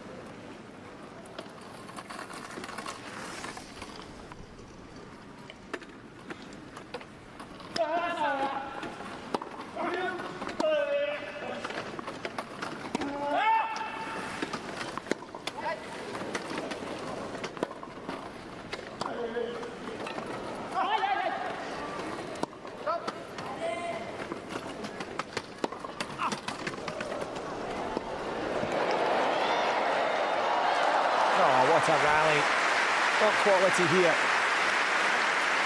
at the Paralympic Games semi-final. Drawing warm applause on this warm and sunny day. Pushed right to the brink was Chateau. Just about kept himself in the confines of the court. And he's known as Twister, his own nickname. Had to twist to get this one, and look at this. How much do you want it? Eyes wide, just.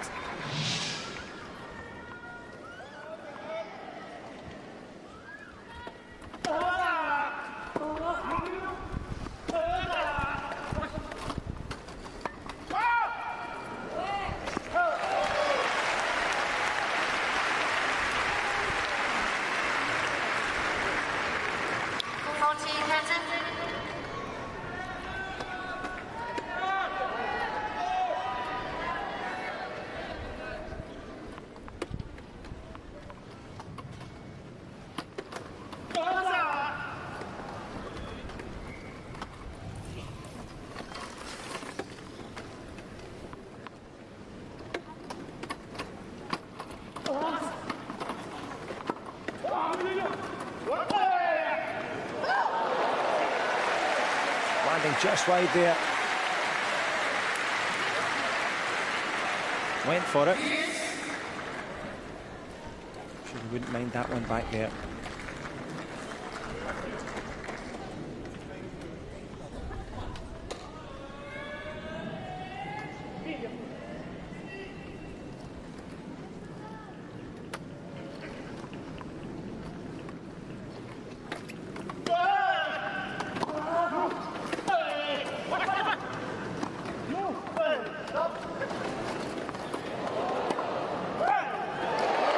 What a match he's having here, Donald Rampandi. A big roar from Rampandi, fighting back. And the crowd responding, had to dig that one out there. Was caught in an awkward position. Look at the anticipation though, slices across it. The Rampandi roar, and a knowing nod from Satoli.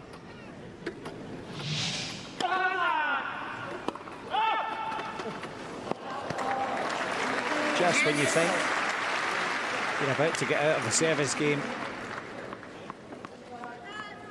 Simplicity from Schroeder and Vink.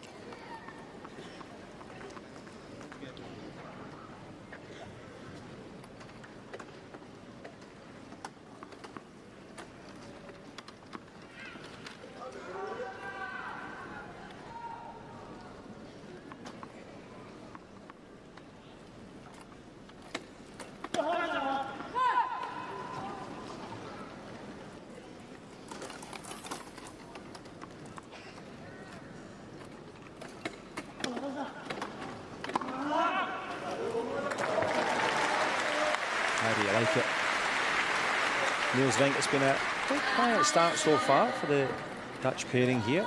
The men from the Netherlands, however, have manufactured a break point again. And this could be significant, not just in terms of score.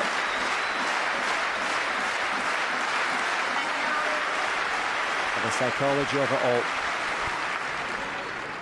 Party's been on excellent form here. Can he save this break?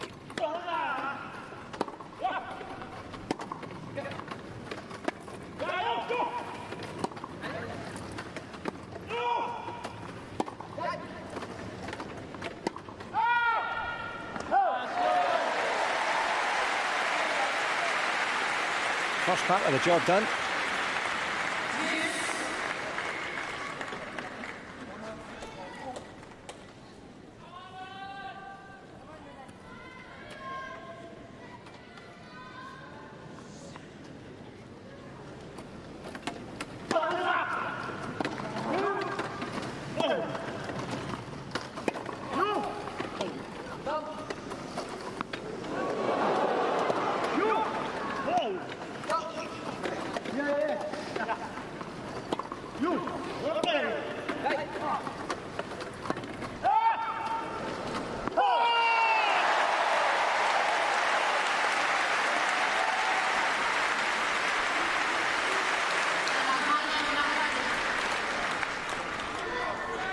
Second part of the job done now.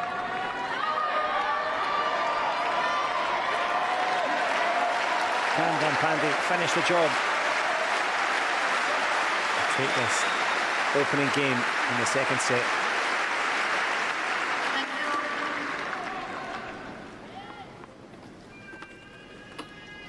Sorry.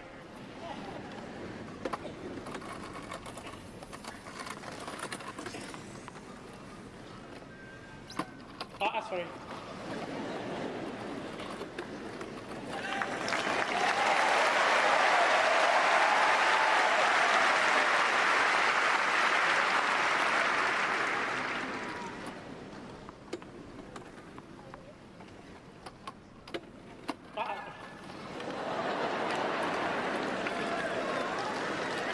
They're trying to shake it off here, Rampandi. The crowd doing their best. 3 attempts at getting the service action going. Can he make the Dutch sorry?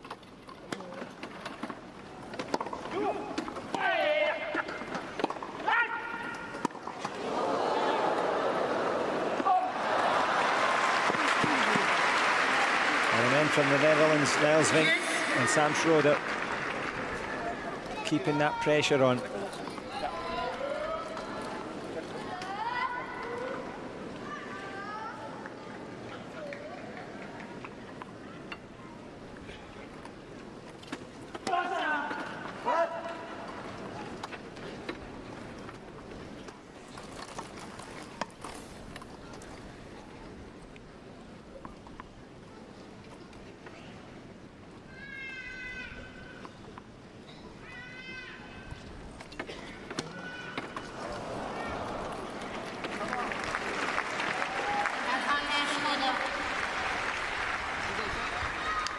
That shows you exactly how difficult it is to get past the world #1 pairing.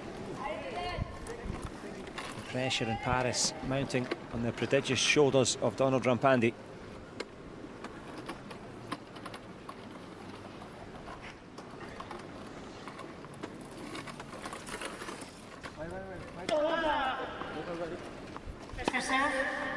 And it was a call just to wait there.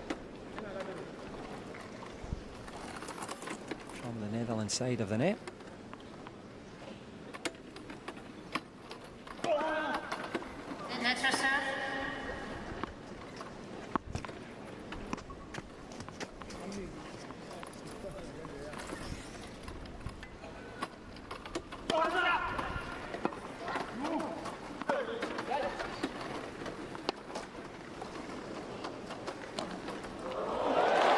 Takes it out of the sky. A wry smile there. Both men catching a little bit of fortune. Schroeder caught a lot of the frame as they launched that moon ball into the sky. This one here. And you've been framed on the other side. That'll do it. Fortune favours the brave.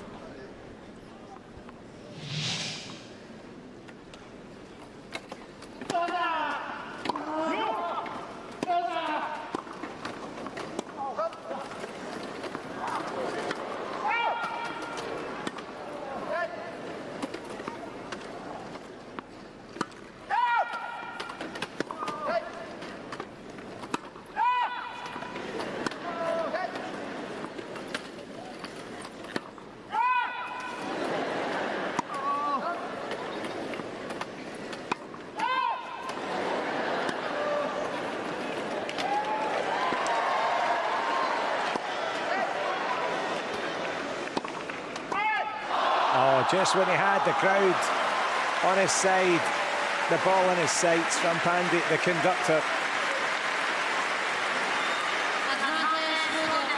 Couldn't quite get it right, just at the net there.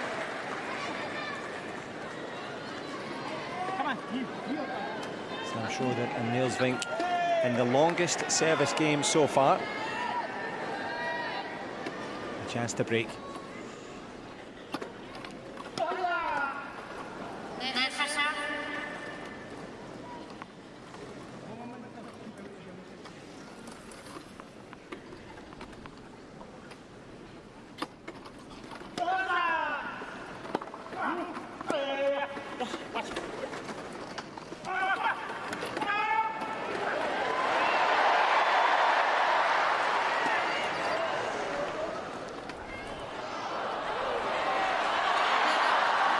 The third bounce there bounces Rampandi and Satoli's efforts there as Niels Vink put a hand to the ear to say, OK, you can cheer for us too. The sentiment with the South Africans, the score of Team Netherlands, Schroeder and Vink. One set to love and lots to love at the start of this second set. They've certainly made their mark in this semi-final. The quality of tennis from the men in green and gold. And something to behold.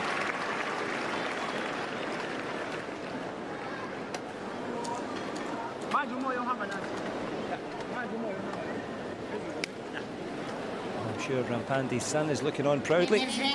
Likewise, Luca Satoli with his 3 children.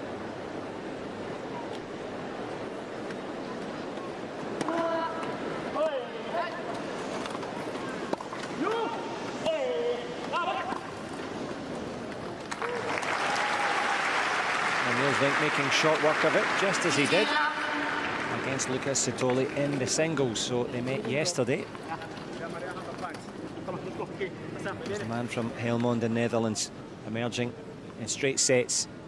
Only dropped one game.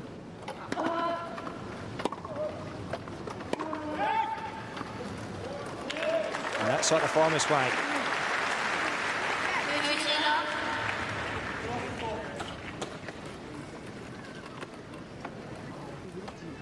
The 37-year-old Satoli, kind of the team captain here, just keeping things calm and cool. The danger zone now.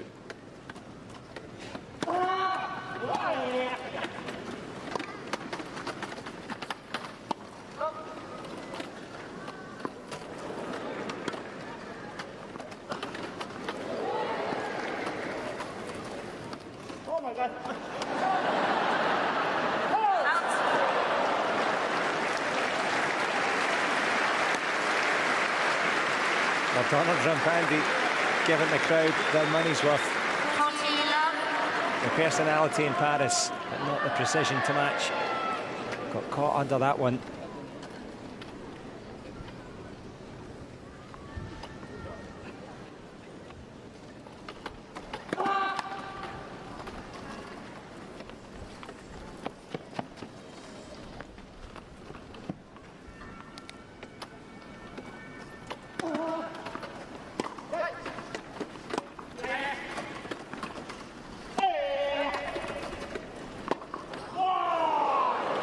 Souvenir for someone in the crowd. Sam Schroeder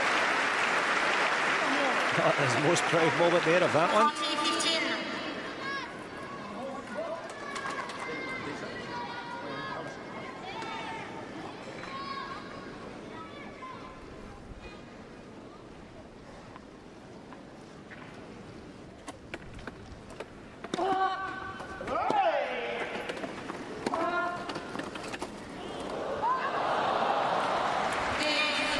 Good work again from Niels Vink, just firing every ball down to the wheels, making it as awkward as possible for Donald and Lucas as they look across the net. One set down and 2 games down.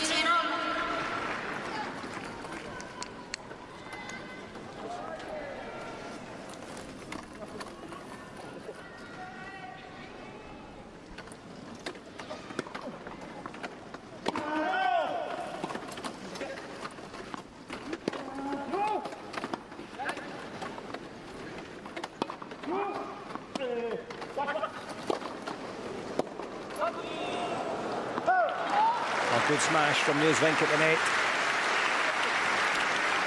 Give Lucas Satoli little time to adjust in a repeat of their singles matchup yesterday.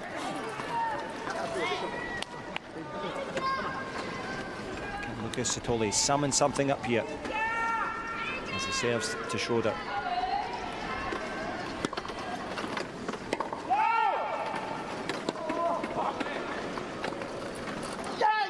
That's fantastic stuff now from both Schroeder and Vink, just pushing Satoli and Rampandi around the court now.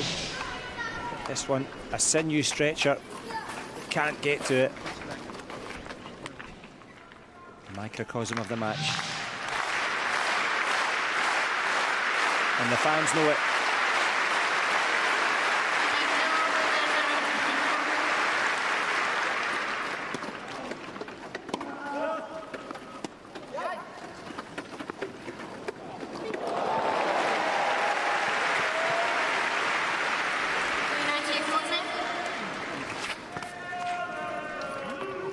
one of the 3 break points saved. This one catching the tape and catching out Schroeder.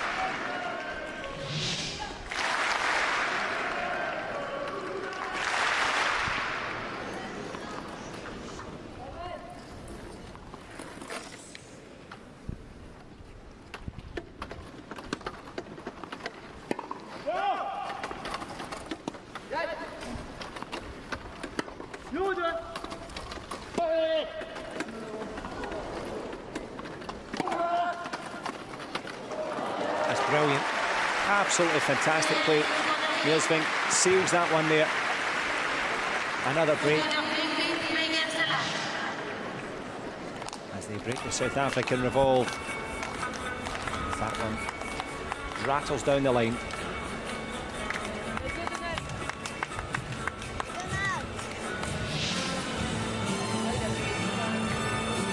Now, do you remember semi-final here in Roland-Garros? It's been memorable so far for Nielsving and Sam Schroeder.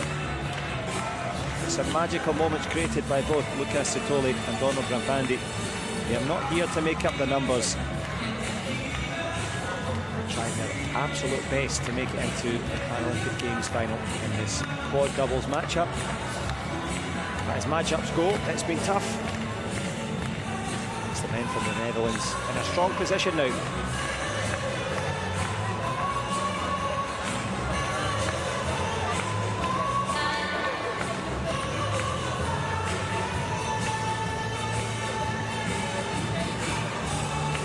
Well, the last time the Netherlands pairing won the Paralympic Games in Tokyo, these type of scenes were nothing but dreams.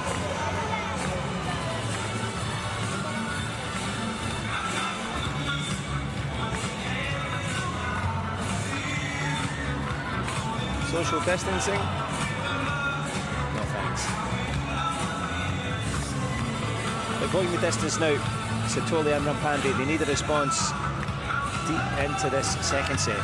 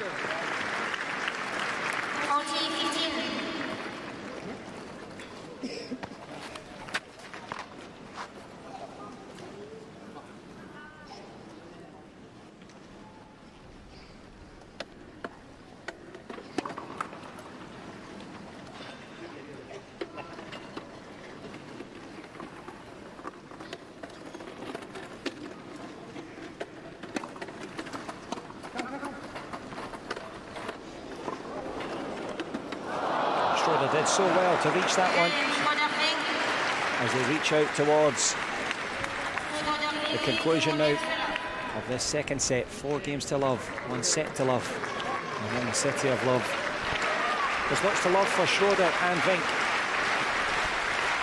And not much time to ponder and think for Satoli and Rampandi. And it was Donald to serve.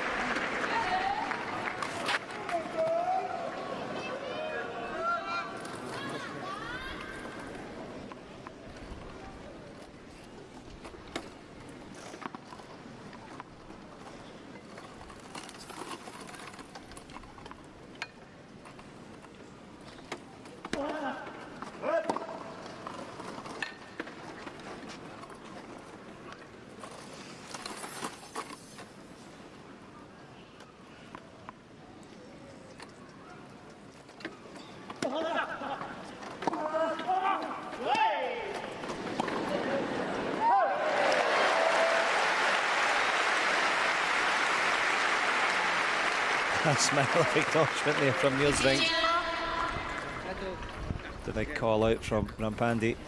Pretty handy. As that one lands wide.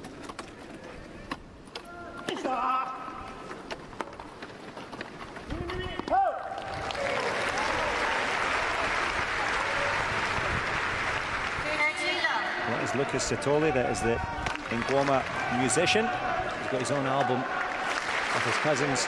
I wonder if I get Donald Rapandi on for the soundtrack. He'll certainly be conducting things here on Chateau.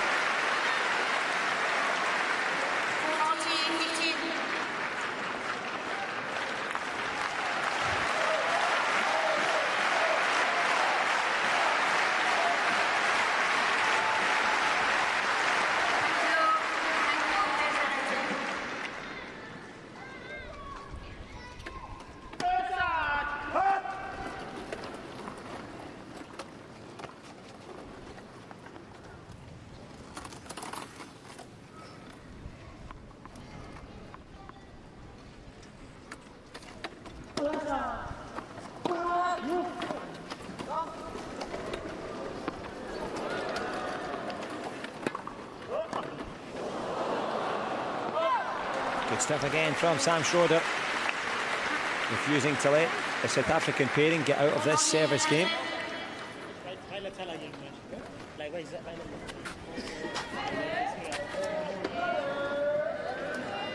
Well, his motto, Rampandi, is nothing is impossible if you work hard. That's why he's here. Sorry.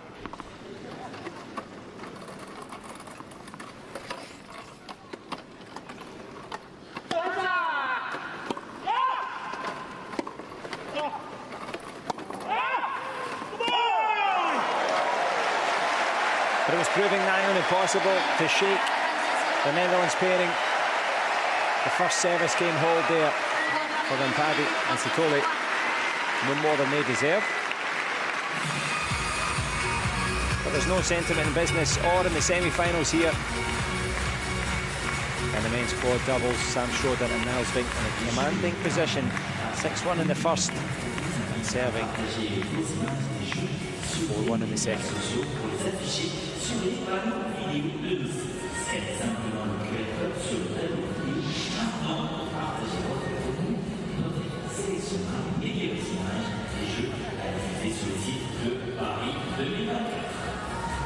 Paralympic Games in Paris 2024 requires you to share your images of the games to social media for display on our venue video boards. Simply scan the QR code on the big screen now to send your content. Our team will select the best images from across the games to show across Paris 2024 venue. Well, it's certainly not a hopeless place in terms of the Netherlands side of the net. hope and a great expectation to make it into their back-to-back Paralympic Games final.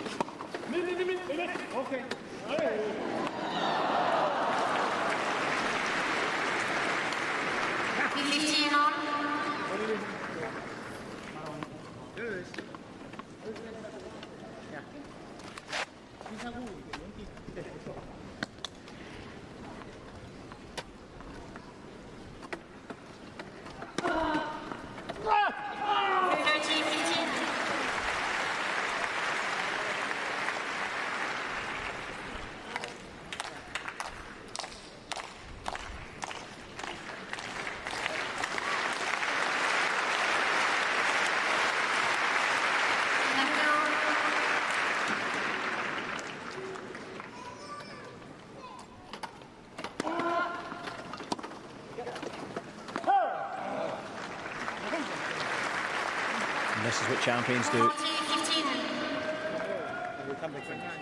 at the business end of the second set.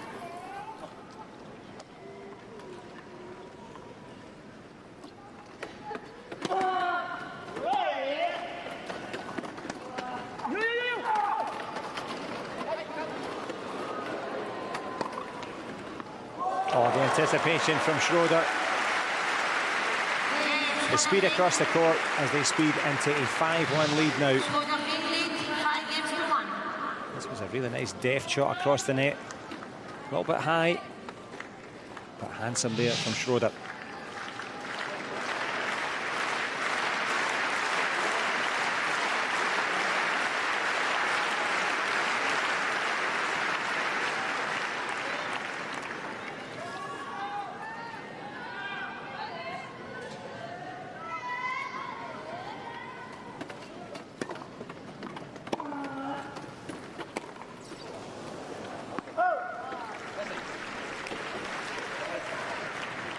Chateau prays before every contest, every training as well. Is faith important to him? He has to try and keep the faith here.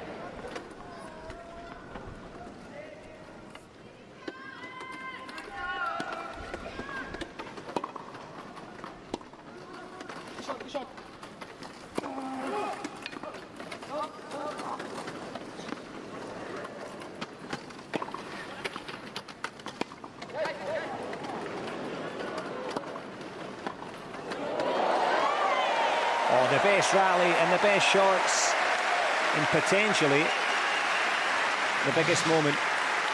Look at this, just reaches that one. And Ampande waiting and Vink chasing.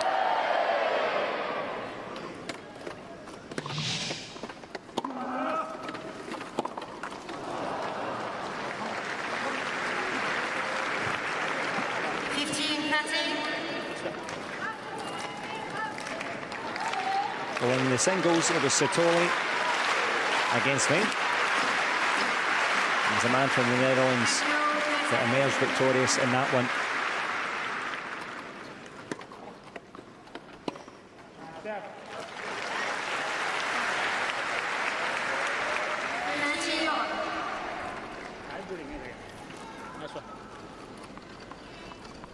Lucas doing the work here to keep on in this semi-final.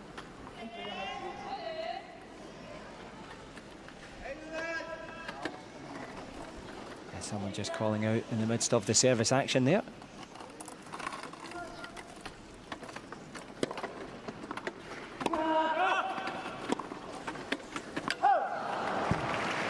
But it's the linesperson calling out this time. Can they make it into their second Paralympic Games final here in the quads, in the doubles? Can they do it on the double?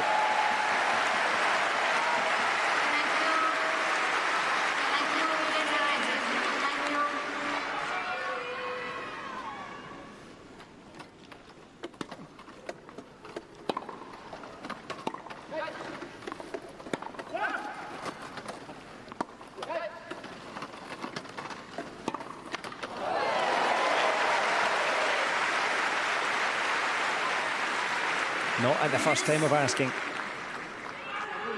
Good length on the response there from the South African pairing. They don't want to go home too soon.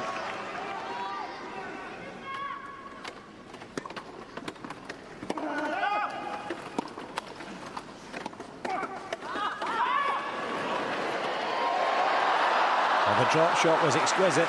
The speed there from Chateau. Very impressive, almost catching it. Look at this, how much do you want to make it into the final? Sweeping, sliding. Are they sliding out of the competition?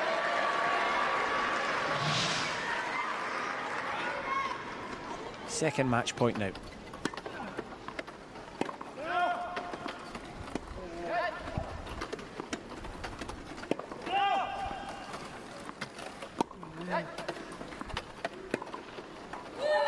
For the second time, catches the top of the net.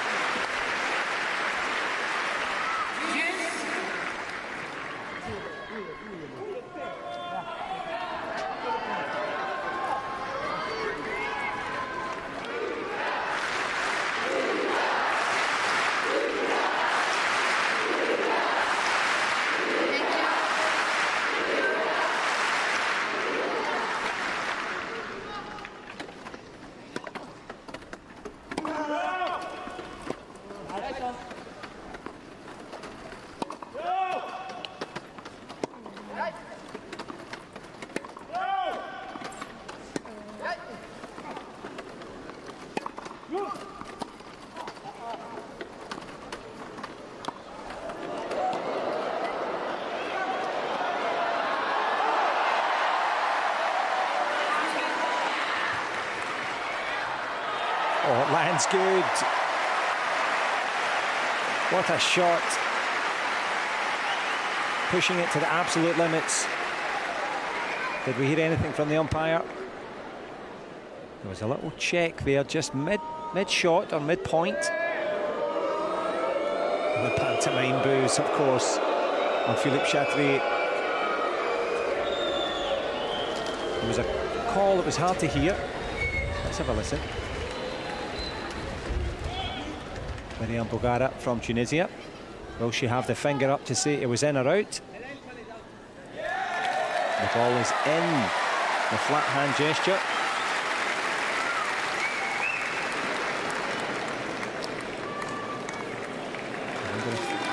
But there was no real consternation from either side of the net. But there was a call out during it. We'll get clarification now.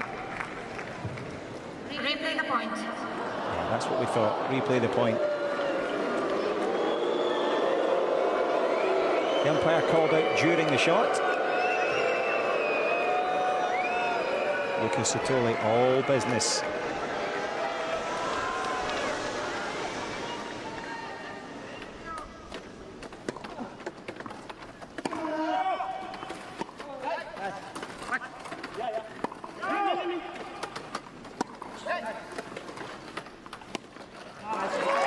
Well, that one catches the frame.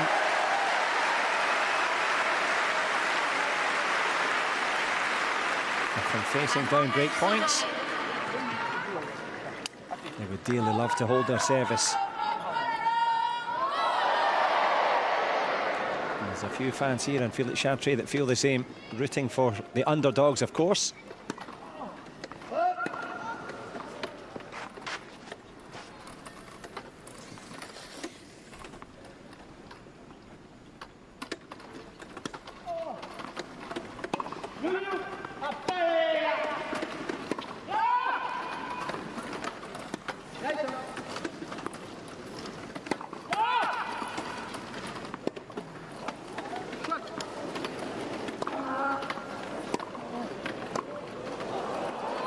fantastic. Niels Vink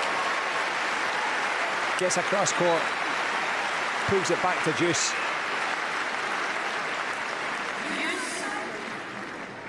The watchman at the net with the volley.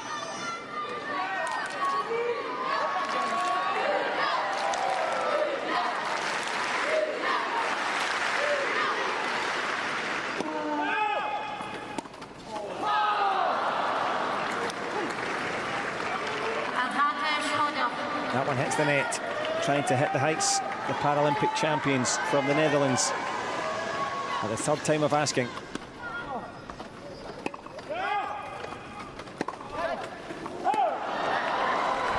And this time, they have the answer. For the men representing the orange, here on the orange clay, they've had their day as they make their way into the quad doubles final.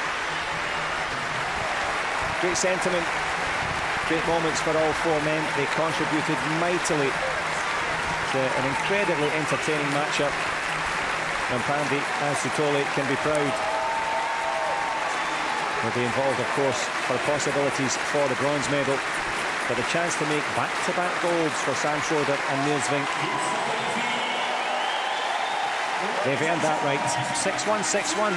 They take the semi-final, and it's the Netherlands pairing, the world number ones, into the final.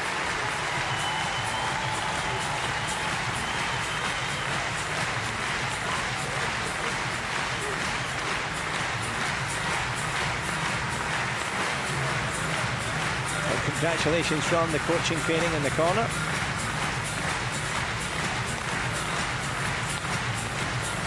And congratulations echoed by the fans here on Philippe Chatrier. They enjoyed a fine showing. Sam Schroeder and Niels Vink, the match winners here on Chatrier, on their way to the final. A territory they know well, a feeling with fans that they will savour.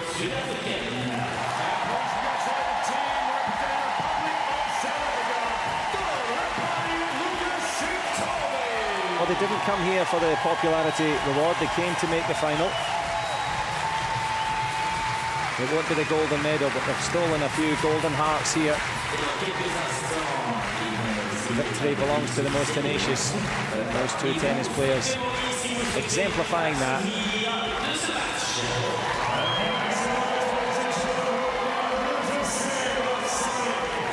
Well, signatures by Sam. And notarized by Neil. Some great souvenirs for the fans now.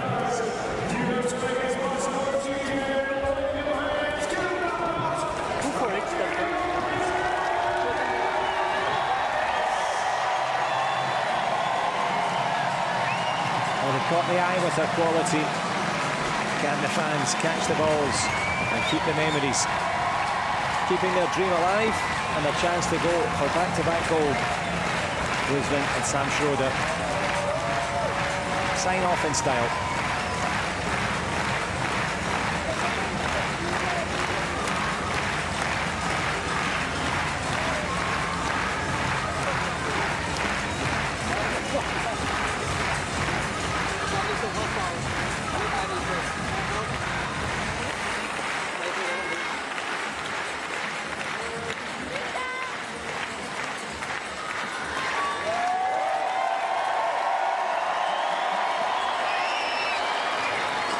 That's the last three shots of the day for Sam Schroeder and Niels Vink.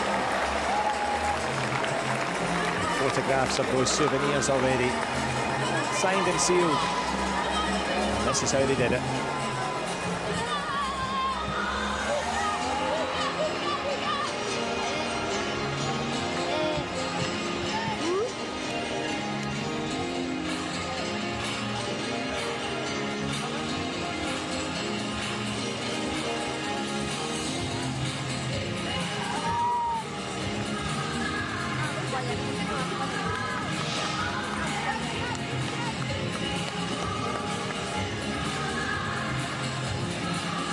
A match that took 1 hour and 23 minutes. It took the hearts and minds of the fans in straight sets. It's Schroeder and Vink into the final.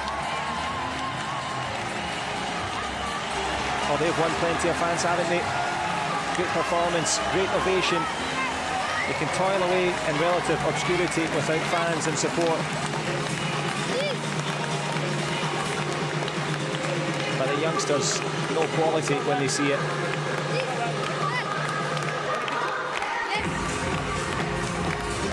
Moments for selfies. And moments to savour now into the final of that bronze medal matchup.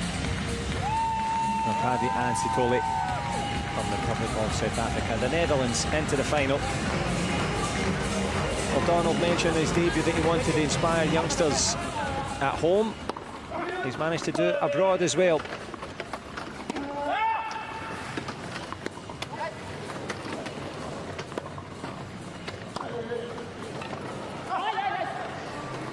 In his own words, he says, I want to inspire young people from the villages across South Africa to know that they can do it. And the two great ambassadors that tried to do it here.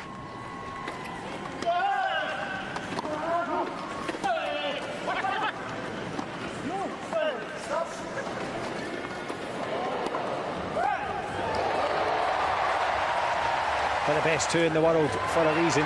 Storming back came the Dutch pairing.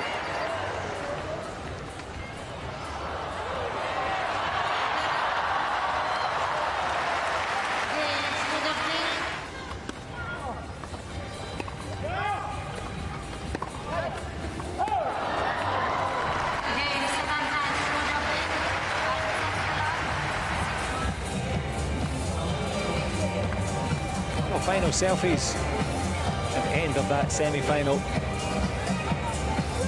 Sam Schroeder and Niels Vink will make their way, possibly, to make yet more history in the Paralympic final. Couldn't have asked for a better performance. They were in sync in terms of their communication and skill. About to be in sync for their photos as well.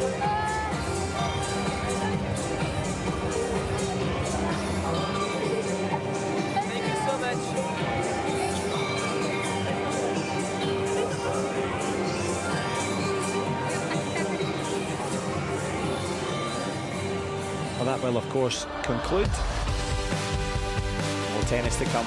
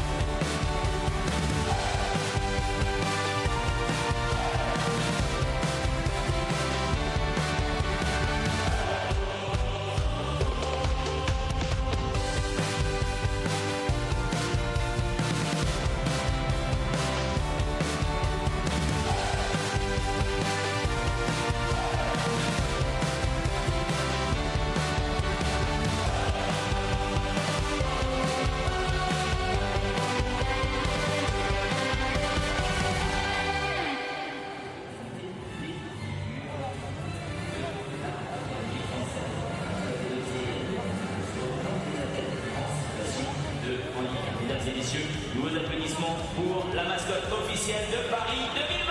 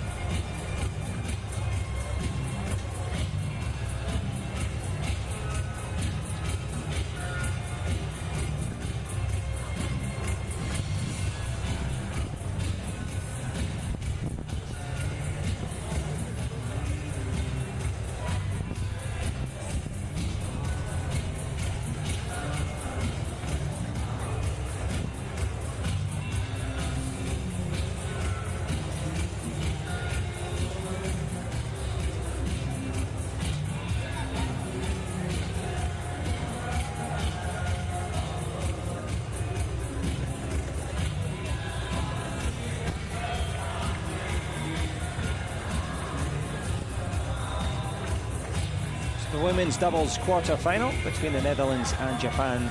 Diede de Groot and Aniek van Koot. Sotane Momoko, Takamuro, Saki. They're on their way in just a few moments' time. The fans are going to get some refreshments. You've probably got time to do the same yourself. But the tennis will be on the way pretty soon. I hope you can join us for that.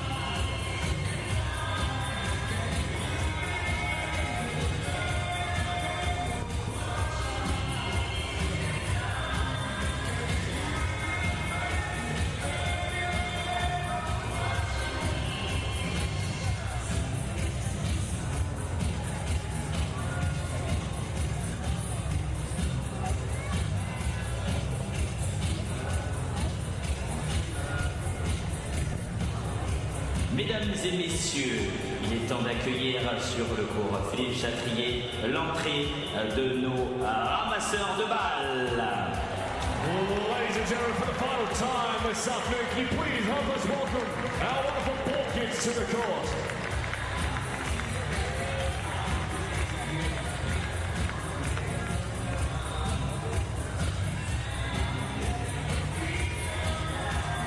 Suivi de nos juges de ligne. And now help us in welcoming the wonderful lines judges as well.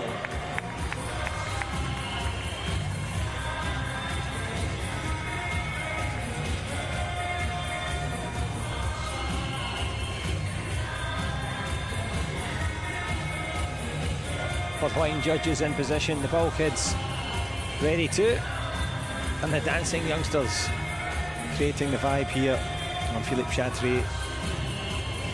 The women's doubles quarter-final on its way.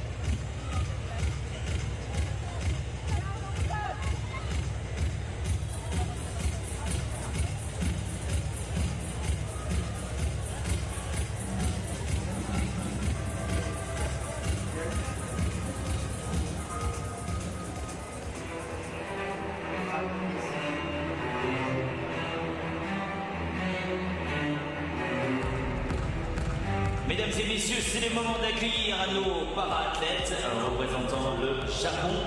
So it's the moments now for the athletes to make their entrance.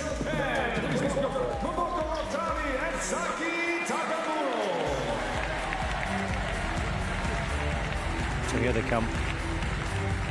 Otani Momoko, Takamura Saki.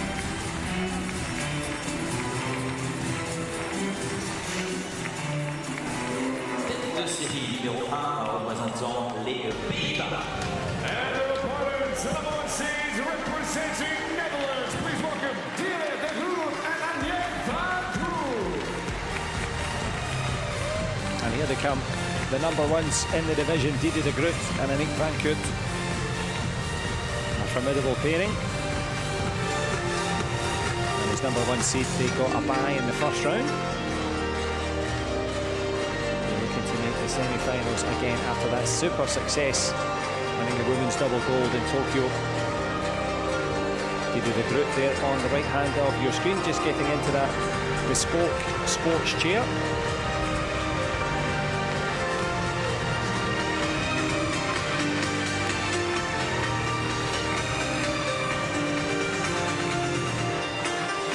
Now you can see Takamura Saki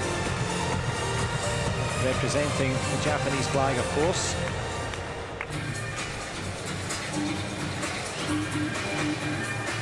And also the 29-year-old from Tokuhara-zawa. They were winning the singles yesterday against Maria Moreno of Argentina in straight sets. Probably won't be as straightforward in this one, though.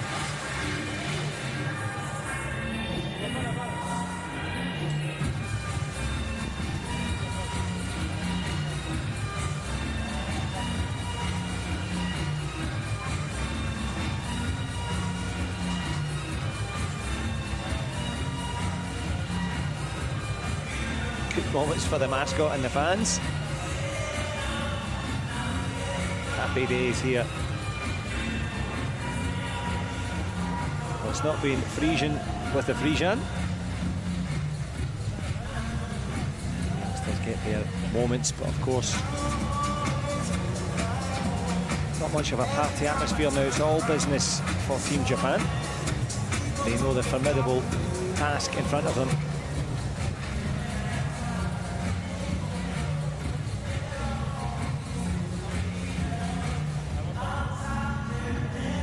It's been a good day so far for Team Netherlands. If you are just joining us, I'll not spoil it. I'm going to say there's been some success for the quad pairing.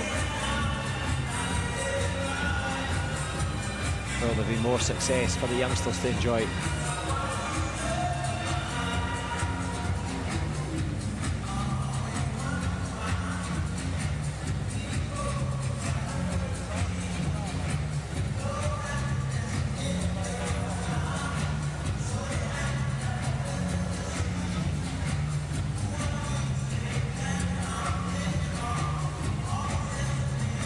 For the umpire, Patrick Kamuhia from Kenya, just waiting now for the Japanese pairing to get themselves adjusted and set and onto the court. Well, these are the bonnet Frisians, and the bonnet is the hat. It's part of the revolutionary movement.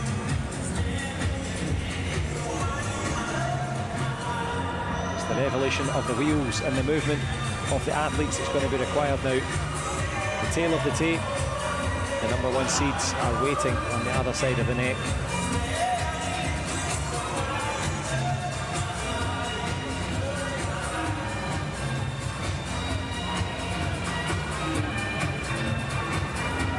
Tani Momoko on the left there.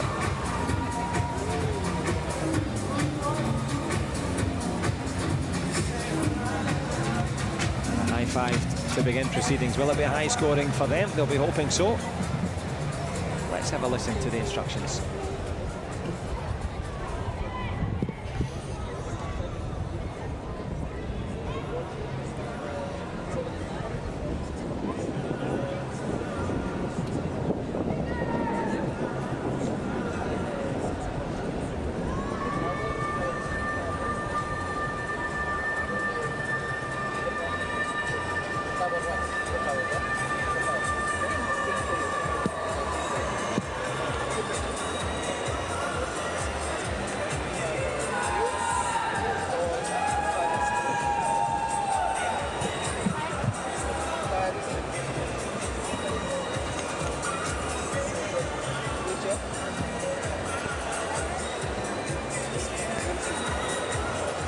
The Dutch pairing electing to serve.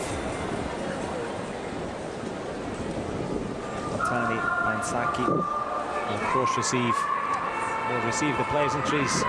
But now down to business and the business of warming up.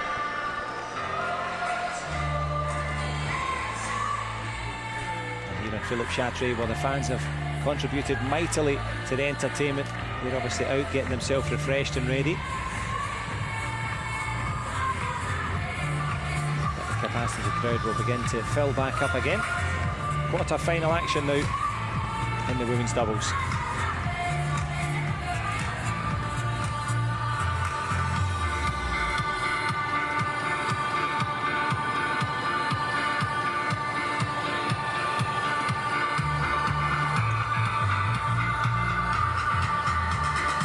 So if you're brand new to wheelchair tennis, a warm welcome to you. If you're an aficionado, an expert, likewise. If you're sitting comfortably and ready for the big match to begin. The only thing in terms of housekeeping, the ball is allowed to bounce twice. Other than that, it's business as usual in terms of the quality of the tennis.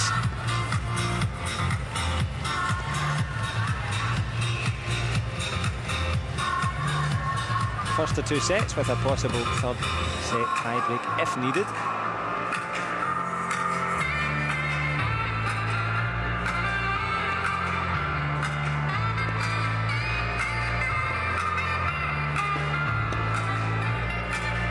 And as they warm up, this will be the first time that they've received shots back and forward from each other. The first meeting between the Netherlands and Japan for these specific pairings. Bottom left of your screen, Diede de Groot on the right, and Nick van Koot. Between them, 35 titles It's more courts than they have here in Roland-Garros. 14 of them are Grand Slam titles. The defending champions, they came into this on paper as the favourites, but is of course conducted on clay. On the other side of the net, Otani Momoko and Takamura Saki. I would say enjoying that opening win. Obviously enjoyed the victory, but were pushed to the absolute limit by the USA. That was that decisive tiebreaker.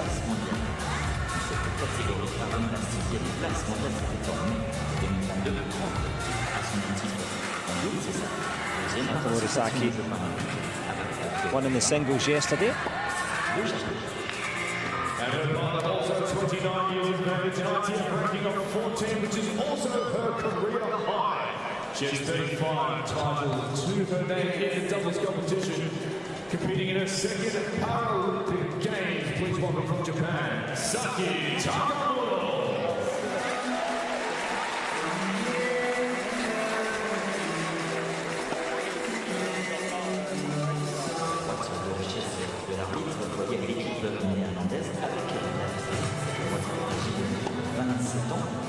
Classé à la 3e place mondialement, parvenant à la première place mondiale pour la première fois en juin 73 titres à son actif en double, 19 titres du Grand Chelem et 9 fois à la championne du monde. Tennis very much part of the rich family tradition for both Takamura Saki and indeed for Aniek van Koot on this side of the net. Both her mum and dad worked in a tennis centre. Her sister also was a player. 73 titles to her name in the doubles competition, competing in her third Paralympic Games as the reigning gold. She said, I've always loved chasing that little yellow ball around. Well, it's loved her back with plenty of success. Tani Momoko there, the 29-year-old. Togichi, first ever Institute of Higher Education in Japan. Can she graduate with honours in this one? Takamura Saki, her teammate. That was her sister Yuma that also competes in wheelchair tennis that inspired her to get involved in it. It's mum's idea, who she lists as her hero. Me too. This lady has won 127 titles in the doubles competition here at the 4th Paralympic Games, also as the reigning gold medalist. Please welcome From Winterswijk, the 34-year-old Van Koot getting the warm ovation. She made her debut 20 years ago in tennis.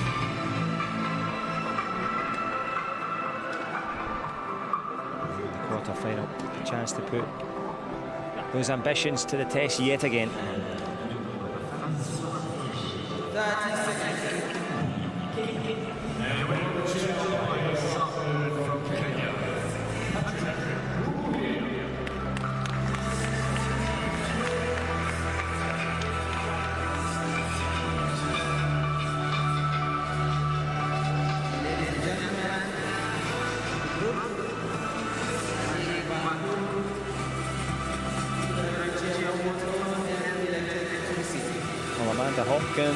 Hopmans and Robin van Beveren, the coaching duo for the Netherlands.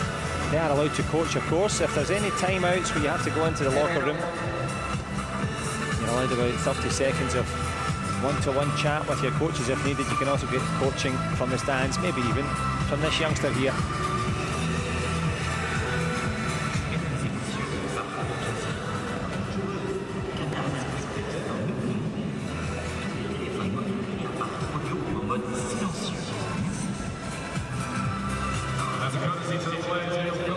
Time for one last snack. Looks like a healthy one as well.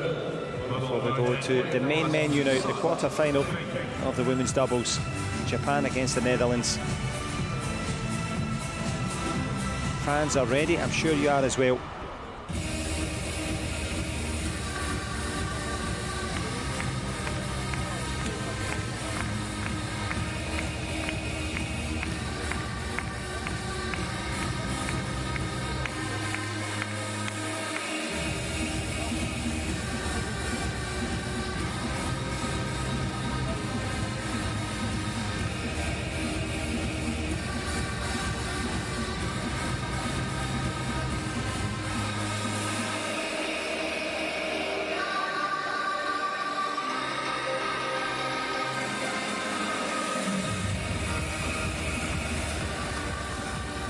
7, Saki Takamuro serve. Momoko Otani serve.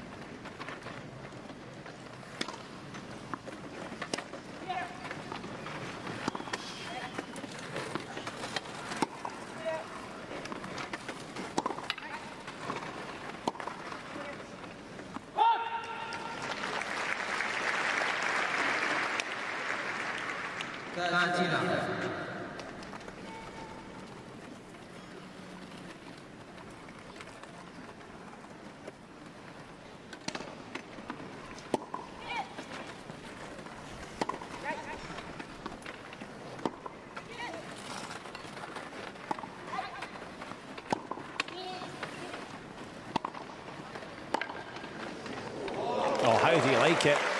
Otani Momoko's opening service game. Starting off well. The response at the net.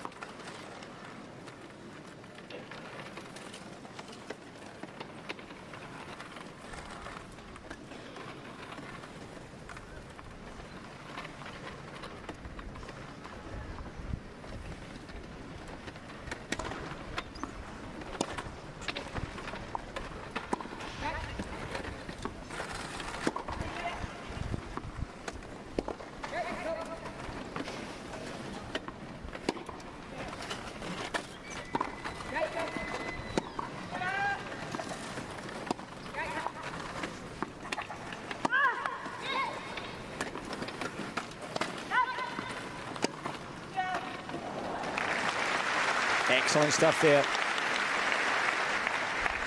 Takamuro Saki getting involved, keeping the pressure there on Annick van Koot at the back of the court, whose court coverage was incredible. She's working hard already.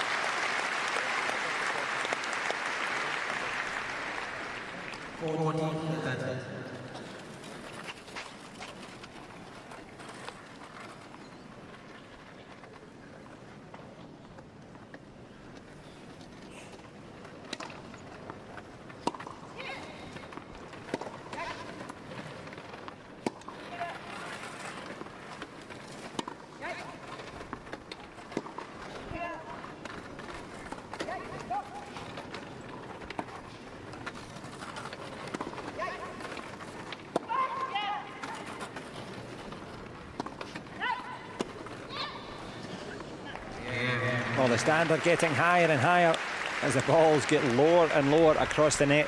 A good service hold there for Otani Momoko and Takamuro Saki.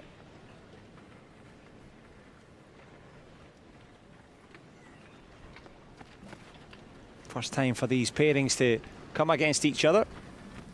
We've gathered some decent intel in that one.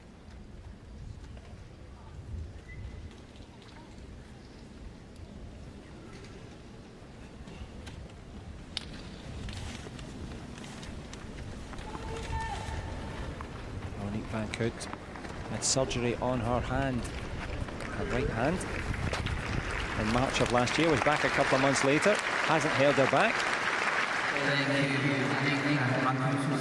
She'll not be holding back on this first serve.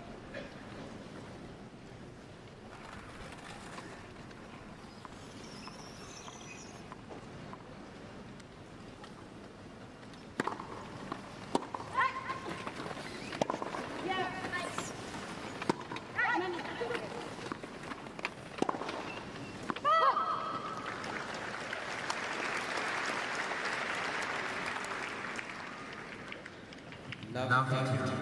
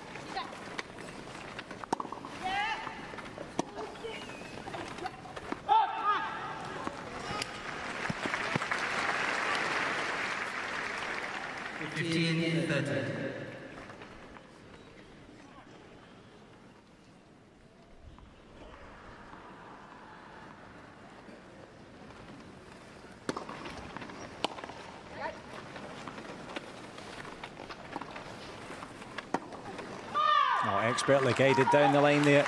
Nick Van Koot beginning to warm up now. We, of course, have the doubles in Rio and Tokyo. I'd love to add Paris to that, but plenty of tennis still to go. Still in the quarterfinals.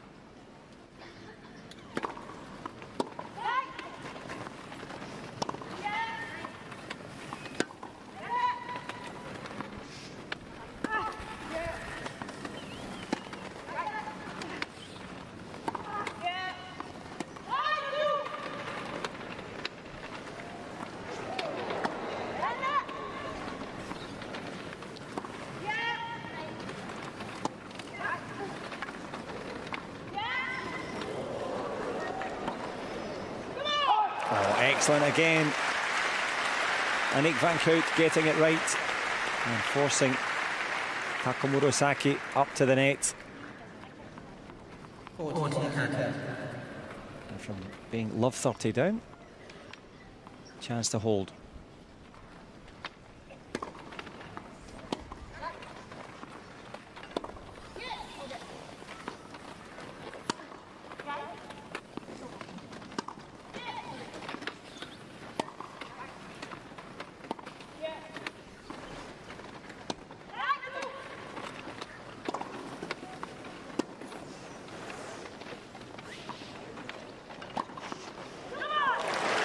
Finished off nicely.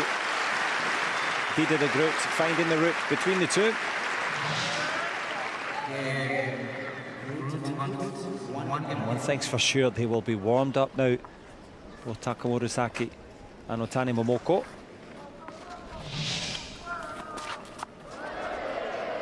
There's a crowd trying to get warmed up a little bit there as well.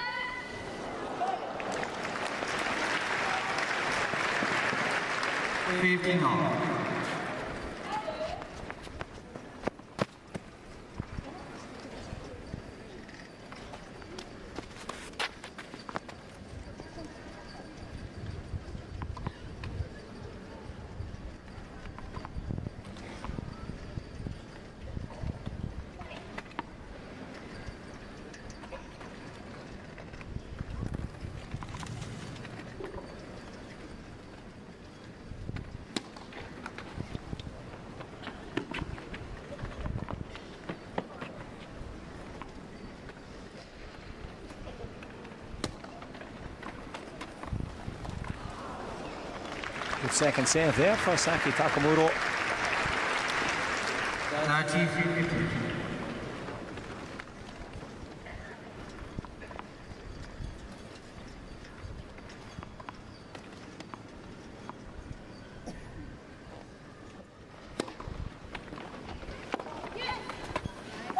Some nice work from the camera operator there as well, looking at those sunglasses reflecting the resplendent orange of the clay court, the iconic Philippe Chatrier Arena.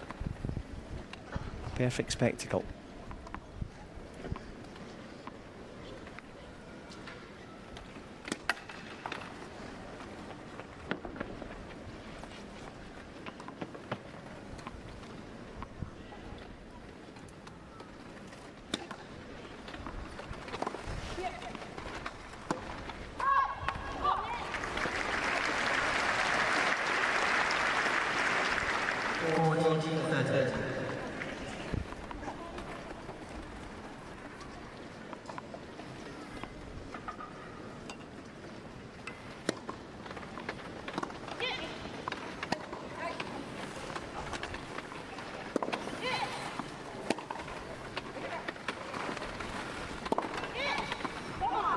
No chance there for Otani. In the right position. Coming up against Didier de Groot in fine form. Winner yesterday in the singles versus Katharine Kruger. That's never coming back.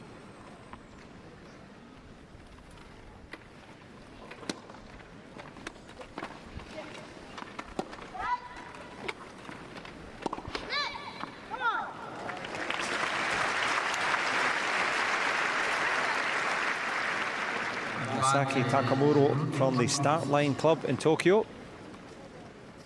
Can she get her lines right here, up against a break point?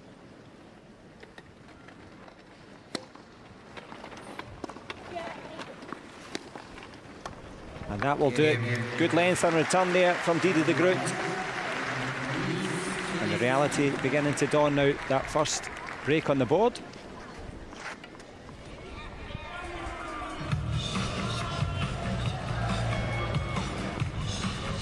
As we stand in the women's doubles quarter-final, Didier de Groot and Aniek van Koot 2-1 up over Otani, Momoko, Takamuro, Saki, and the Hopman and Robin van Beveren. I'm sure we'll be happy with the start. Early days though.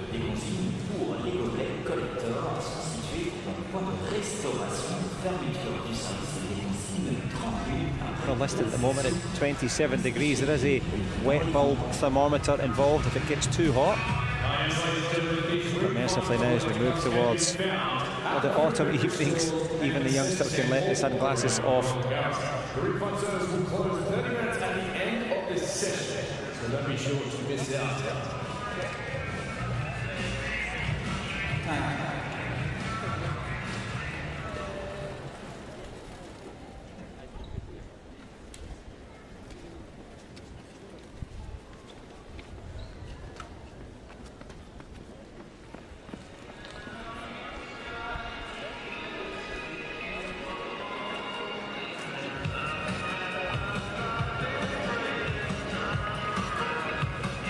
Didier de Groot, champion in both singles and doubles at the Paralympic Games, spoke yesterday of the pressure of being the defending champion.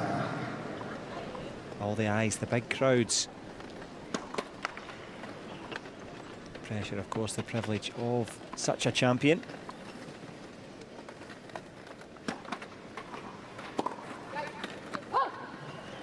And there have only been two such champions in the wheelchair tennis game. Shingo Kanyeda has the most all-time Grand Slam wins.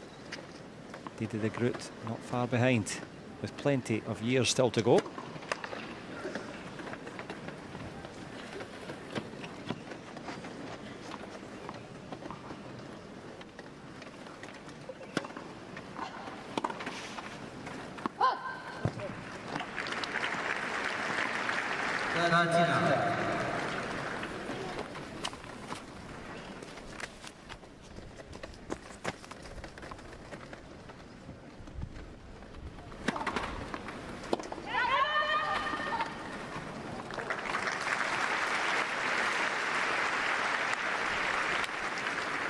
30-15.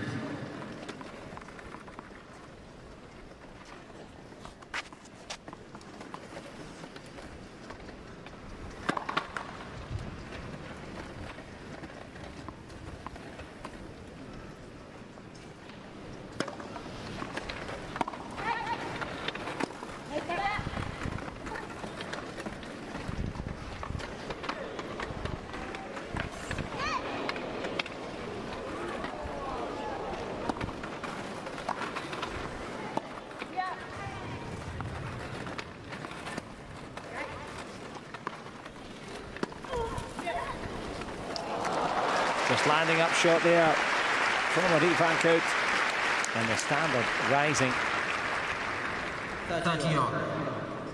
15-shot rally there. No quarter given in this quarter-final.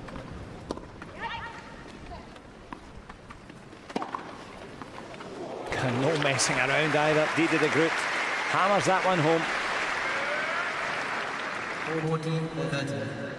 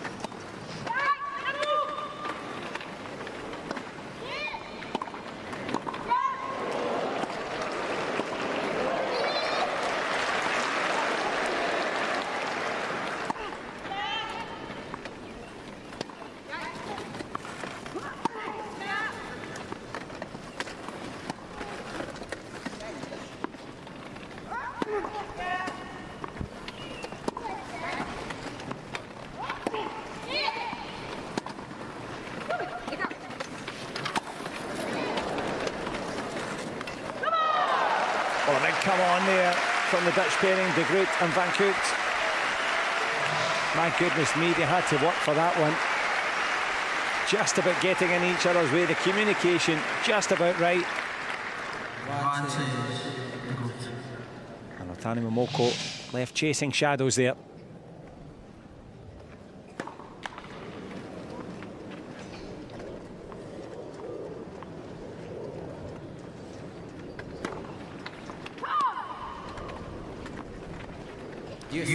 First double fault there.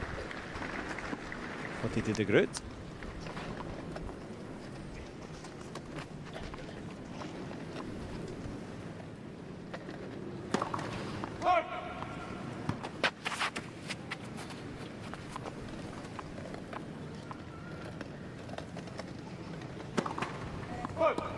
Make that two, back to back.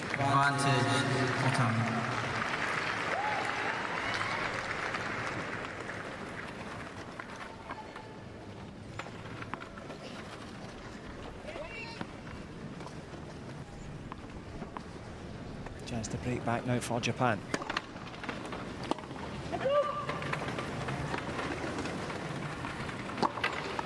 And it goes long. They did the Groot. Got her service action going, but just over striking that one.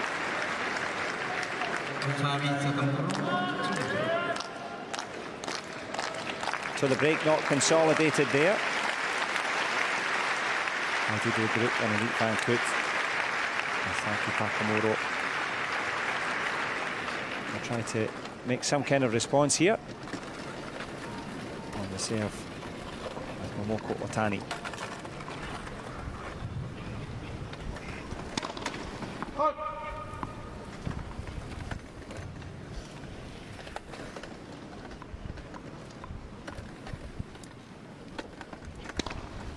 Love 15.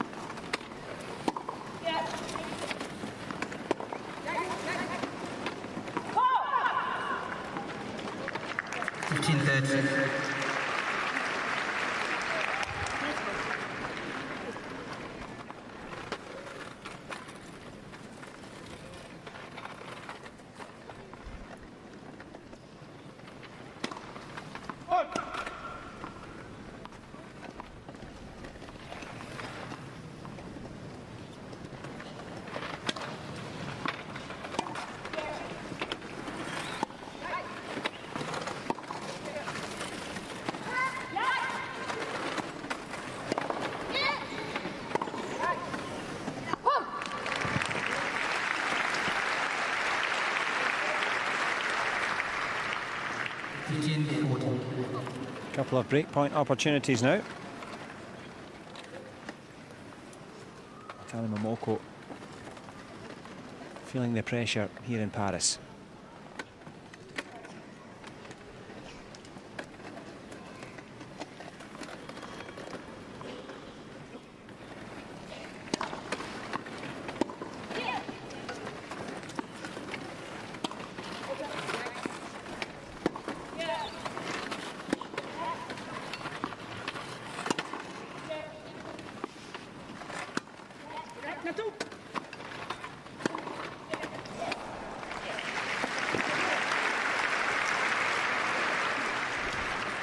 Fair to say they haven't found their complete rhythm just yet.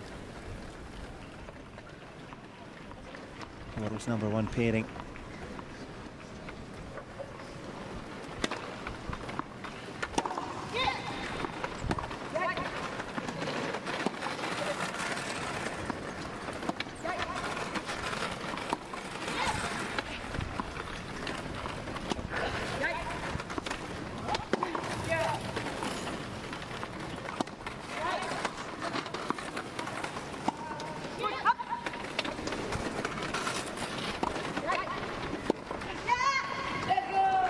Good work again.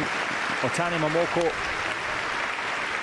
continuing to push and bring it back to parity.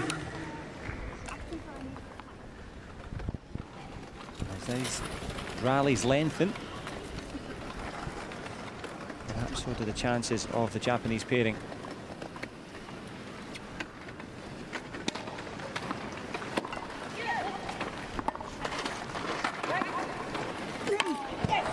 Swing and a miss there for Aniek van Koot.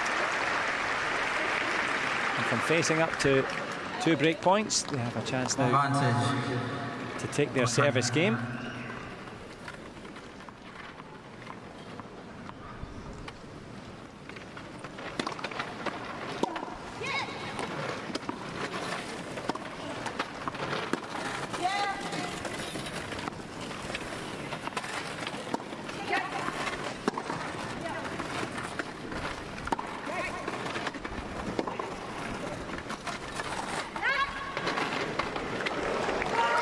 Lovely touch at the net again there. Saki Takamuro showing soft hands. Showing a clean pair of wheels as well. Look at this touch. Forced wide. Forcing himself back into contention.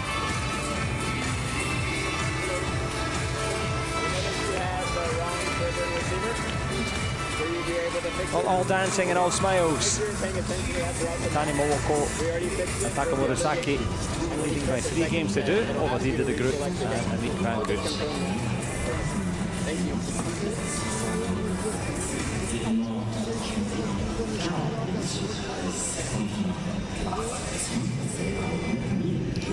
Thank you. So Tani has reached a career high of number 4 as of June last year. Takamura career high in the singles of number 14, but together put together 4 titles this year in terms of the doubles, albeit not at the Grand Slam level. Perennially around the semi-final level at the Grand Slams for the Japanese pairing. Would love to push themselves into a semi-final here.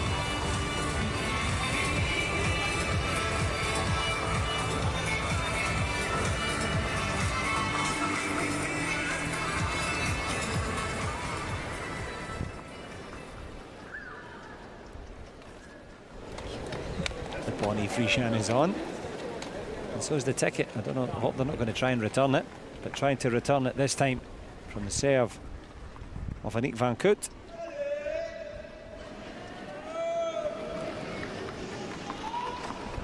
Saki Takamura.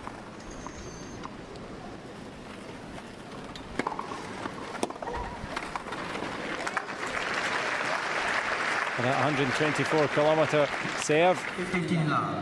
Stepping up the ferocity now.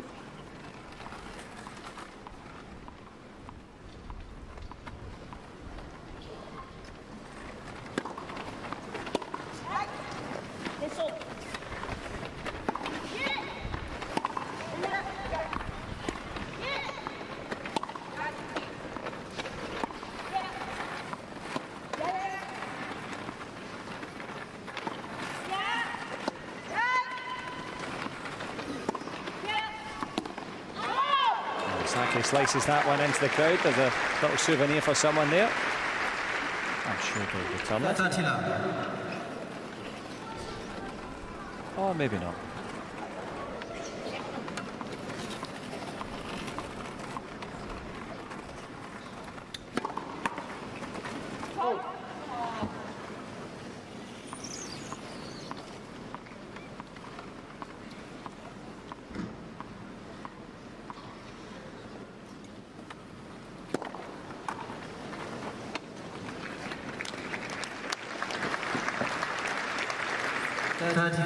First double fault of the game there from Van Goot.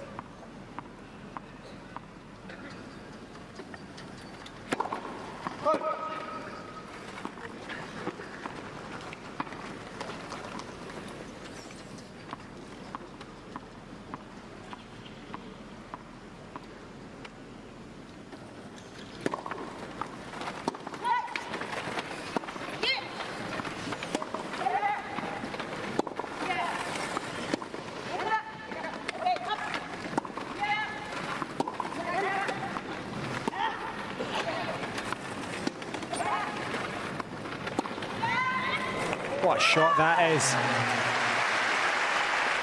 And what a way to hold the service game. Made to work for it all the way through. So back to 3-all now in the first.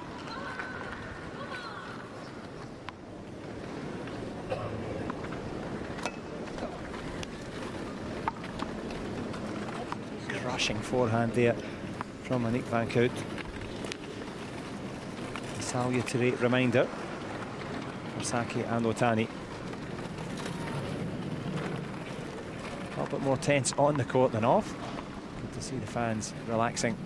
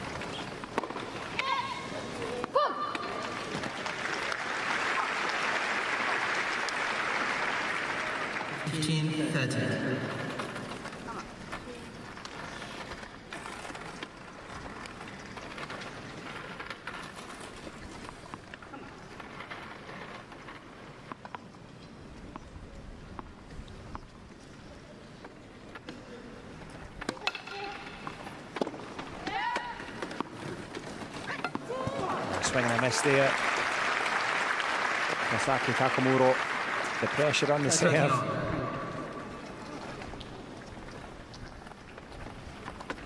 And she regain her composure.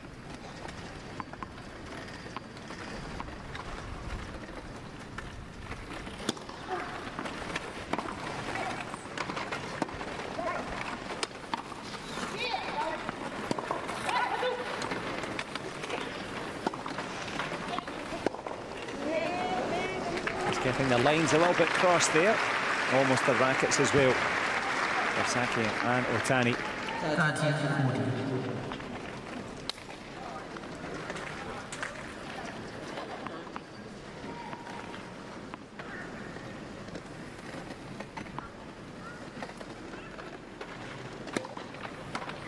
That passes.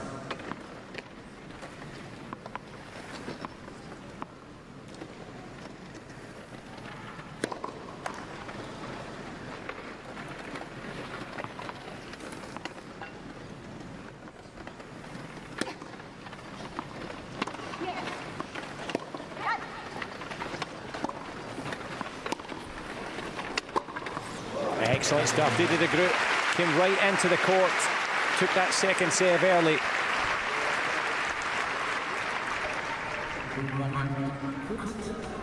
Takes that little break there as well. Here in the women's doubles quarter-final, Didi de Groot and Aniek van Koot in the lead now. The #1 seeds up by 1 game. Amanda Hopman and Robin van Beveren will know it's a real close contest. Some tactical adjustments needed.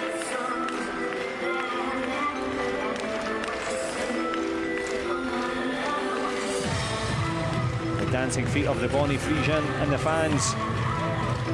That revolutionary spirit. Quite right to get in amongst it.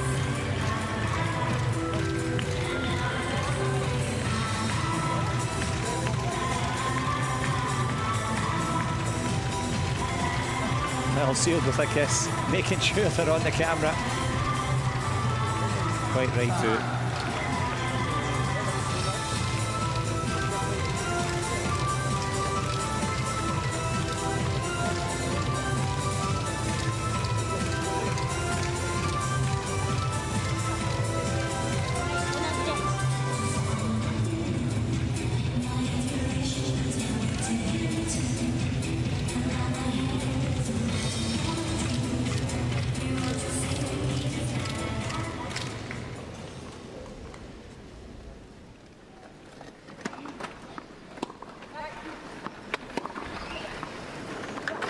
How do you like it? The quality going up a notch now.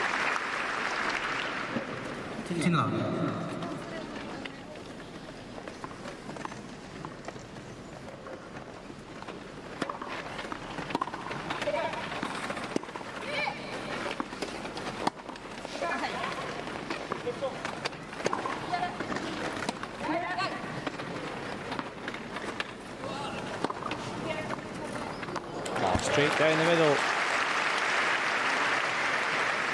Did the group doing a lot of work there just to set that opportunity for her teammate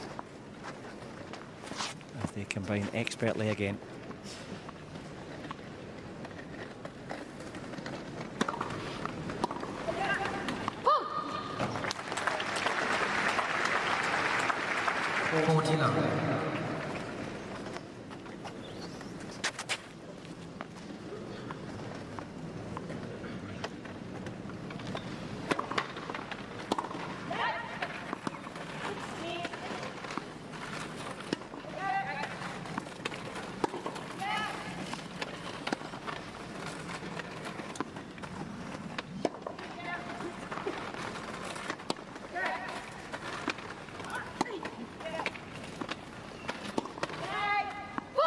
Battle of the backcourt ends with that. A little bit long. And they look longingly back on that one, both Saki and Otani. As they say, have to try and stay in this set. It will be Momoko Otani to do that.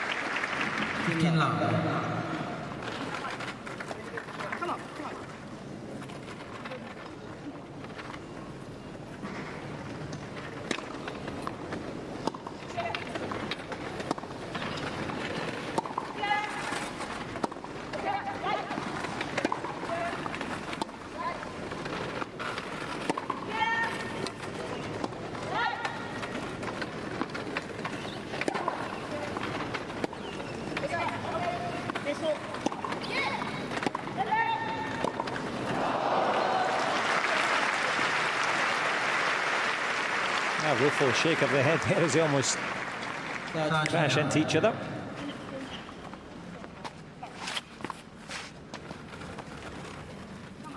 Well constructed point, but just not quite the execution at the end of it.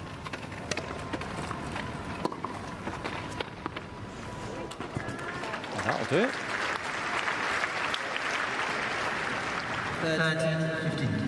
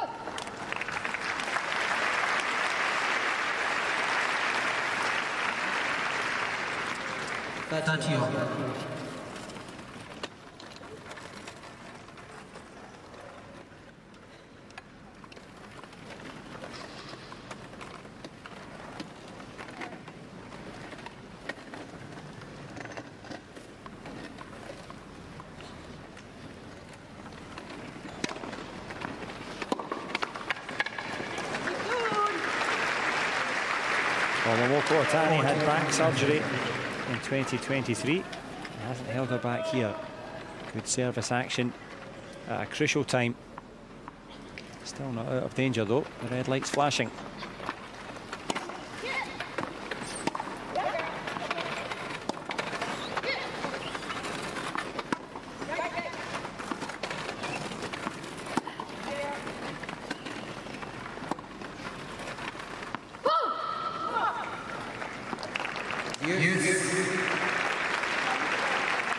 Every single time Anouk van Koot is required, she cuts the ball low over the net, she creates the angles, she keeps the pressure up.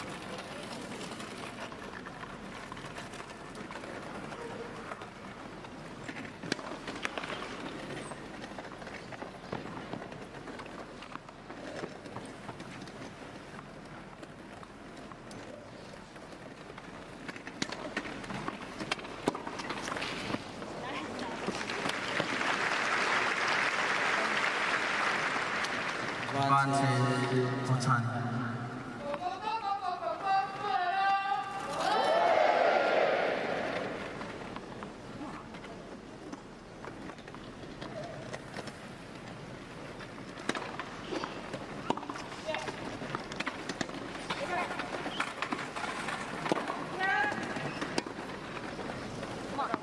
The ball lands long.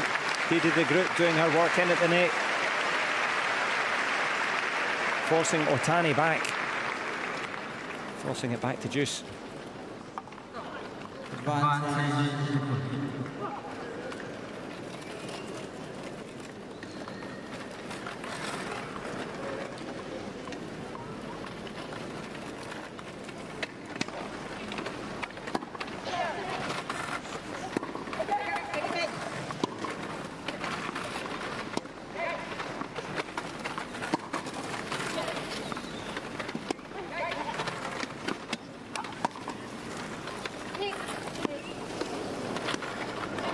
How did you find the line there? Monique Van Coot was right in the back of the court. And by the merest of margins, creates that set point. Look at this. Catches the tape, catches the duo out. Gives the Netherlands the chance now. A few oohs and boos. Advantage. Yeah, the group. And Van Cook with the advantage. Patrick Komari getting it right there. Set point.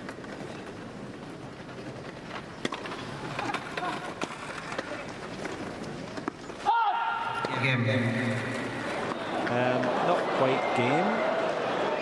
Confusion there for the umpire. Goes back to Juice. Yes. There we go. Can happen to the best of us.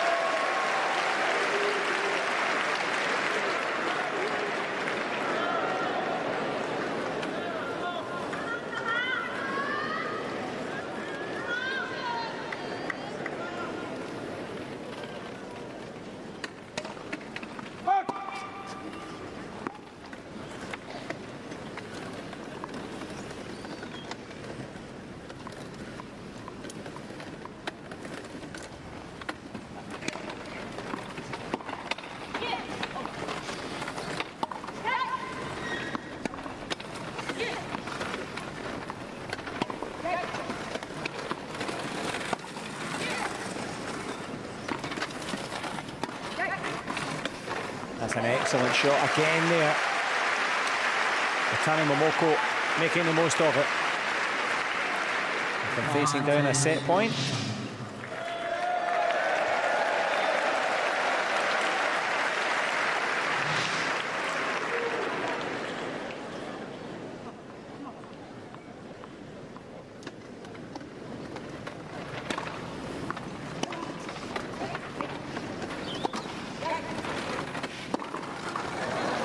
Managed to hold that serve, just got caught in the revolutions of the chair there, couldn't quite get the shot over the net.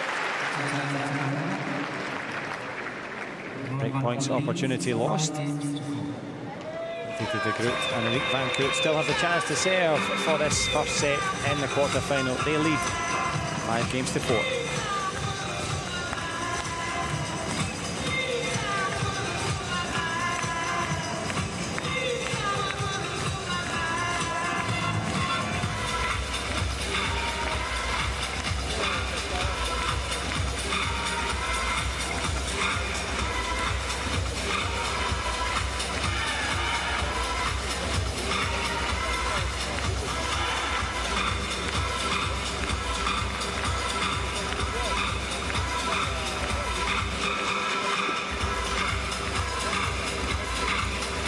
Big tennis fans trying to keep it cool here.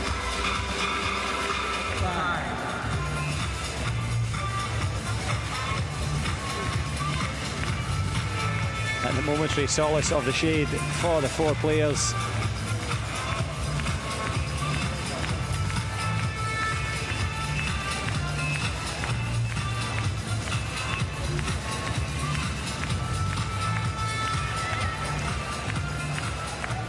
Magical memories for these fans. Looking to create yet more memories. Diede de Groot and Aniek van Kut.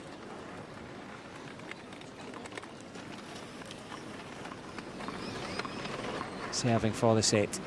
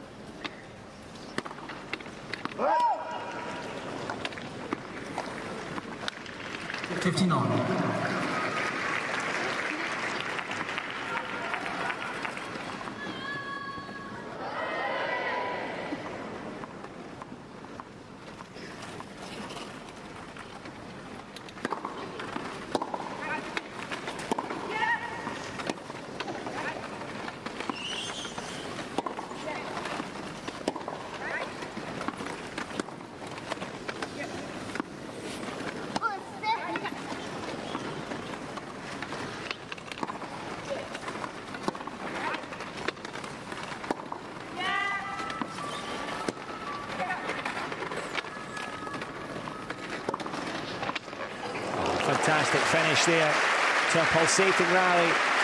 Quite how Saki Takamura got those shots back. Only she will know. Stretching, reaching, forcing it. The composure of de Groot. Poetry in motion.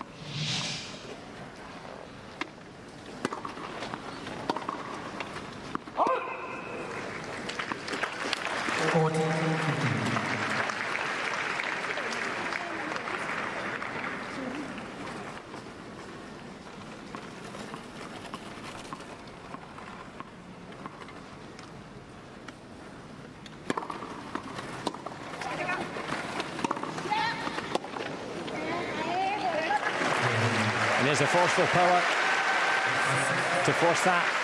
Excellent response. And that first set there. The Dutch duo living up to their billing. Just were pushed all the way there by Otani and Saki.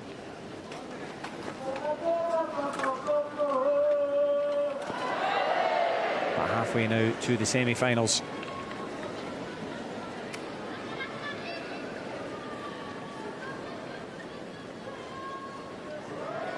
Well, here are the main statistics on the way through. Of course, the main one, 6-4, the scores on the board. The total winners down at the bottom, 15-4.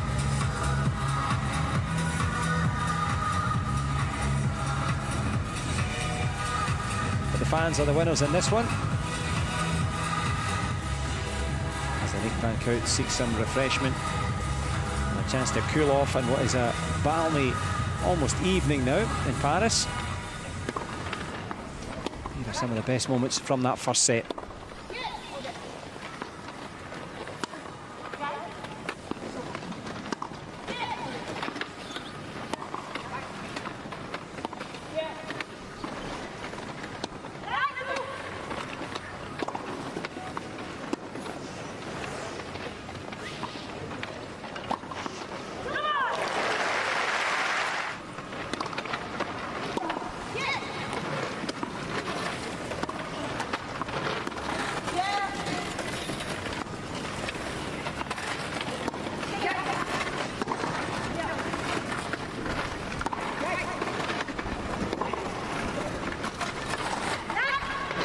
They have 35 titles between them to the Dutch pairing, and they will know what it's like to come up against a stiff challenge. Saki Takamura and Mooko Otami pushed it to the wire. But ultimately, it's the first set for the pairing from the Netherlands. The Japanese flag flying, undaunted. They'll be hoping that their team isn't flagging in this one.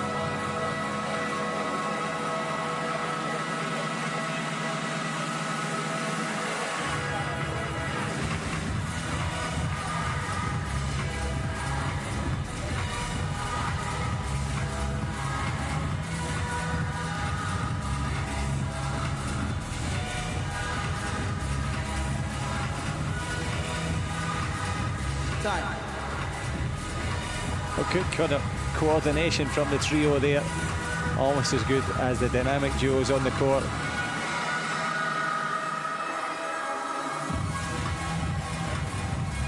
A bit more frenetic in the stands from the French fans.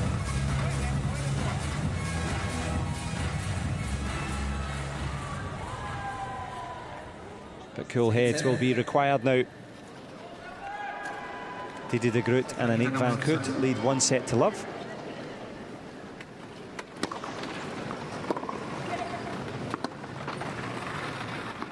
Saki Takamuro on serve. On patrol though, as usual, Aniek van Koot.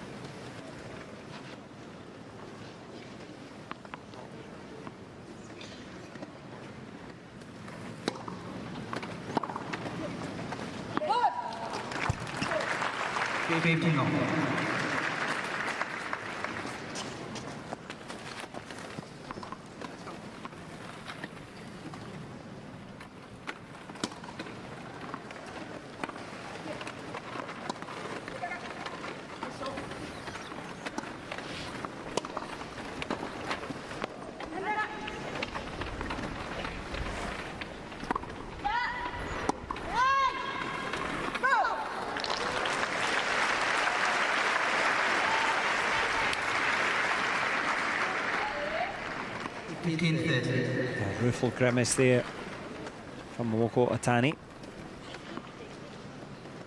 This first service game, some problems already.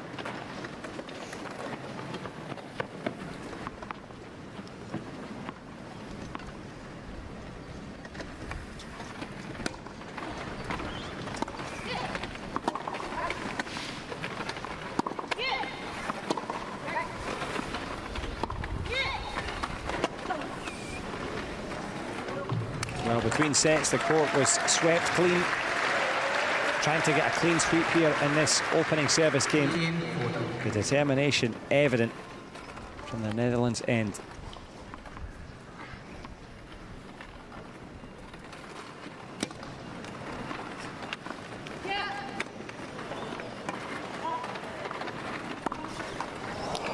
Very good pick up there from Saki Takamuro.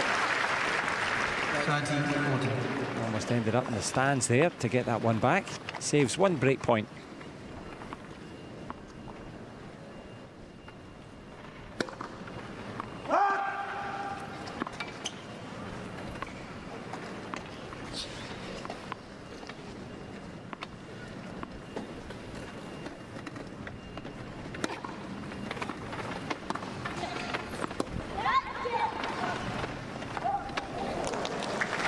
Save 2 break points.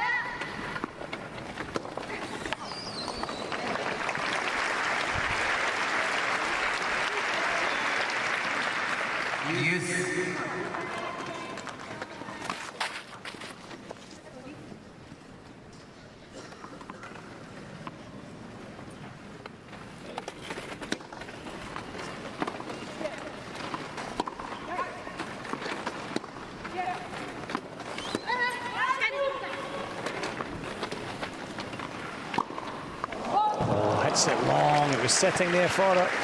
Diede de Groot.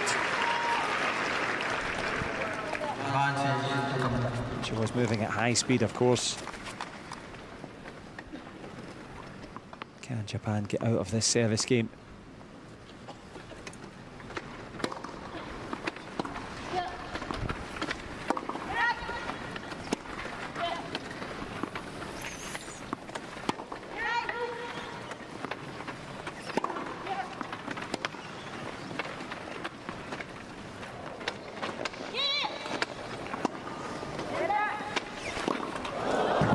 Delayed it and then over, hits the volley. A throw of the racket there from Diede de Groot.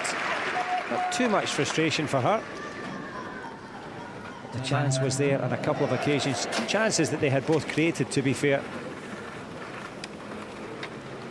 Otani Momoko and Saki Takamuro doing well to get out of that service game there. Push to the brink as they push towards a change of ends.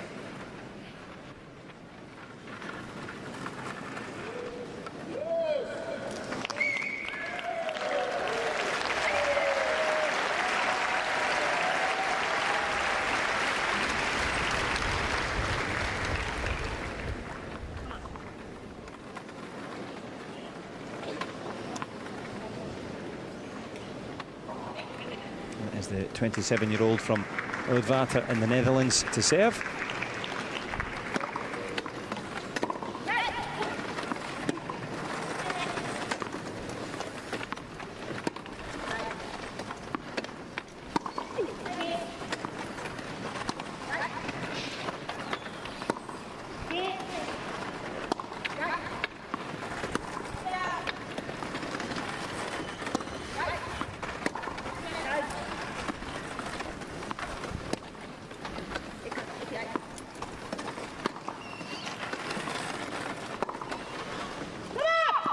Four excellent shots there, back to back from Annick van Kout. The dexterity on both flanks really worked for that one there.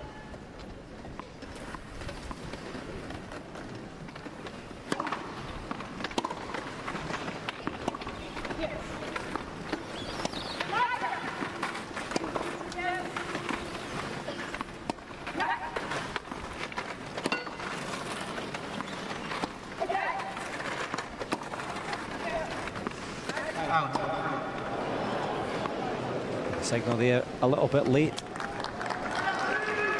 Let's see what the umpire does. The flat hand or the finger up in the air. Yeah. Called out.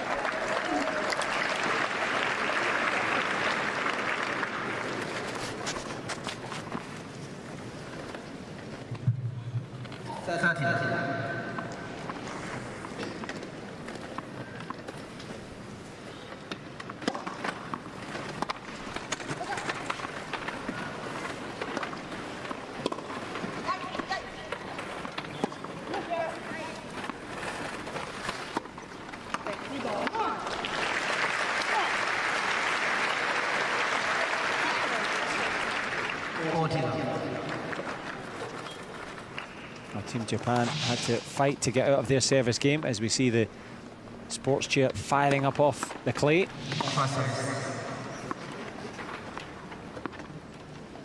Can they fire a service game to love?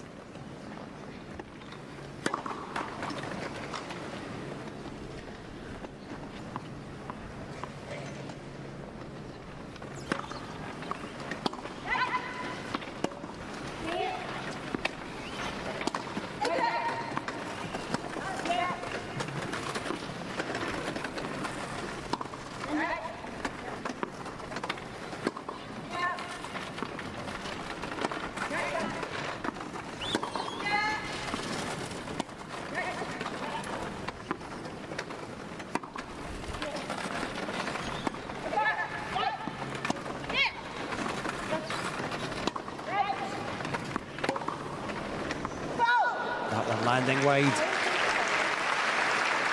Annick van Kout was the reason she's won the gold medal in Rio, then again in Tokyo. Trying to go for it again here in the doubles in Paris. Her ability to control that chair and move it around the court, get into improbable angles. Breathtaking.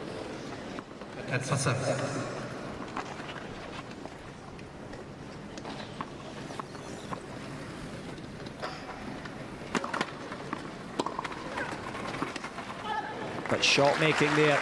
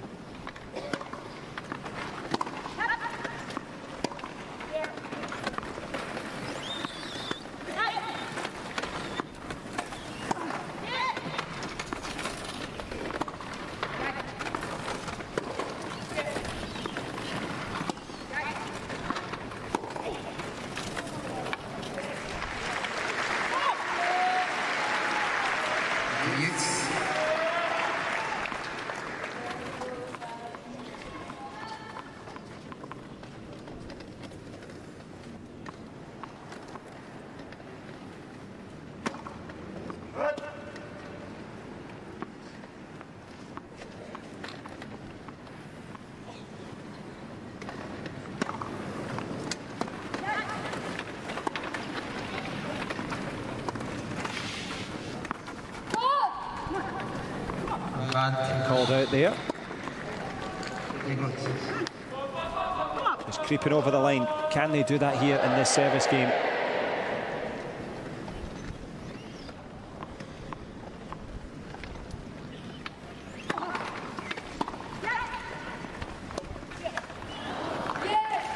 And there's your answer, firing back nicely. Saki Takamuro. From a lengthy first service game in the second set for Team Japan. The Netherlands befalling the same fate here, fighting for every point in this quarter-final.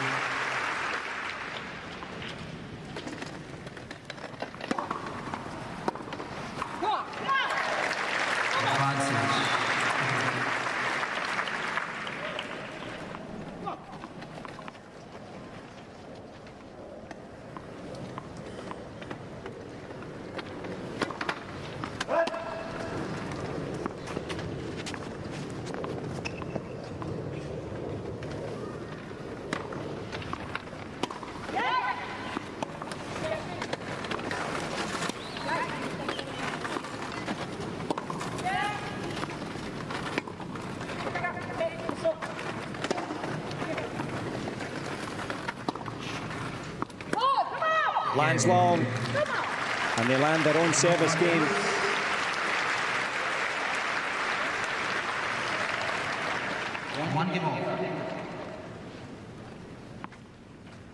The match time of just over 1 hour and 5 minutes. The first set to the Netherlands, if you're just joining us. As you can see, all square in the second.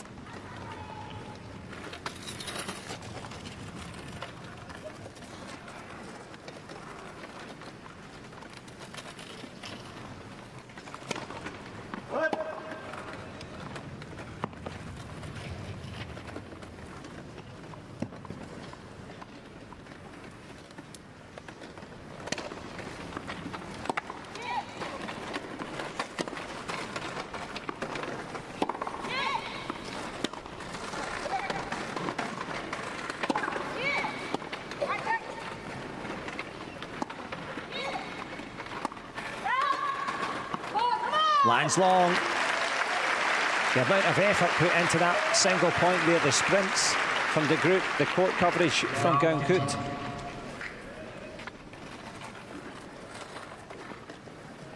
It's easy to list off all the titles and all the successes, but it's all those individual little moments that accumulate over time.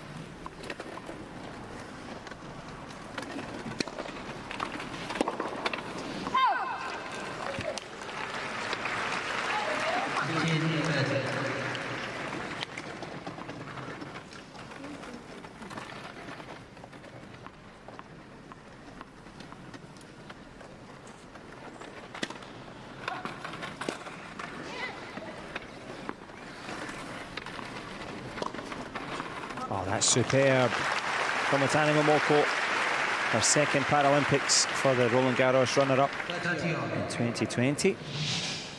She's got a litany of semi-finals in her career so far. I'd love to add the Paralympics to that.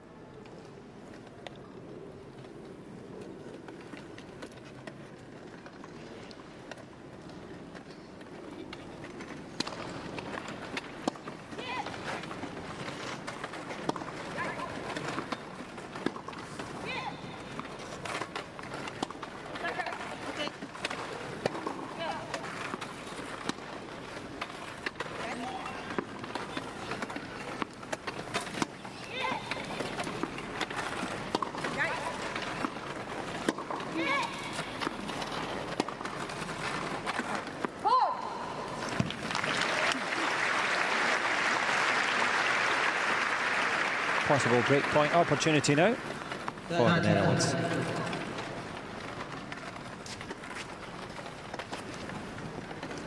This is a health and welfare student from Ishikusho University. Just checking on the welfare there of the taping.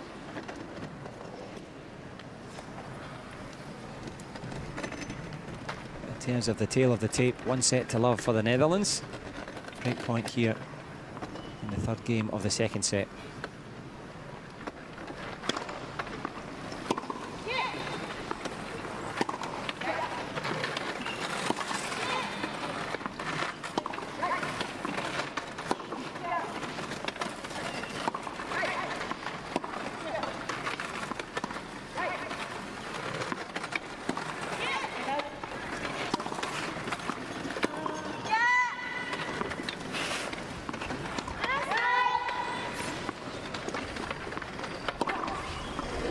Indeed to the group, finding her form and creating the break. Lovely lob to set it up. And the speed of thought to force this one between the lines and down the line.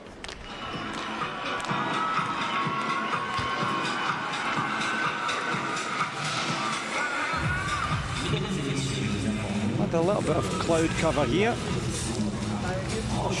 Can Otani and Takamuro, can they recover in this one?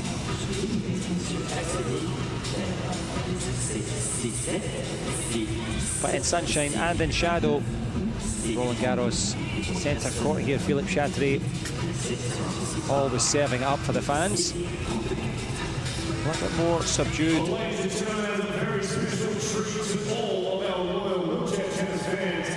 If you would like to make your way down to the lower sections here at Roland-Garros section. Team Japan still staying positive.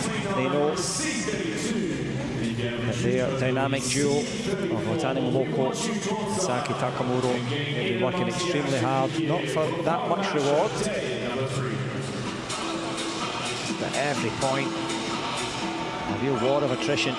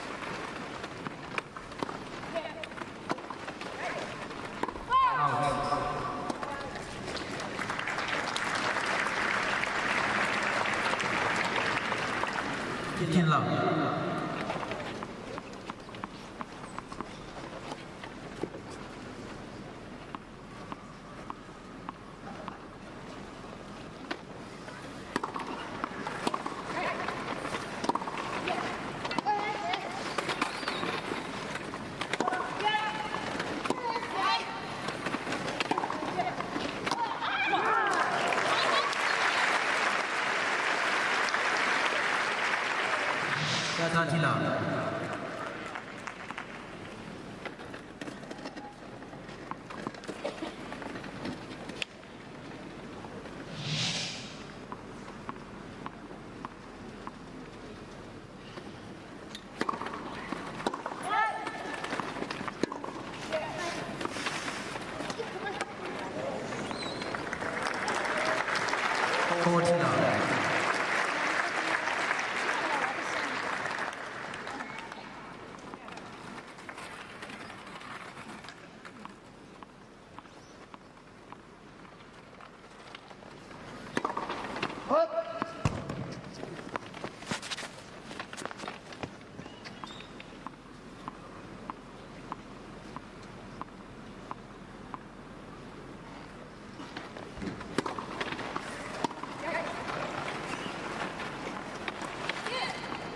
Oh, super stuff.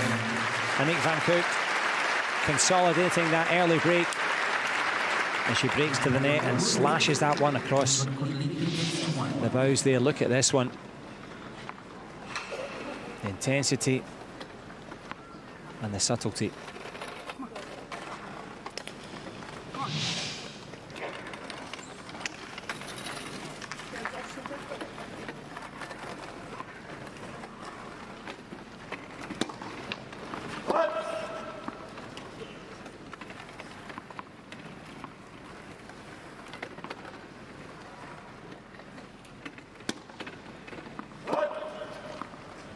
No 15.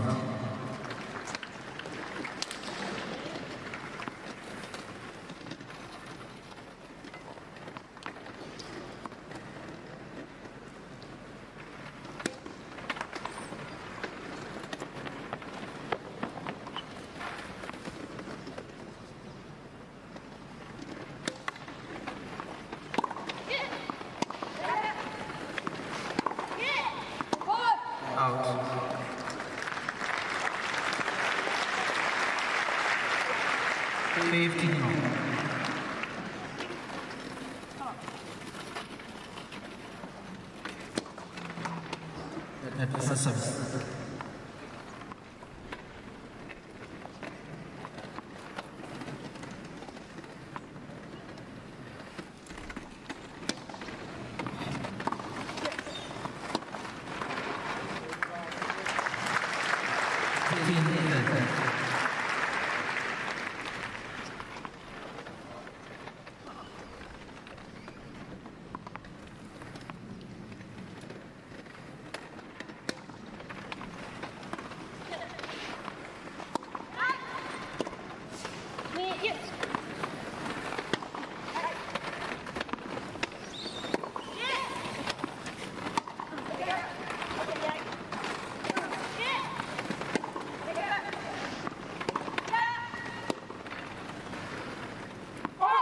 That one landing just wide. The power of response from Didi de Groot again, stepping things up. Break point opportunities for the Netherlands. And was what had been a very business-like performance. Sometimes you see the shiny medals and the trophies. It's not always straightforward.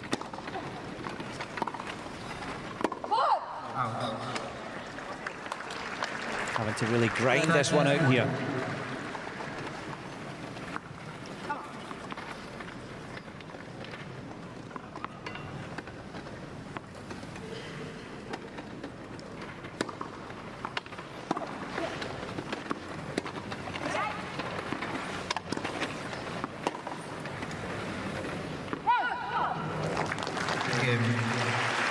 Well, an excellent hold. And some possible breathing space now for Messers de Groot and Van Koot. Saki Takamuro and Otani Momoko try to recover, try and get their momentum back in this one as it swung towards the orange corner. 6-4 in the first, 4-1 now in the second in this women's doubles quarter-final.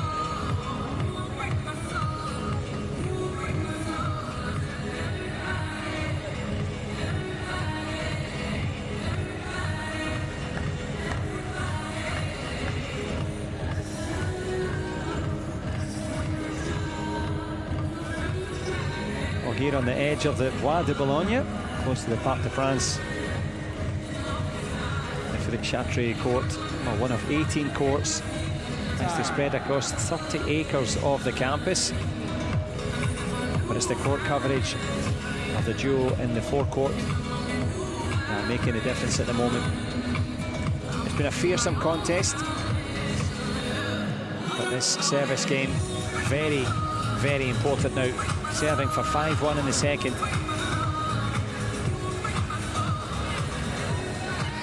Song plays of Break My Heart. Who can break their serve? Saki and Otani will be hoping it's them.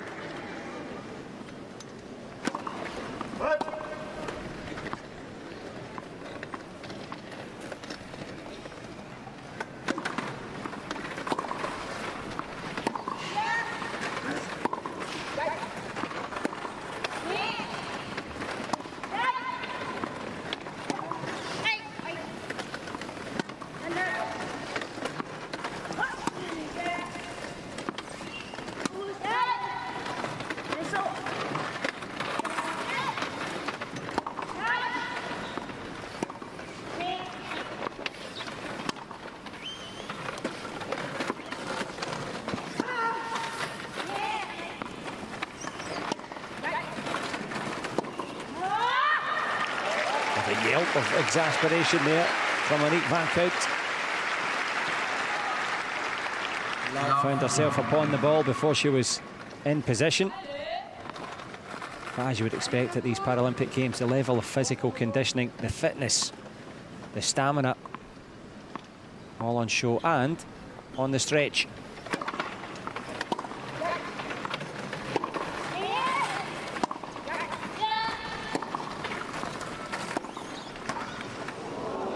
How's your luck? Spins back into the Japanese corner. 15-0.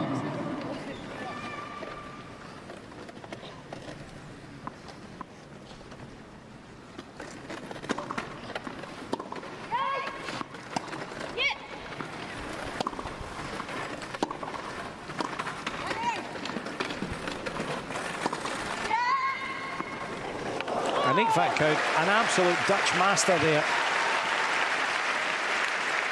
Is forced into a difficult position. Reads the play. Lovely lob.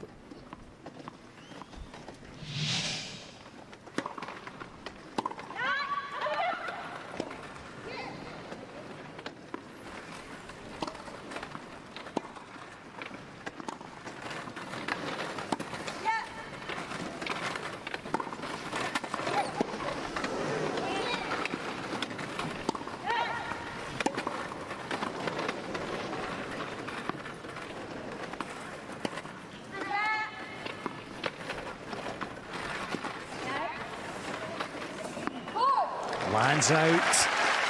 They had to scramble to keep themselves in that point, and scramble they did. 14-15. Perhaps just getting caught up there in one of the court covers.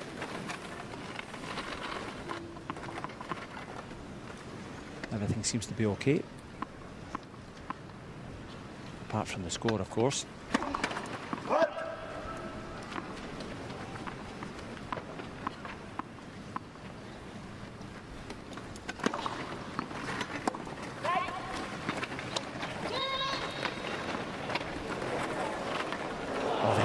That was cut on that one there. Slices right through it. And slicing through the ambitions now. Saki Takamuro and Momoko Otani. Now the Dutch pairing, look at this. If it's going to be a win, it'll be a win with a spin. Serving to stay in this quarter-final.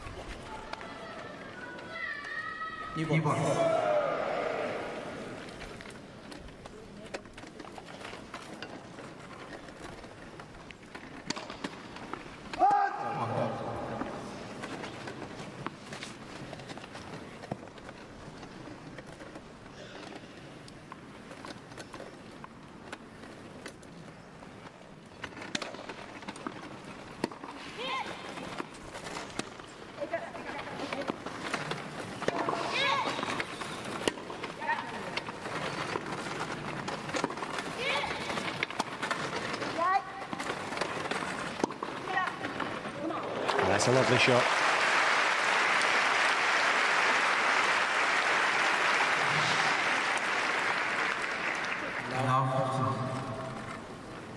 Makes the decision and finds the precision.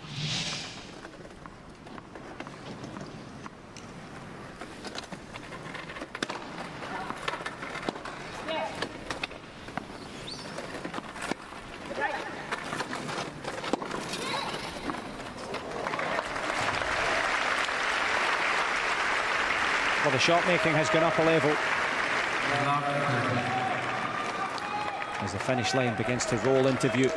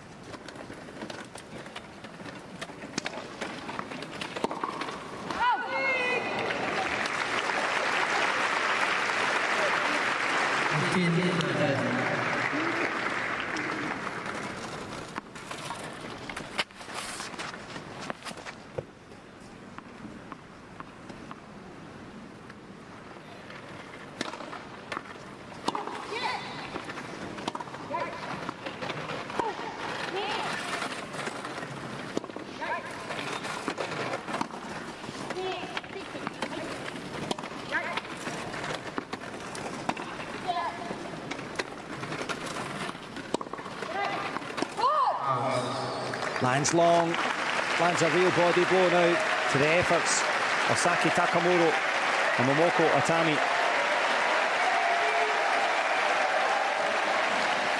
As Didi de Groot and Aniek van Koot force 2 match points.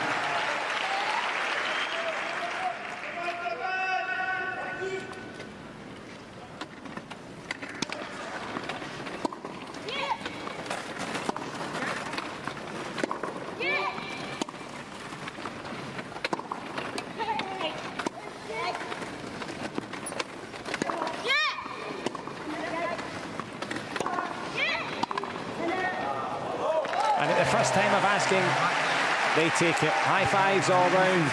High quality for everyone here on Philippe Chatrier. In the women's doubles quarter-final, Didi de Groot and Aniek van Koot take this one 6-4, 6-1. Far from straightforward in their first ever meeting.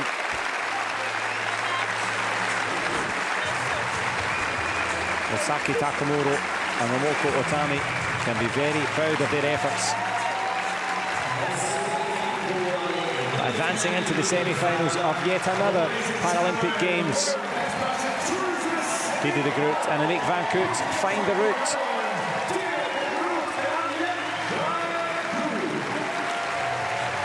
Super performance, pushed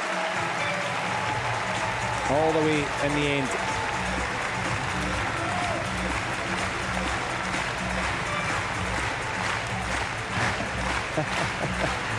And it's the dancing Aniek van Koot as they conduct the crowd here. I think with a few souvenir signed tennis balls for them.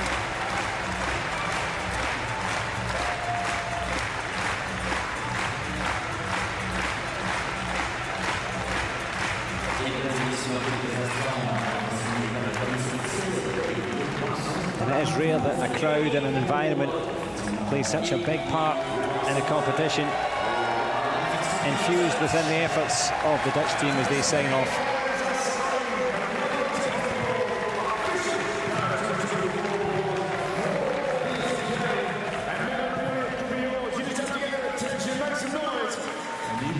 Some official souvenirs now.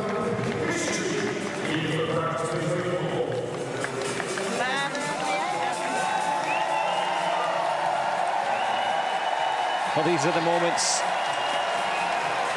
the Paralympic champions in Tokyo together, and both Rio and Tokyo for Aniek van Koot. They'd love to produce that form in Paris as they continue their charge towards the podium into the semi-finals. Souvenirs in hand.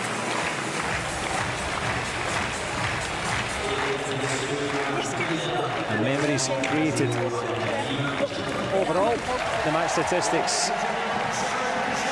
it seems straightforward. In an hour and 25 minutes, de Groot and Van Koot overcame the efforts here, the considerable efforts of Saki Takamuro and Mooko Otani.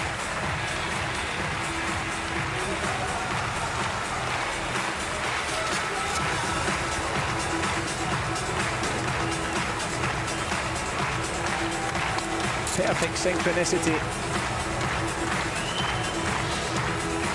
and a perfect ambience here at the Paralympic Games on Roland-Garros.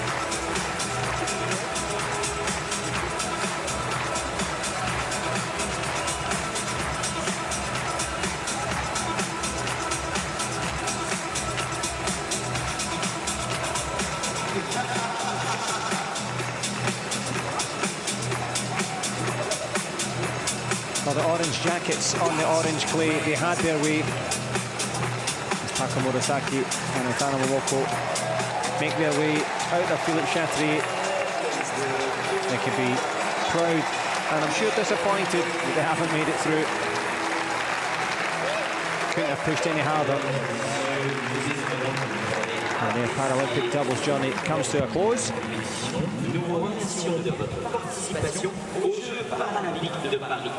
We're closing in on yet more history. Peter de Groot and Aniek van Koot for the Netherlands will go against the People's Republic of China in the form of Lee and Hewett. And we will let them take their lead off Philippe Chatrier.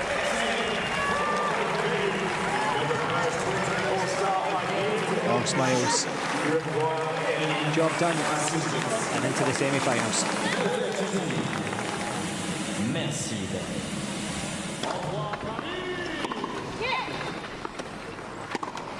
Some of the main moments of this second set.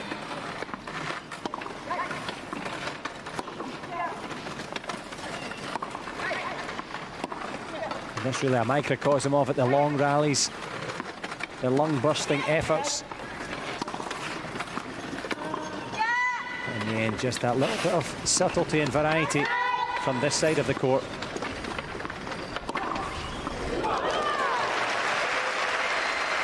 And a backhanded compliment.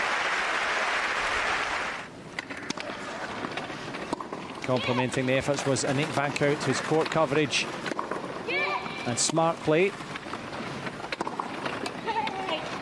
gave the Dutch duo the chance to take this one.